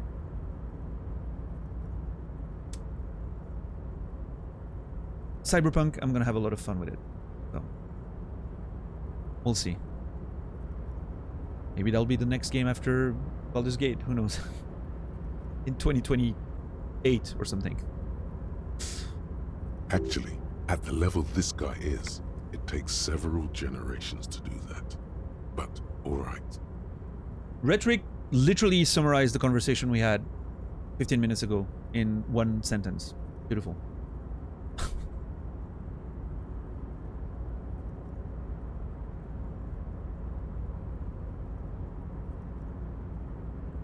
Yeah, Dax.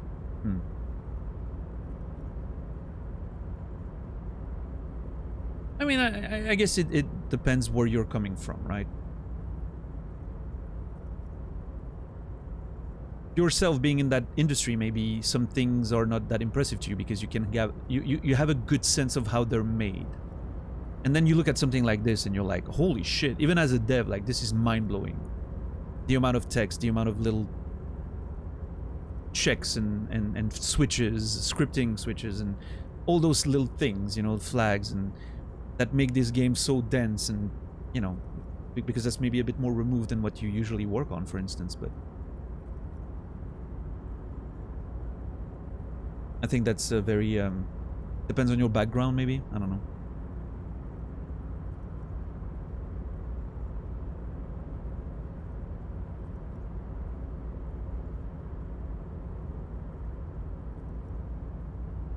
Maybe. Yeah, I don't know. I'm just, you know, speculating, obviously.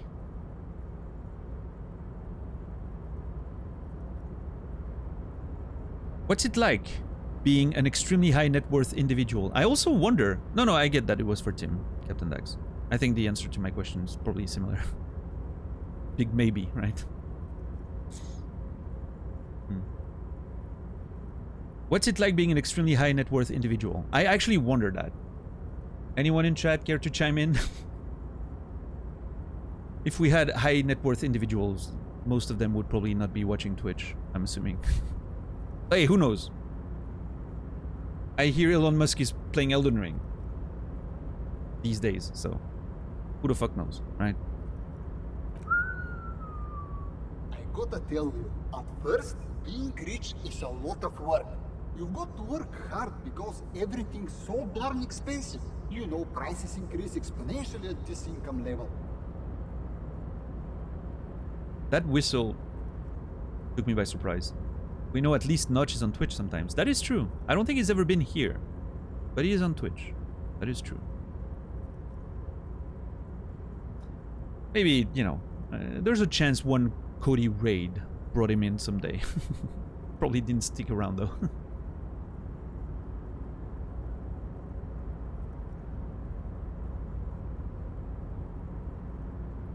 At first, being rich is a lot of work. You got to work hard because everything is so darn expensive. Prices increase exponentially at this income level.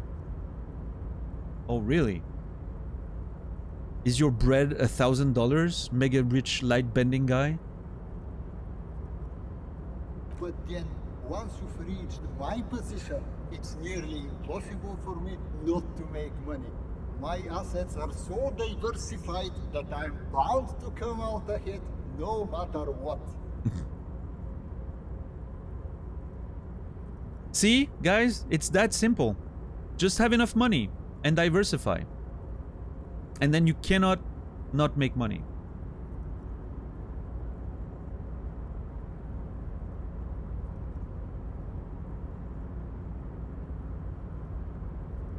Please, rich guy, tell me how hard things are for you. Hey, I'm not saying, you know, again, being rich doesn't solve everything. Life can still be rough, but at least you don't have to wonder if you're going to be able to put food on the table, right? That's already something that you don't have to stress about, and I think that's great. You don't have to worry about being sick, you don't have to worry about healthcare, you don't have to worry about a lot of fundamental things. It's not gonna make you happy, for sure, but it's definitely gonna save you a lot of stress. At least on those elements, fundamental elements.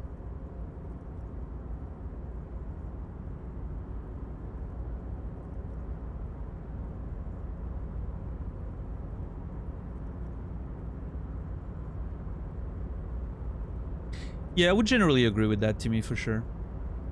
I think publishers, and maybe more and more these days, have a big impact on the products we're actually getting, as much as the devs do. I mean, the devs are still fundamentally the ultimately, sorry, the artists that are making the product, right? But I think publishers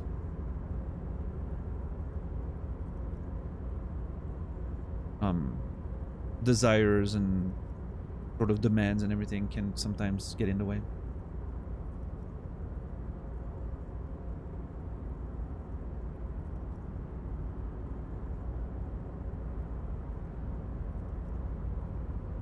Yeah, I think the conversation has diluted to the point where it's hard to sort of follow every thread. But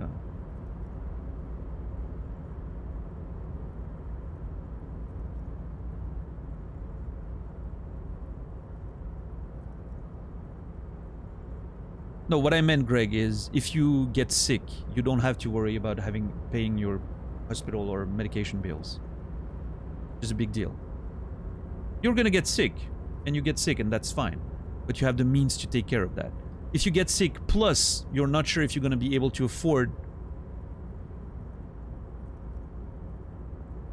healing yourself, that's an extra layer, right? Some of my lower net worth friends say to me, but doesn't that take all the fun out of it? And I tell them, not really.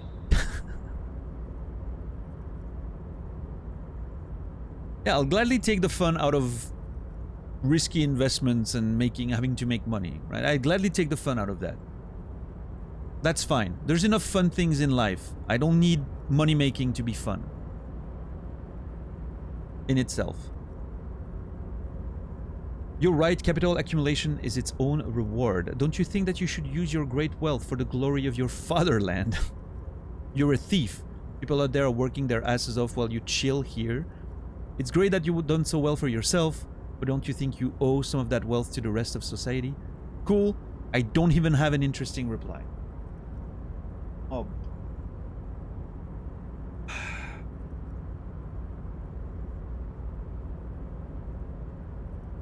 Your wife just said it's not angry Aussie shouty guy, it's mustache guy. Hey! Rikozor's wife? I don't know how to call you other than that. It's mustache guy here. How are you doing on this fine day? Happy New Year.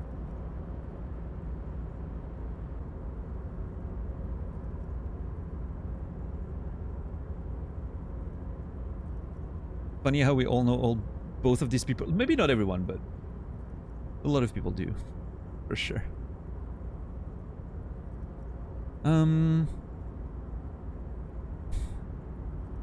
I don't know. Is the shouty Aussie Brendan? No, Brendan's from New York. Well, New Jersey, I think. East Coast. Thank you, Delquoise. Thank you. It's a bit unruly these days. Gonna have to take care of it.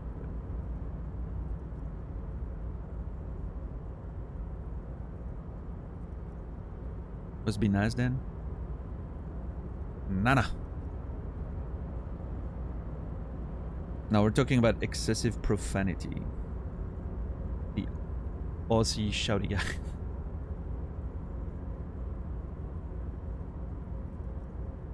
She says Happy New Year back and walked off laughing. Wow. She's mocking us, I think. I'm gonna decide to be offended by your wife's behavior. For no reason other than I feel the need to be offended at something.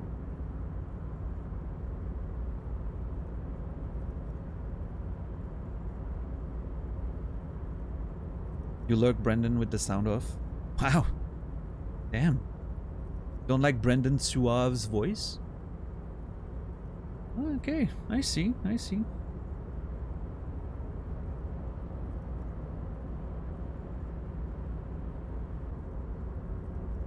That's one thing I can pretty much be sure of, is that not too many people watch me on mute, probably.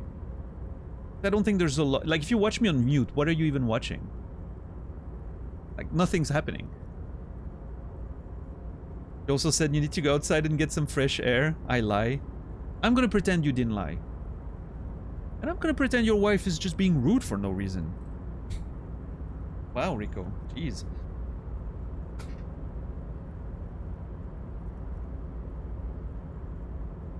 The stash? Ah, maybe redacted. Yeah, maybe. Hmm.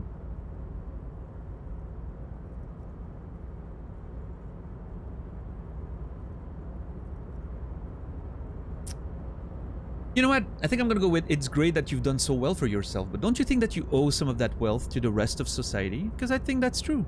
That's the way I see it. I mean, in real life, I'm maybe a bit more abrasive, right? And calling all billionaires basically exploiters, but, you know. I think in the context of this, I can be a little easier on the pedal there, just to see where this guy's going with this whole story.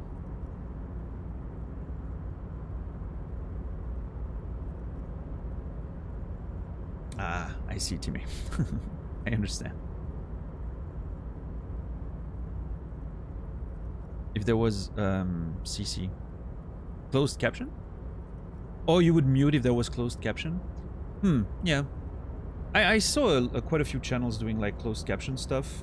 I don't know how I feel about it.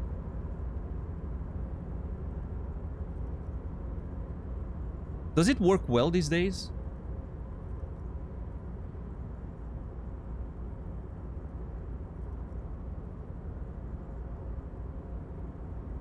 Yeah, I mean, the requirement for me, I wouldn't put it on my own screen, right?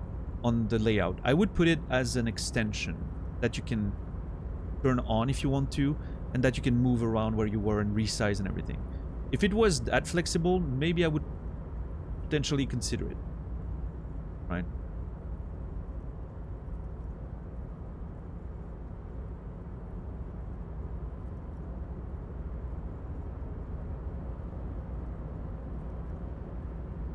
Yeah. I don't know. Maybe I should look into that at some point. Who knows? Yeah, Chris Link? Nice, nice. Alright, I rolled a 10 on the check. It was very lucky. It's great that you've done so well for yourself, but don't you think you owe some of that wealth to the rest of society? Sure. And they benefit when I buy things to stimulate the economy. Do you know how many jobs it takes to build and maintain a racing yacht? Wow, we reached that stage of the billionaire conversation very quickly. It didn't take us long to get there.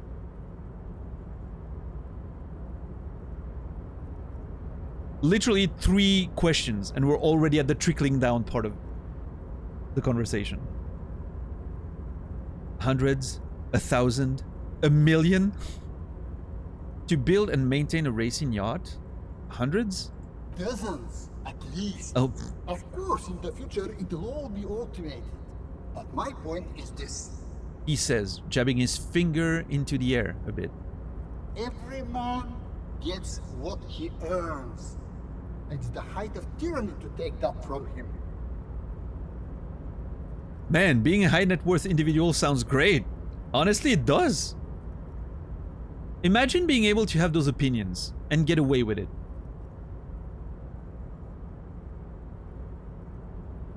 That's true power right there. That is true freedom.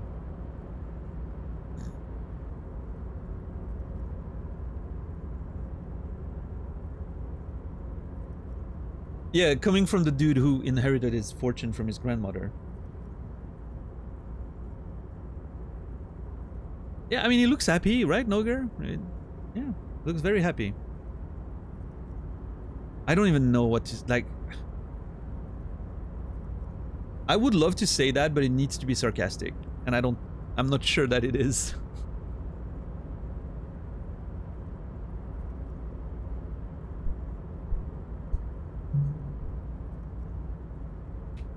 Depends on your view of trickle-down economics. For some, it means watering the ground with your blood.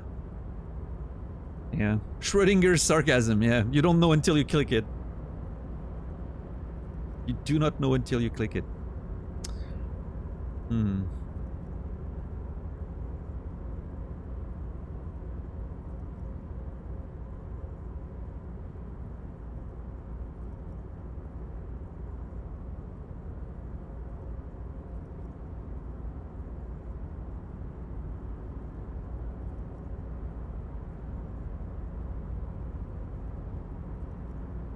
I'm gonna say nothing. Capital makes one speechless, does it not? Blinds like the sun that rises from beyond the horizon after a gloomy winter. Hey, all this talk about money has made you lose the thread. What is going on with the light in this place? That's what you need to ask him about. Perception actually calling all of us out right now. We have indeed lost the thread. Talking about money for the past hour.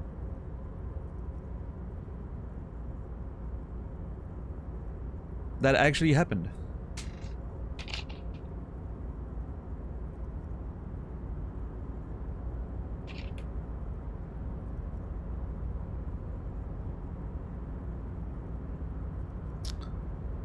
There's something strange about you. What are you doing in this container? You're a rich investor. Can I have some money? There's something strange about you. What do you mean? His essence seemed to signify actual surprise. Well, I don't know how to put it. You look somehow a little different. Are you talking about my chin? Yeah, it's the chin. No, I mean, I can't even see you. It's as if something is happening to the light. Oh, that's what you mean. Yes, I've heard of this effect, though I've never witnessed it myself, of course. It has something to do with our Weiss-Wiesemann coefficient. Okay, you've lost me there. But I'm sure Encyclopedia is about to chime in. The Weiss-Wiesemann coefficient is a ratio designed to reflect the difference in net worth between individuals. When the coefficient is close to 1, or 100%, it means one person possesses all the net worth. Among that group of individuals, it's been observed that when the Weiss-Wiesemann coefficient reaches about 0.96 or so, the laws of physics begin to bend around the high net worth individual. Oh, that's amazing. Beautiful.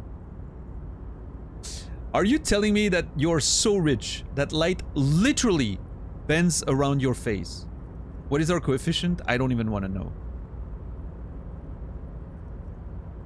Oh, wait, no. Hold on. That's a question to Encyclopedia. Hopefully I can still ask that one later. Ugh, I'm worried. Okay, I'm gonna ask. The Weiss-Wiesemann coefficient for you and this individual appears to be 0.9998, repeating. Okay. That's not good for you. I figured that much. Thank you.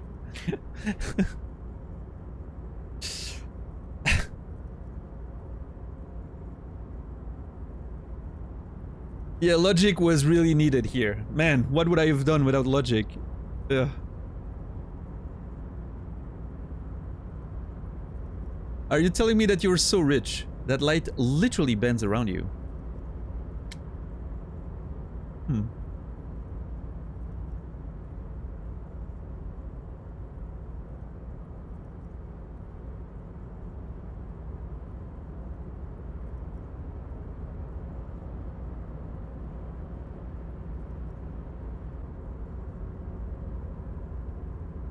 I'm kind of annoyed that Encyclopedia didn't require a roll check. It did.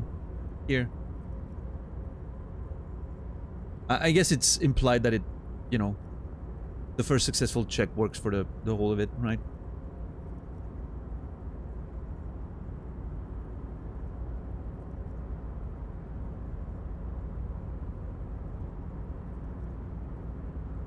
Among other things.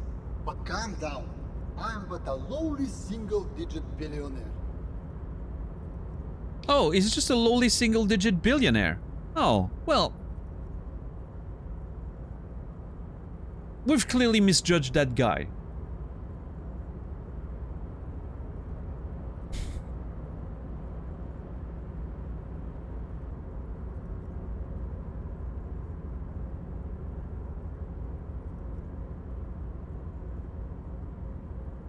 I thought it was rich.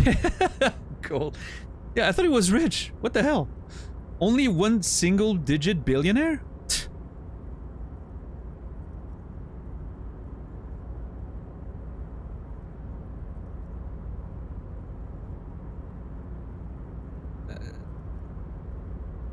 I'm calm.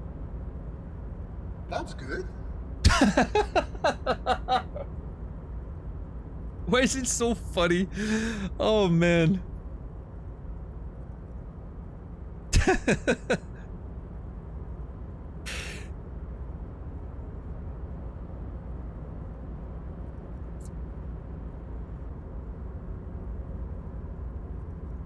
I need to remember this one. If I ever get to a point in real life where I say, but calm down to someone, right? Because sometimes that happens. I know it's a terrible thing to say, but sometimes it comes out before you can think about it. If I ever get to a point where I say, calm down to someone, and they tell me, I'm calm, I'm just gonna look at them like, and that's good. Perfect answer. That should that should de-escalate, right? That should diffuse the situation.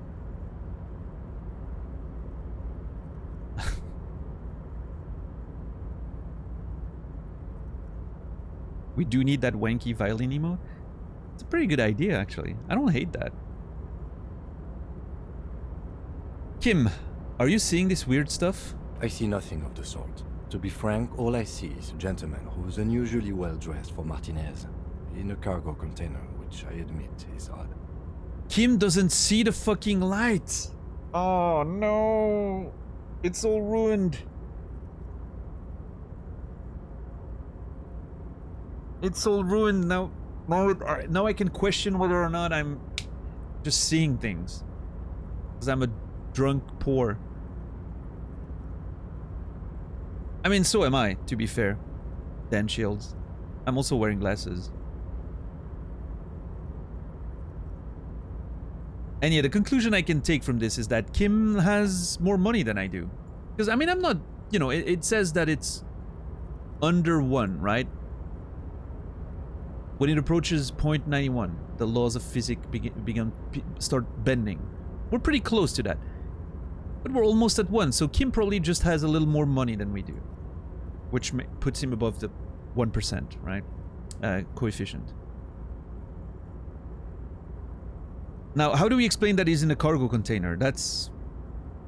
Yes, I imagine that does look strange to you. My container. What are you doing in this container? Traveling. This is a great way to get around. It's fun, it's safe, and it gives me lots of time to think. Okay, there is no way this is safe.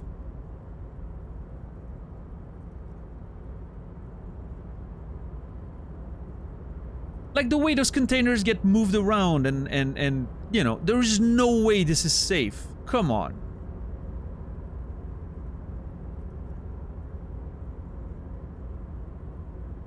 By the way, let me now ask you a question. Where are we exactly? We're in Martinez, district of Revachol, the former capital of the world. We're in Martinez, there's a pretty good hostel near here called the Whirling in Rags. We're in Martinez, there's a creepy abandoned commercial area. I don't really know. We're in Martinez, a district of Revachol, former capital of the world. Ah, Repression. I remember walking its streets as a teenager. There used to be a bowling alley in Stella Maris. I wonder if it's still there.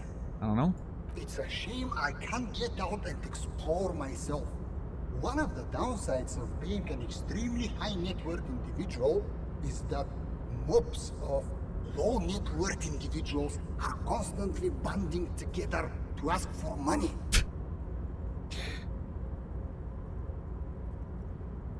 Got it, guys? We're low net worth individuals. Just make sure we remember that, okay? Well, I mean, I don't know about every one of you, but I am. That's for sure.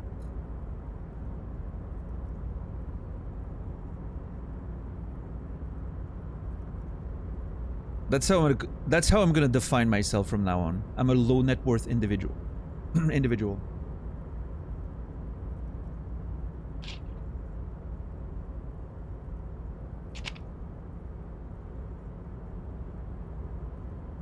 Relative to this guy, we're probably all low net worth individual. Yeah, most likely. I wonder what the... What's it called again? The Wiesmann... The Weiss-Wiesmann coefficient. I wonder what it is for our current room.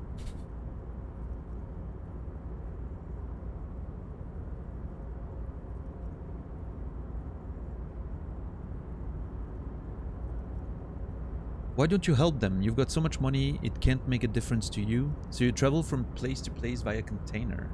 Both questions are interesting. Why don't you help them? You've got so much money, it can't make a difference to you. There simply aren't enough hours a day to hand out all the handouts. It's like feeding seagulls. There are always more, and they never seem to do anything interesting with it. Except more seagulls. Okay. Have I never told you that your face looks strangely bent? Oh yeah, Noger, is the light just bending over me? All my hidden wealth that I'm not mentioning on stream? Yeah. Spending money is a matter of desire. I'm sure you agree. I don't have the desire for spending it like that. Spending money is a matter of desire. I'm sure you agree. Actually, you know what? I don't. Most of the money I spent, I don't want to. The majority of my money is spent for things that I do not want to spend. I have to, and it makes sense, right? I do like having a home and food. Sure. But I don't want to spend it, right? I would prefer not having to spend it.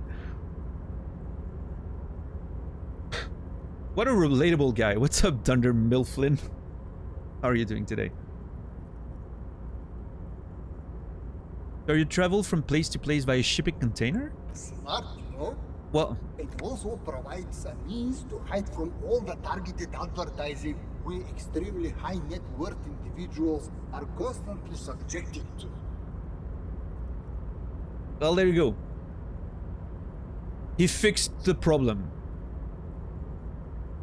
We all need to just live in a container somewhere and escape targeted advertising. Oh yes, Senta. Dunder Milflin is an amazing name. Definitely one of my honorable mentions when it comes to Twitch usernames. It's beautiful. Luxury yachts, high fidelity portable radio systems, fail-proof outerwear, and so on. It just gets a bit middle class after a while. A bit bourgeois. Oh my god, dude. I'm really intrigued by the concept of pale-proof outerwear. That sounds really cool. But yeah, that last sentence is just brutal.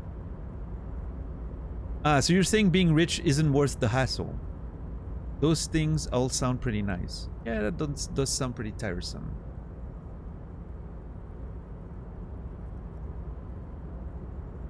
Ah, so you're saying being rich isn't worth the hassle. What? No, I did not say that at all. Mm-hmm. Being rich is great. Just don't tell anyone I told you that. Right, sure.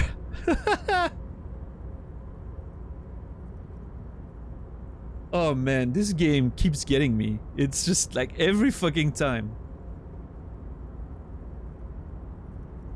So many, like, that writing, the writing is just so good. There's so many little funny things. It never stops. The bending light appears to wink. So you're a rich investor, right? Can I have some money? Could you please stop asking people for money? Kim! It does not reflect well on the RCM, and to be perfectly frank, we can't afford to look worse than we already do. No, we can. That's exactly why I need money. I also can't afford to look any better than I do now. That's why I need the money. You're right, that was extremely unprofessional. I apologize. Never. But Kim! I can't afford to look any better than I do now. That's why I need the money. It's perfectly alright. Based on your appearance, I can tell I'm dealing with a smart man.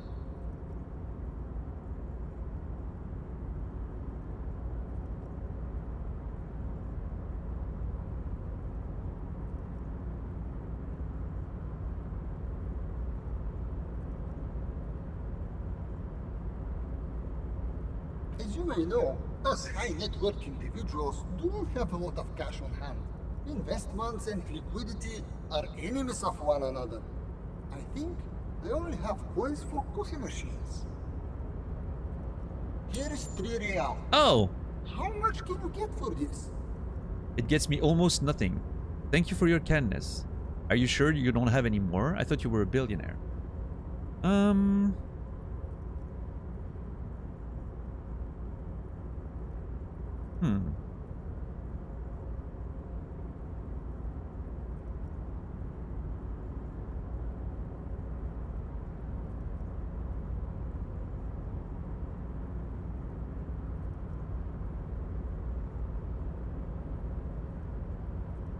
I mean, it does get me almost nothing, right? But I also want to thank him for his kindness, right? But I mean, he asked, how much can you get for this? It gets me almost nothing. That's the truth. That's the idea, my friend. You've got to work for the rest.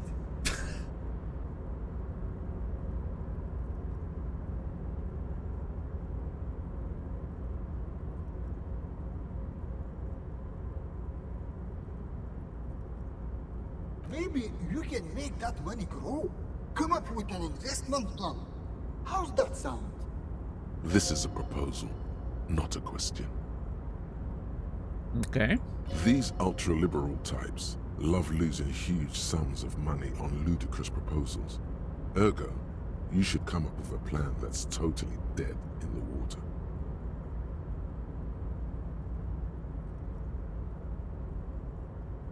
Present a sound investment plan. Present an investment plan that is sure to fail. That is not a lot of... It's a red check.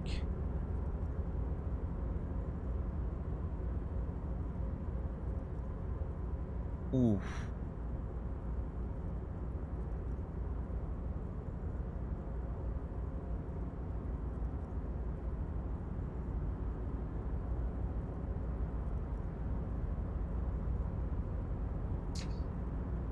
I'm tempted to get out and put some different clothes. I do have some clothes that give a bit more conceptualization, I think. And I'm not wearing them.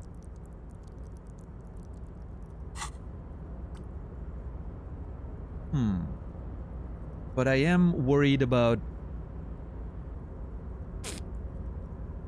Because I only have one try, right? And I'm worried that if I go out, I'm worried if I come back that it won't be there anymore. It says it cannot be retried, but it doesn't mean it disappears, right? So that... I'm not sure on this one. I'm worried that leaving doesn't allow me to come back to that line of thinking. I'm gonna have to go under the assumption that I can exit, come back. I don't want to risk it. Okay.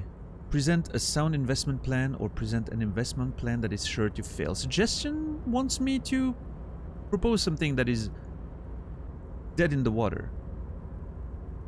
And I'm probably gonna fail anyway, but...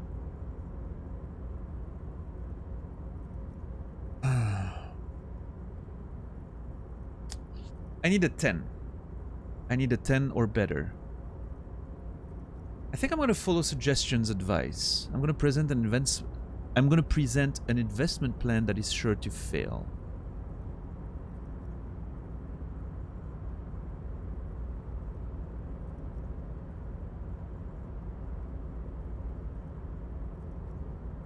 Yeah, let's try that. What if you fail to fail? That's a good question, yeah. What if you fail to fail? I don't know. I think in this case, the way I'm understanding it, personally, would be rather than,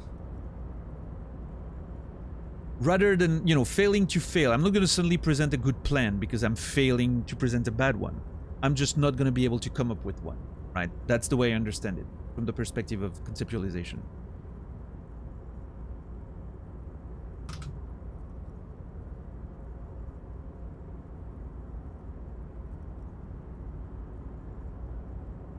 Know about money, +1. I know about money. I do? How? How do I know about money? I don't have any. Oh, my Kingdom of Conscience, that's 55%. That's great. Alright, let's try. Okay, I can do this. Come on, 17%. Let's go. I need a 10 or better. I got a 10 earlier. I'm very lucky today.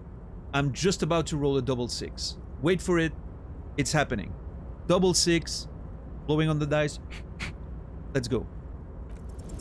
Congratulations. You've somehow managed to fail at failing, which means, in a strange way, that you've succeeded.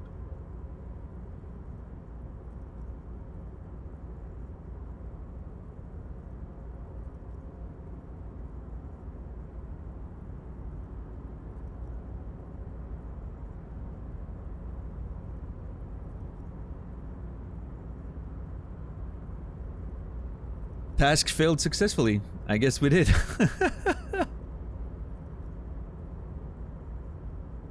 Turns out we can fail at failing.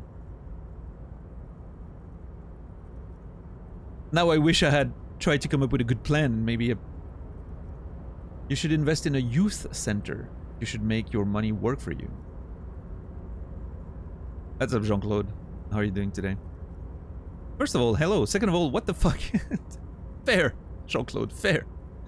I'm still in the what the fuck part of this discovery here, myself. You should invest in a youth center. Let's give him a good idea. A youth center, huh? What kind of youth center? A place to teach them practical skills, like teamwork and self-discipline. Yeah, like the one that failed in the commercial area, right? Come on, tell him what he wants to hear. Oh, empathy and conceptualization do not agree here. One dedicated to instilling liberal economic values to children from low net worth families. That's conceptualization. One to inspire future leaders of tomorrow to public service. You know, a regular youth center with basketball courts and stuff to teach teamwork and other emotional skills. That's empathy. That's the one you would like to hear, I'm sure.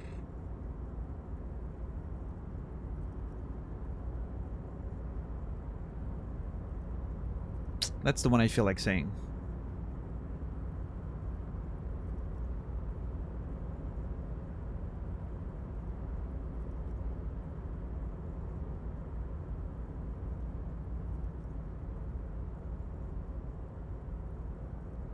You know, I'm gonna follow empathy. Empathy has been great for me in the game and in real life. I'm gonna follow empathy. Empathy is amazing. My best friend amongst those skills. Probably.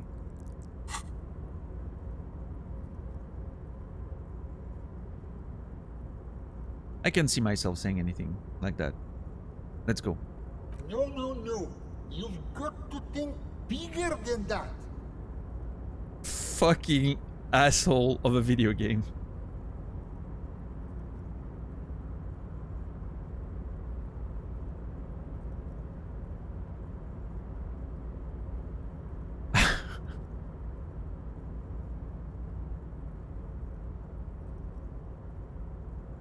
Alright, I'll tell you what you want to hear. One dedicated to instilling liberal economic values in children from low net worth families. Brilliant. Without children, who'll be there to buy stuff in the future? Yes, and if it doesn't work out, we can always repurpose the center as a shopping mall or a private equity firm. Oh no. I'm gonna just pretend and assume that I'm saying this sarcastically. I'm saying all those things sarcastically. I just want to clarify.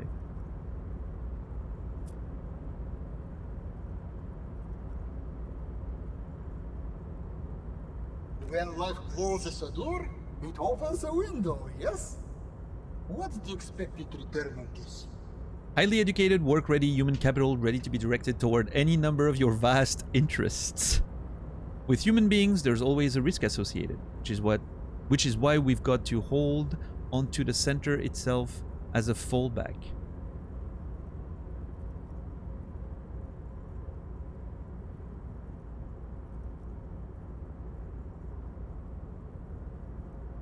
Huh.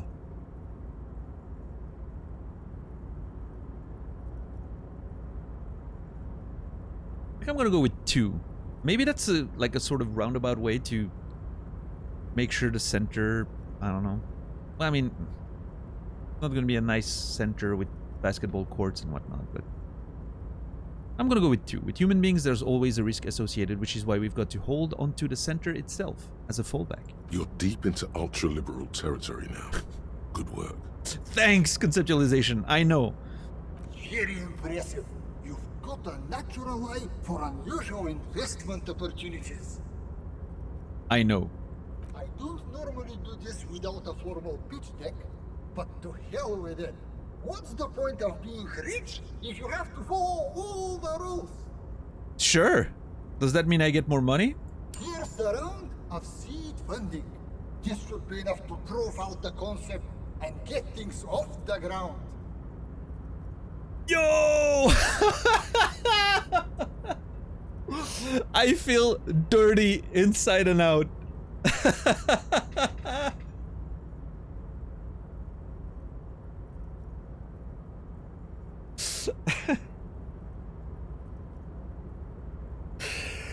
Oh my god, what's up, Nugget, Lonigan? Good to see you guys. How are you today? I mean, hey, the little number down there is, you know, it's still showing 15 millions, so who knows? Who knows?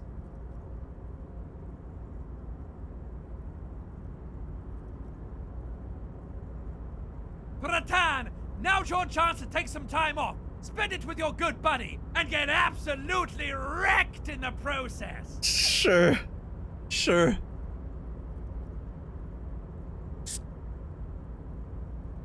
Drugs do go well with money. I agree. I'm sorry, man. I'm an investor now. I have to stay sober and calculate risks. What is this shit? Calculating risks? Bratan! The risks you can't calculate are the only ones worth taking! I'm sorry. I just don't see the ROI on that. Oh.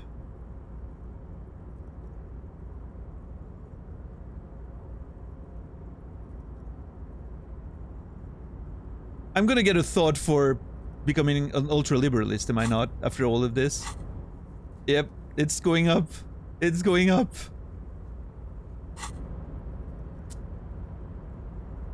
You know, I'll give it some thought. The lieutenant looks at you with horror. You've been mumbling to your necktie in a daze for several minutes. Yes. Now you're displaying it. The eccentricity that becomes a wealthy individual. If the money saint's visage weren't wrapped in physic-defying light, you would see his approval. Thank you for placing your unwavering trust in me. Remember, it's not a handout. It's an investment. And I expect to see returns. Uh-oh. That might be a problem down the line. Continue. The lieutenant stands there, dumbfounded. His mouth opens slightly, then closes again. Kim's just like, what the hell are we doing? Is he having a stroke?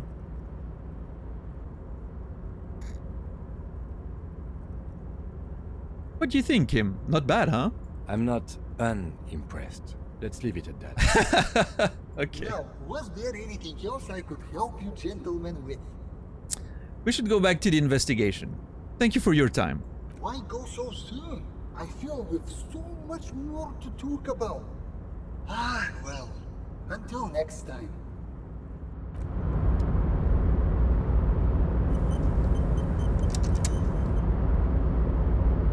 Welcome back, gentlemen. What can I do for you? Alright. Wow. Holy shit. Oh man, my money's gone down again. I'm not in the gravitational field of the immense wealth of that dude. My money's gone down to normal values. But hey, 124. That's still a lot more money than I had when I came in there. So now I can afford to buy a boombox, which is awesome. Things are looking up.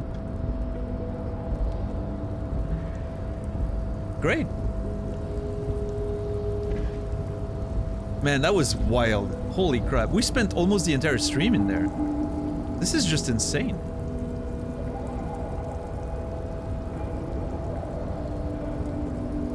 Oh, shivers.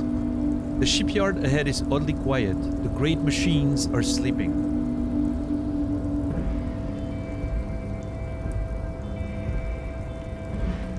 Oh yeah, Rico. If I had had to guess 100 times over what was inside that container, I would have never been able to figure that out.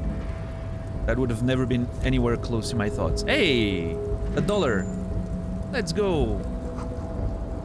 This speaker tower is silent. There is no work to organize in the yard below. Did you see that? Oh, okay, it's a glitch. It's one of those visual glitches. I was kind of worried, like, I was like, is it something I'm... What is this? Oh. The musk of oil and rust comes from the chasm in front of you. It smells like blood.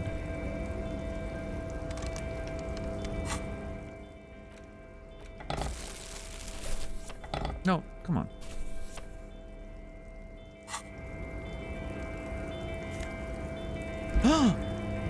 Fallen Ultra Series gloves. +1 to Half-Light. Alright, I'll stick with interfacing, but... I mean... Half-Light... What's my Half-Light at right now?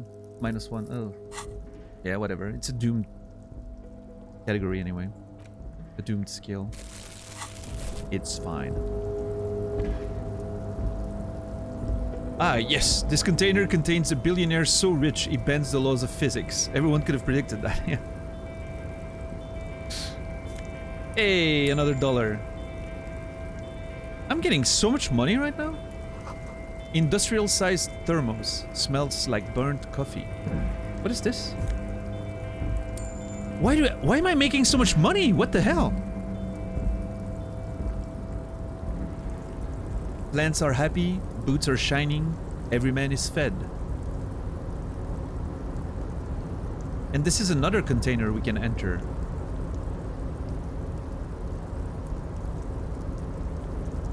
Leo, Leo, Leo. Evra will be pleased. Oh, is that Leo? The banner sags under the weight of rain and snow. White weighs on red. I think this is Leo, the Evrar's assistant. Which I need to...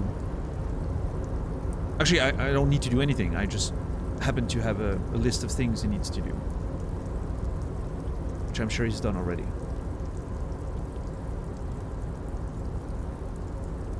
Oh yeah, Senta, for sure. Yeah. No, the game's great. The game's doing such a great work. And just keeping things... I don't know, unpredictable, interesting, mysterious, however you want to put it. Just fantastic.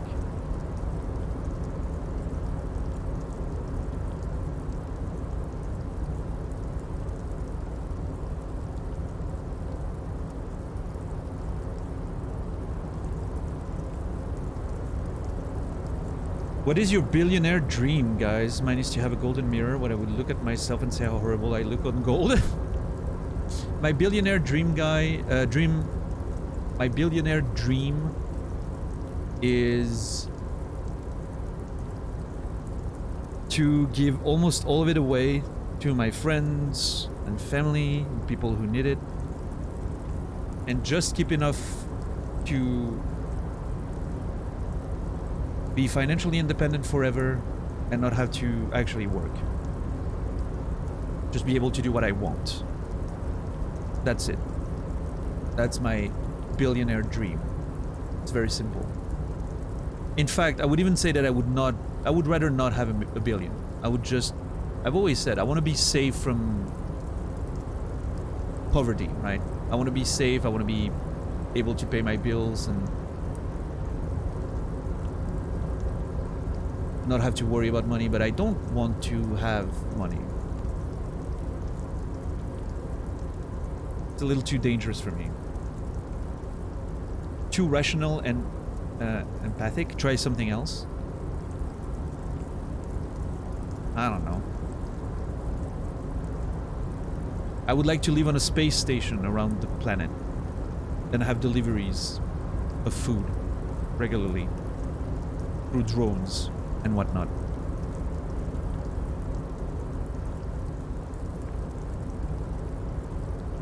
I want to rescue animals in the pound and give them all a home. Well, that's nice. What's up, Ariel Phyllis? How are you today? Alright. I could talk to Leo, or I could enter this. And I'm going to talk to Leo. And then enter this. Whatever this is. That's gonna happen tomorrow.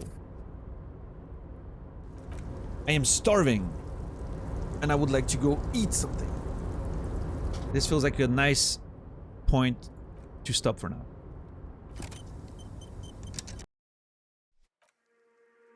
Alright, everyone.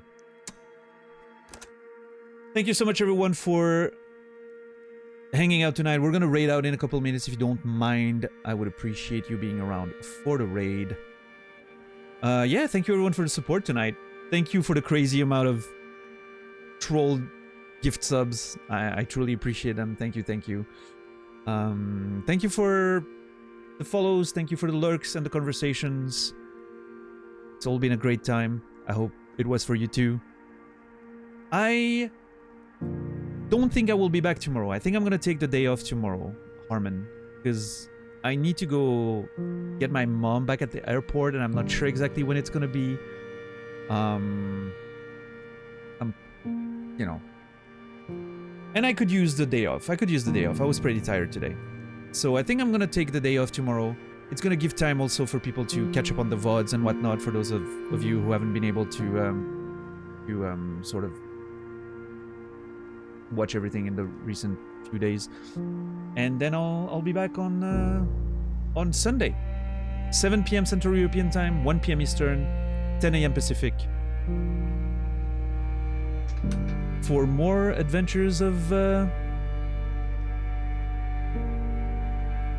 Disco Elysium.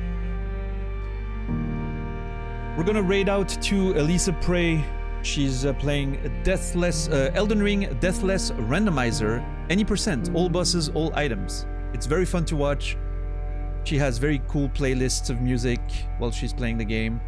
I think it's Zero's night tonight. So good music from the early 2000s. If you want to hang out there, I'll probably be hanging out there myself while I'm playing Magic the Gathering and all that. And yeah, so yeah, I probably won't be live tomorrow. I'm not gonna, you know, if I'm saying I'm taking the day off, I'm gonna make sure I take it and get some rest. And I'll be back on Sunday. I can't wait. I'm really excited to go back to Disco Elysium already. So yeah, but yeah, thank you everyone again. It's been wonderful so far. This playthrough is one of the great ones, and I really, really can't wait to see how far this game is gonna take us. It's amazing. So yeah, once again, thank you everyone. I wish you all a beautiful rest of your day, evening, or night. I will see you guys on Sunday, and until then, remember me, and I'll remember you.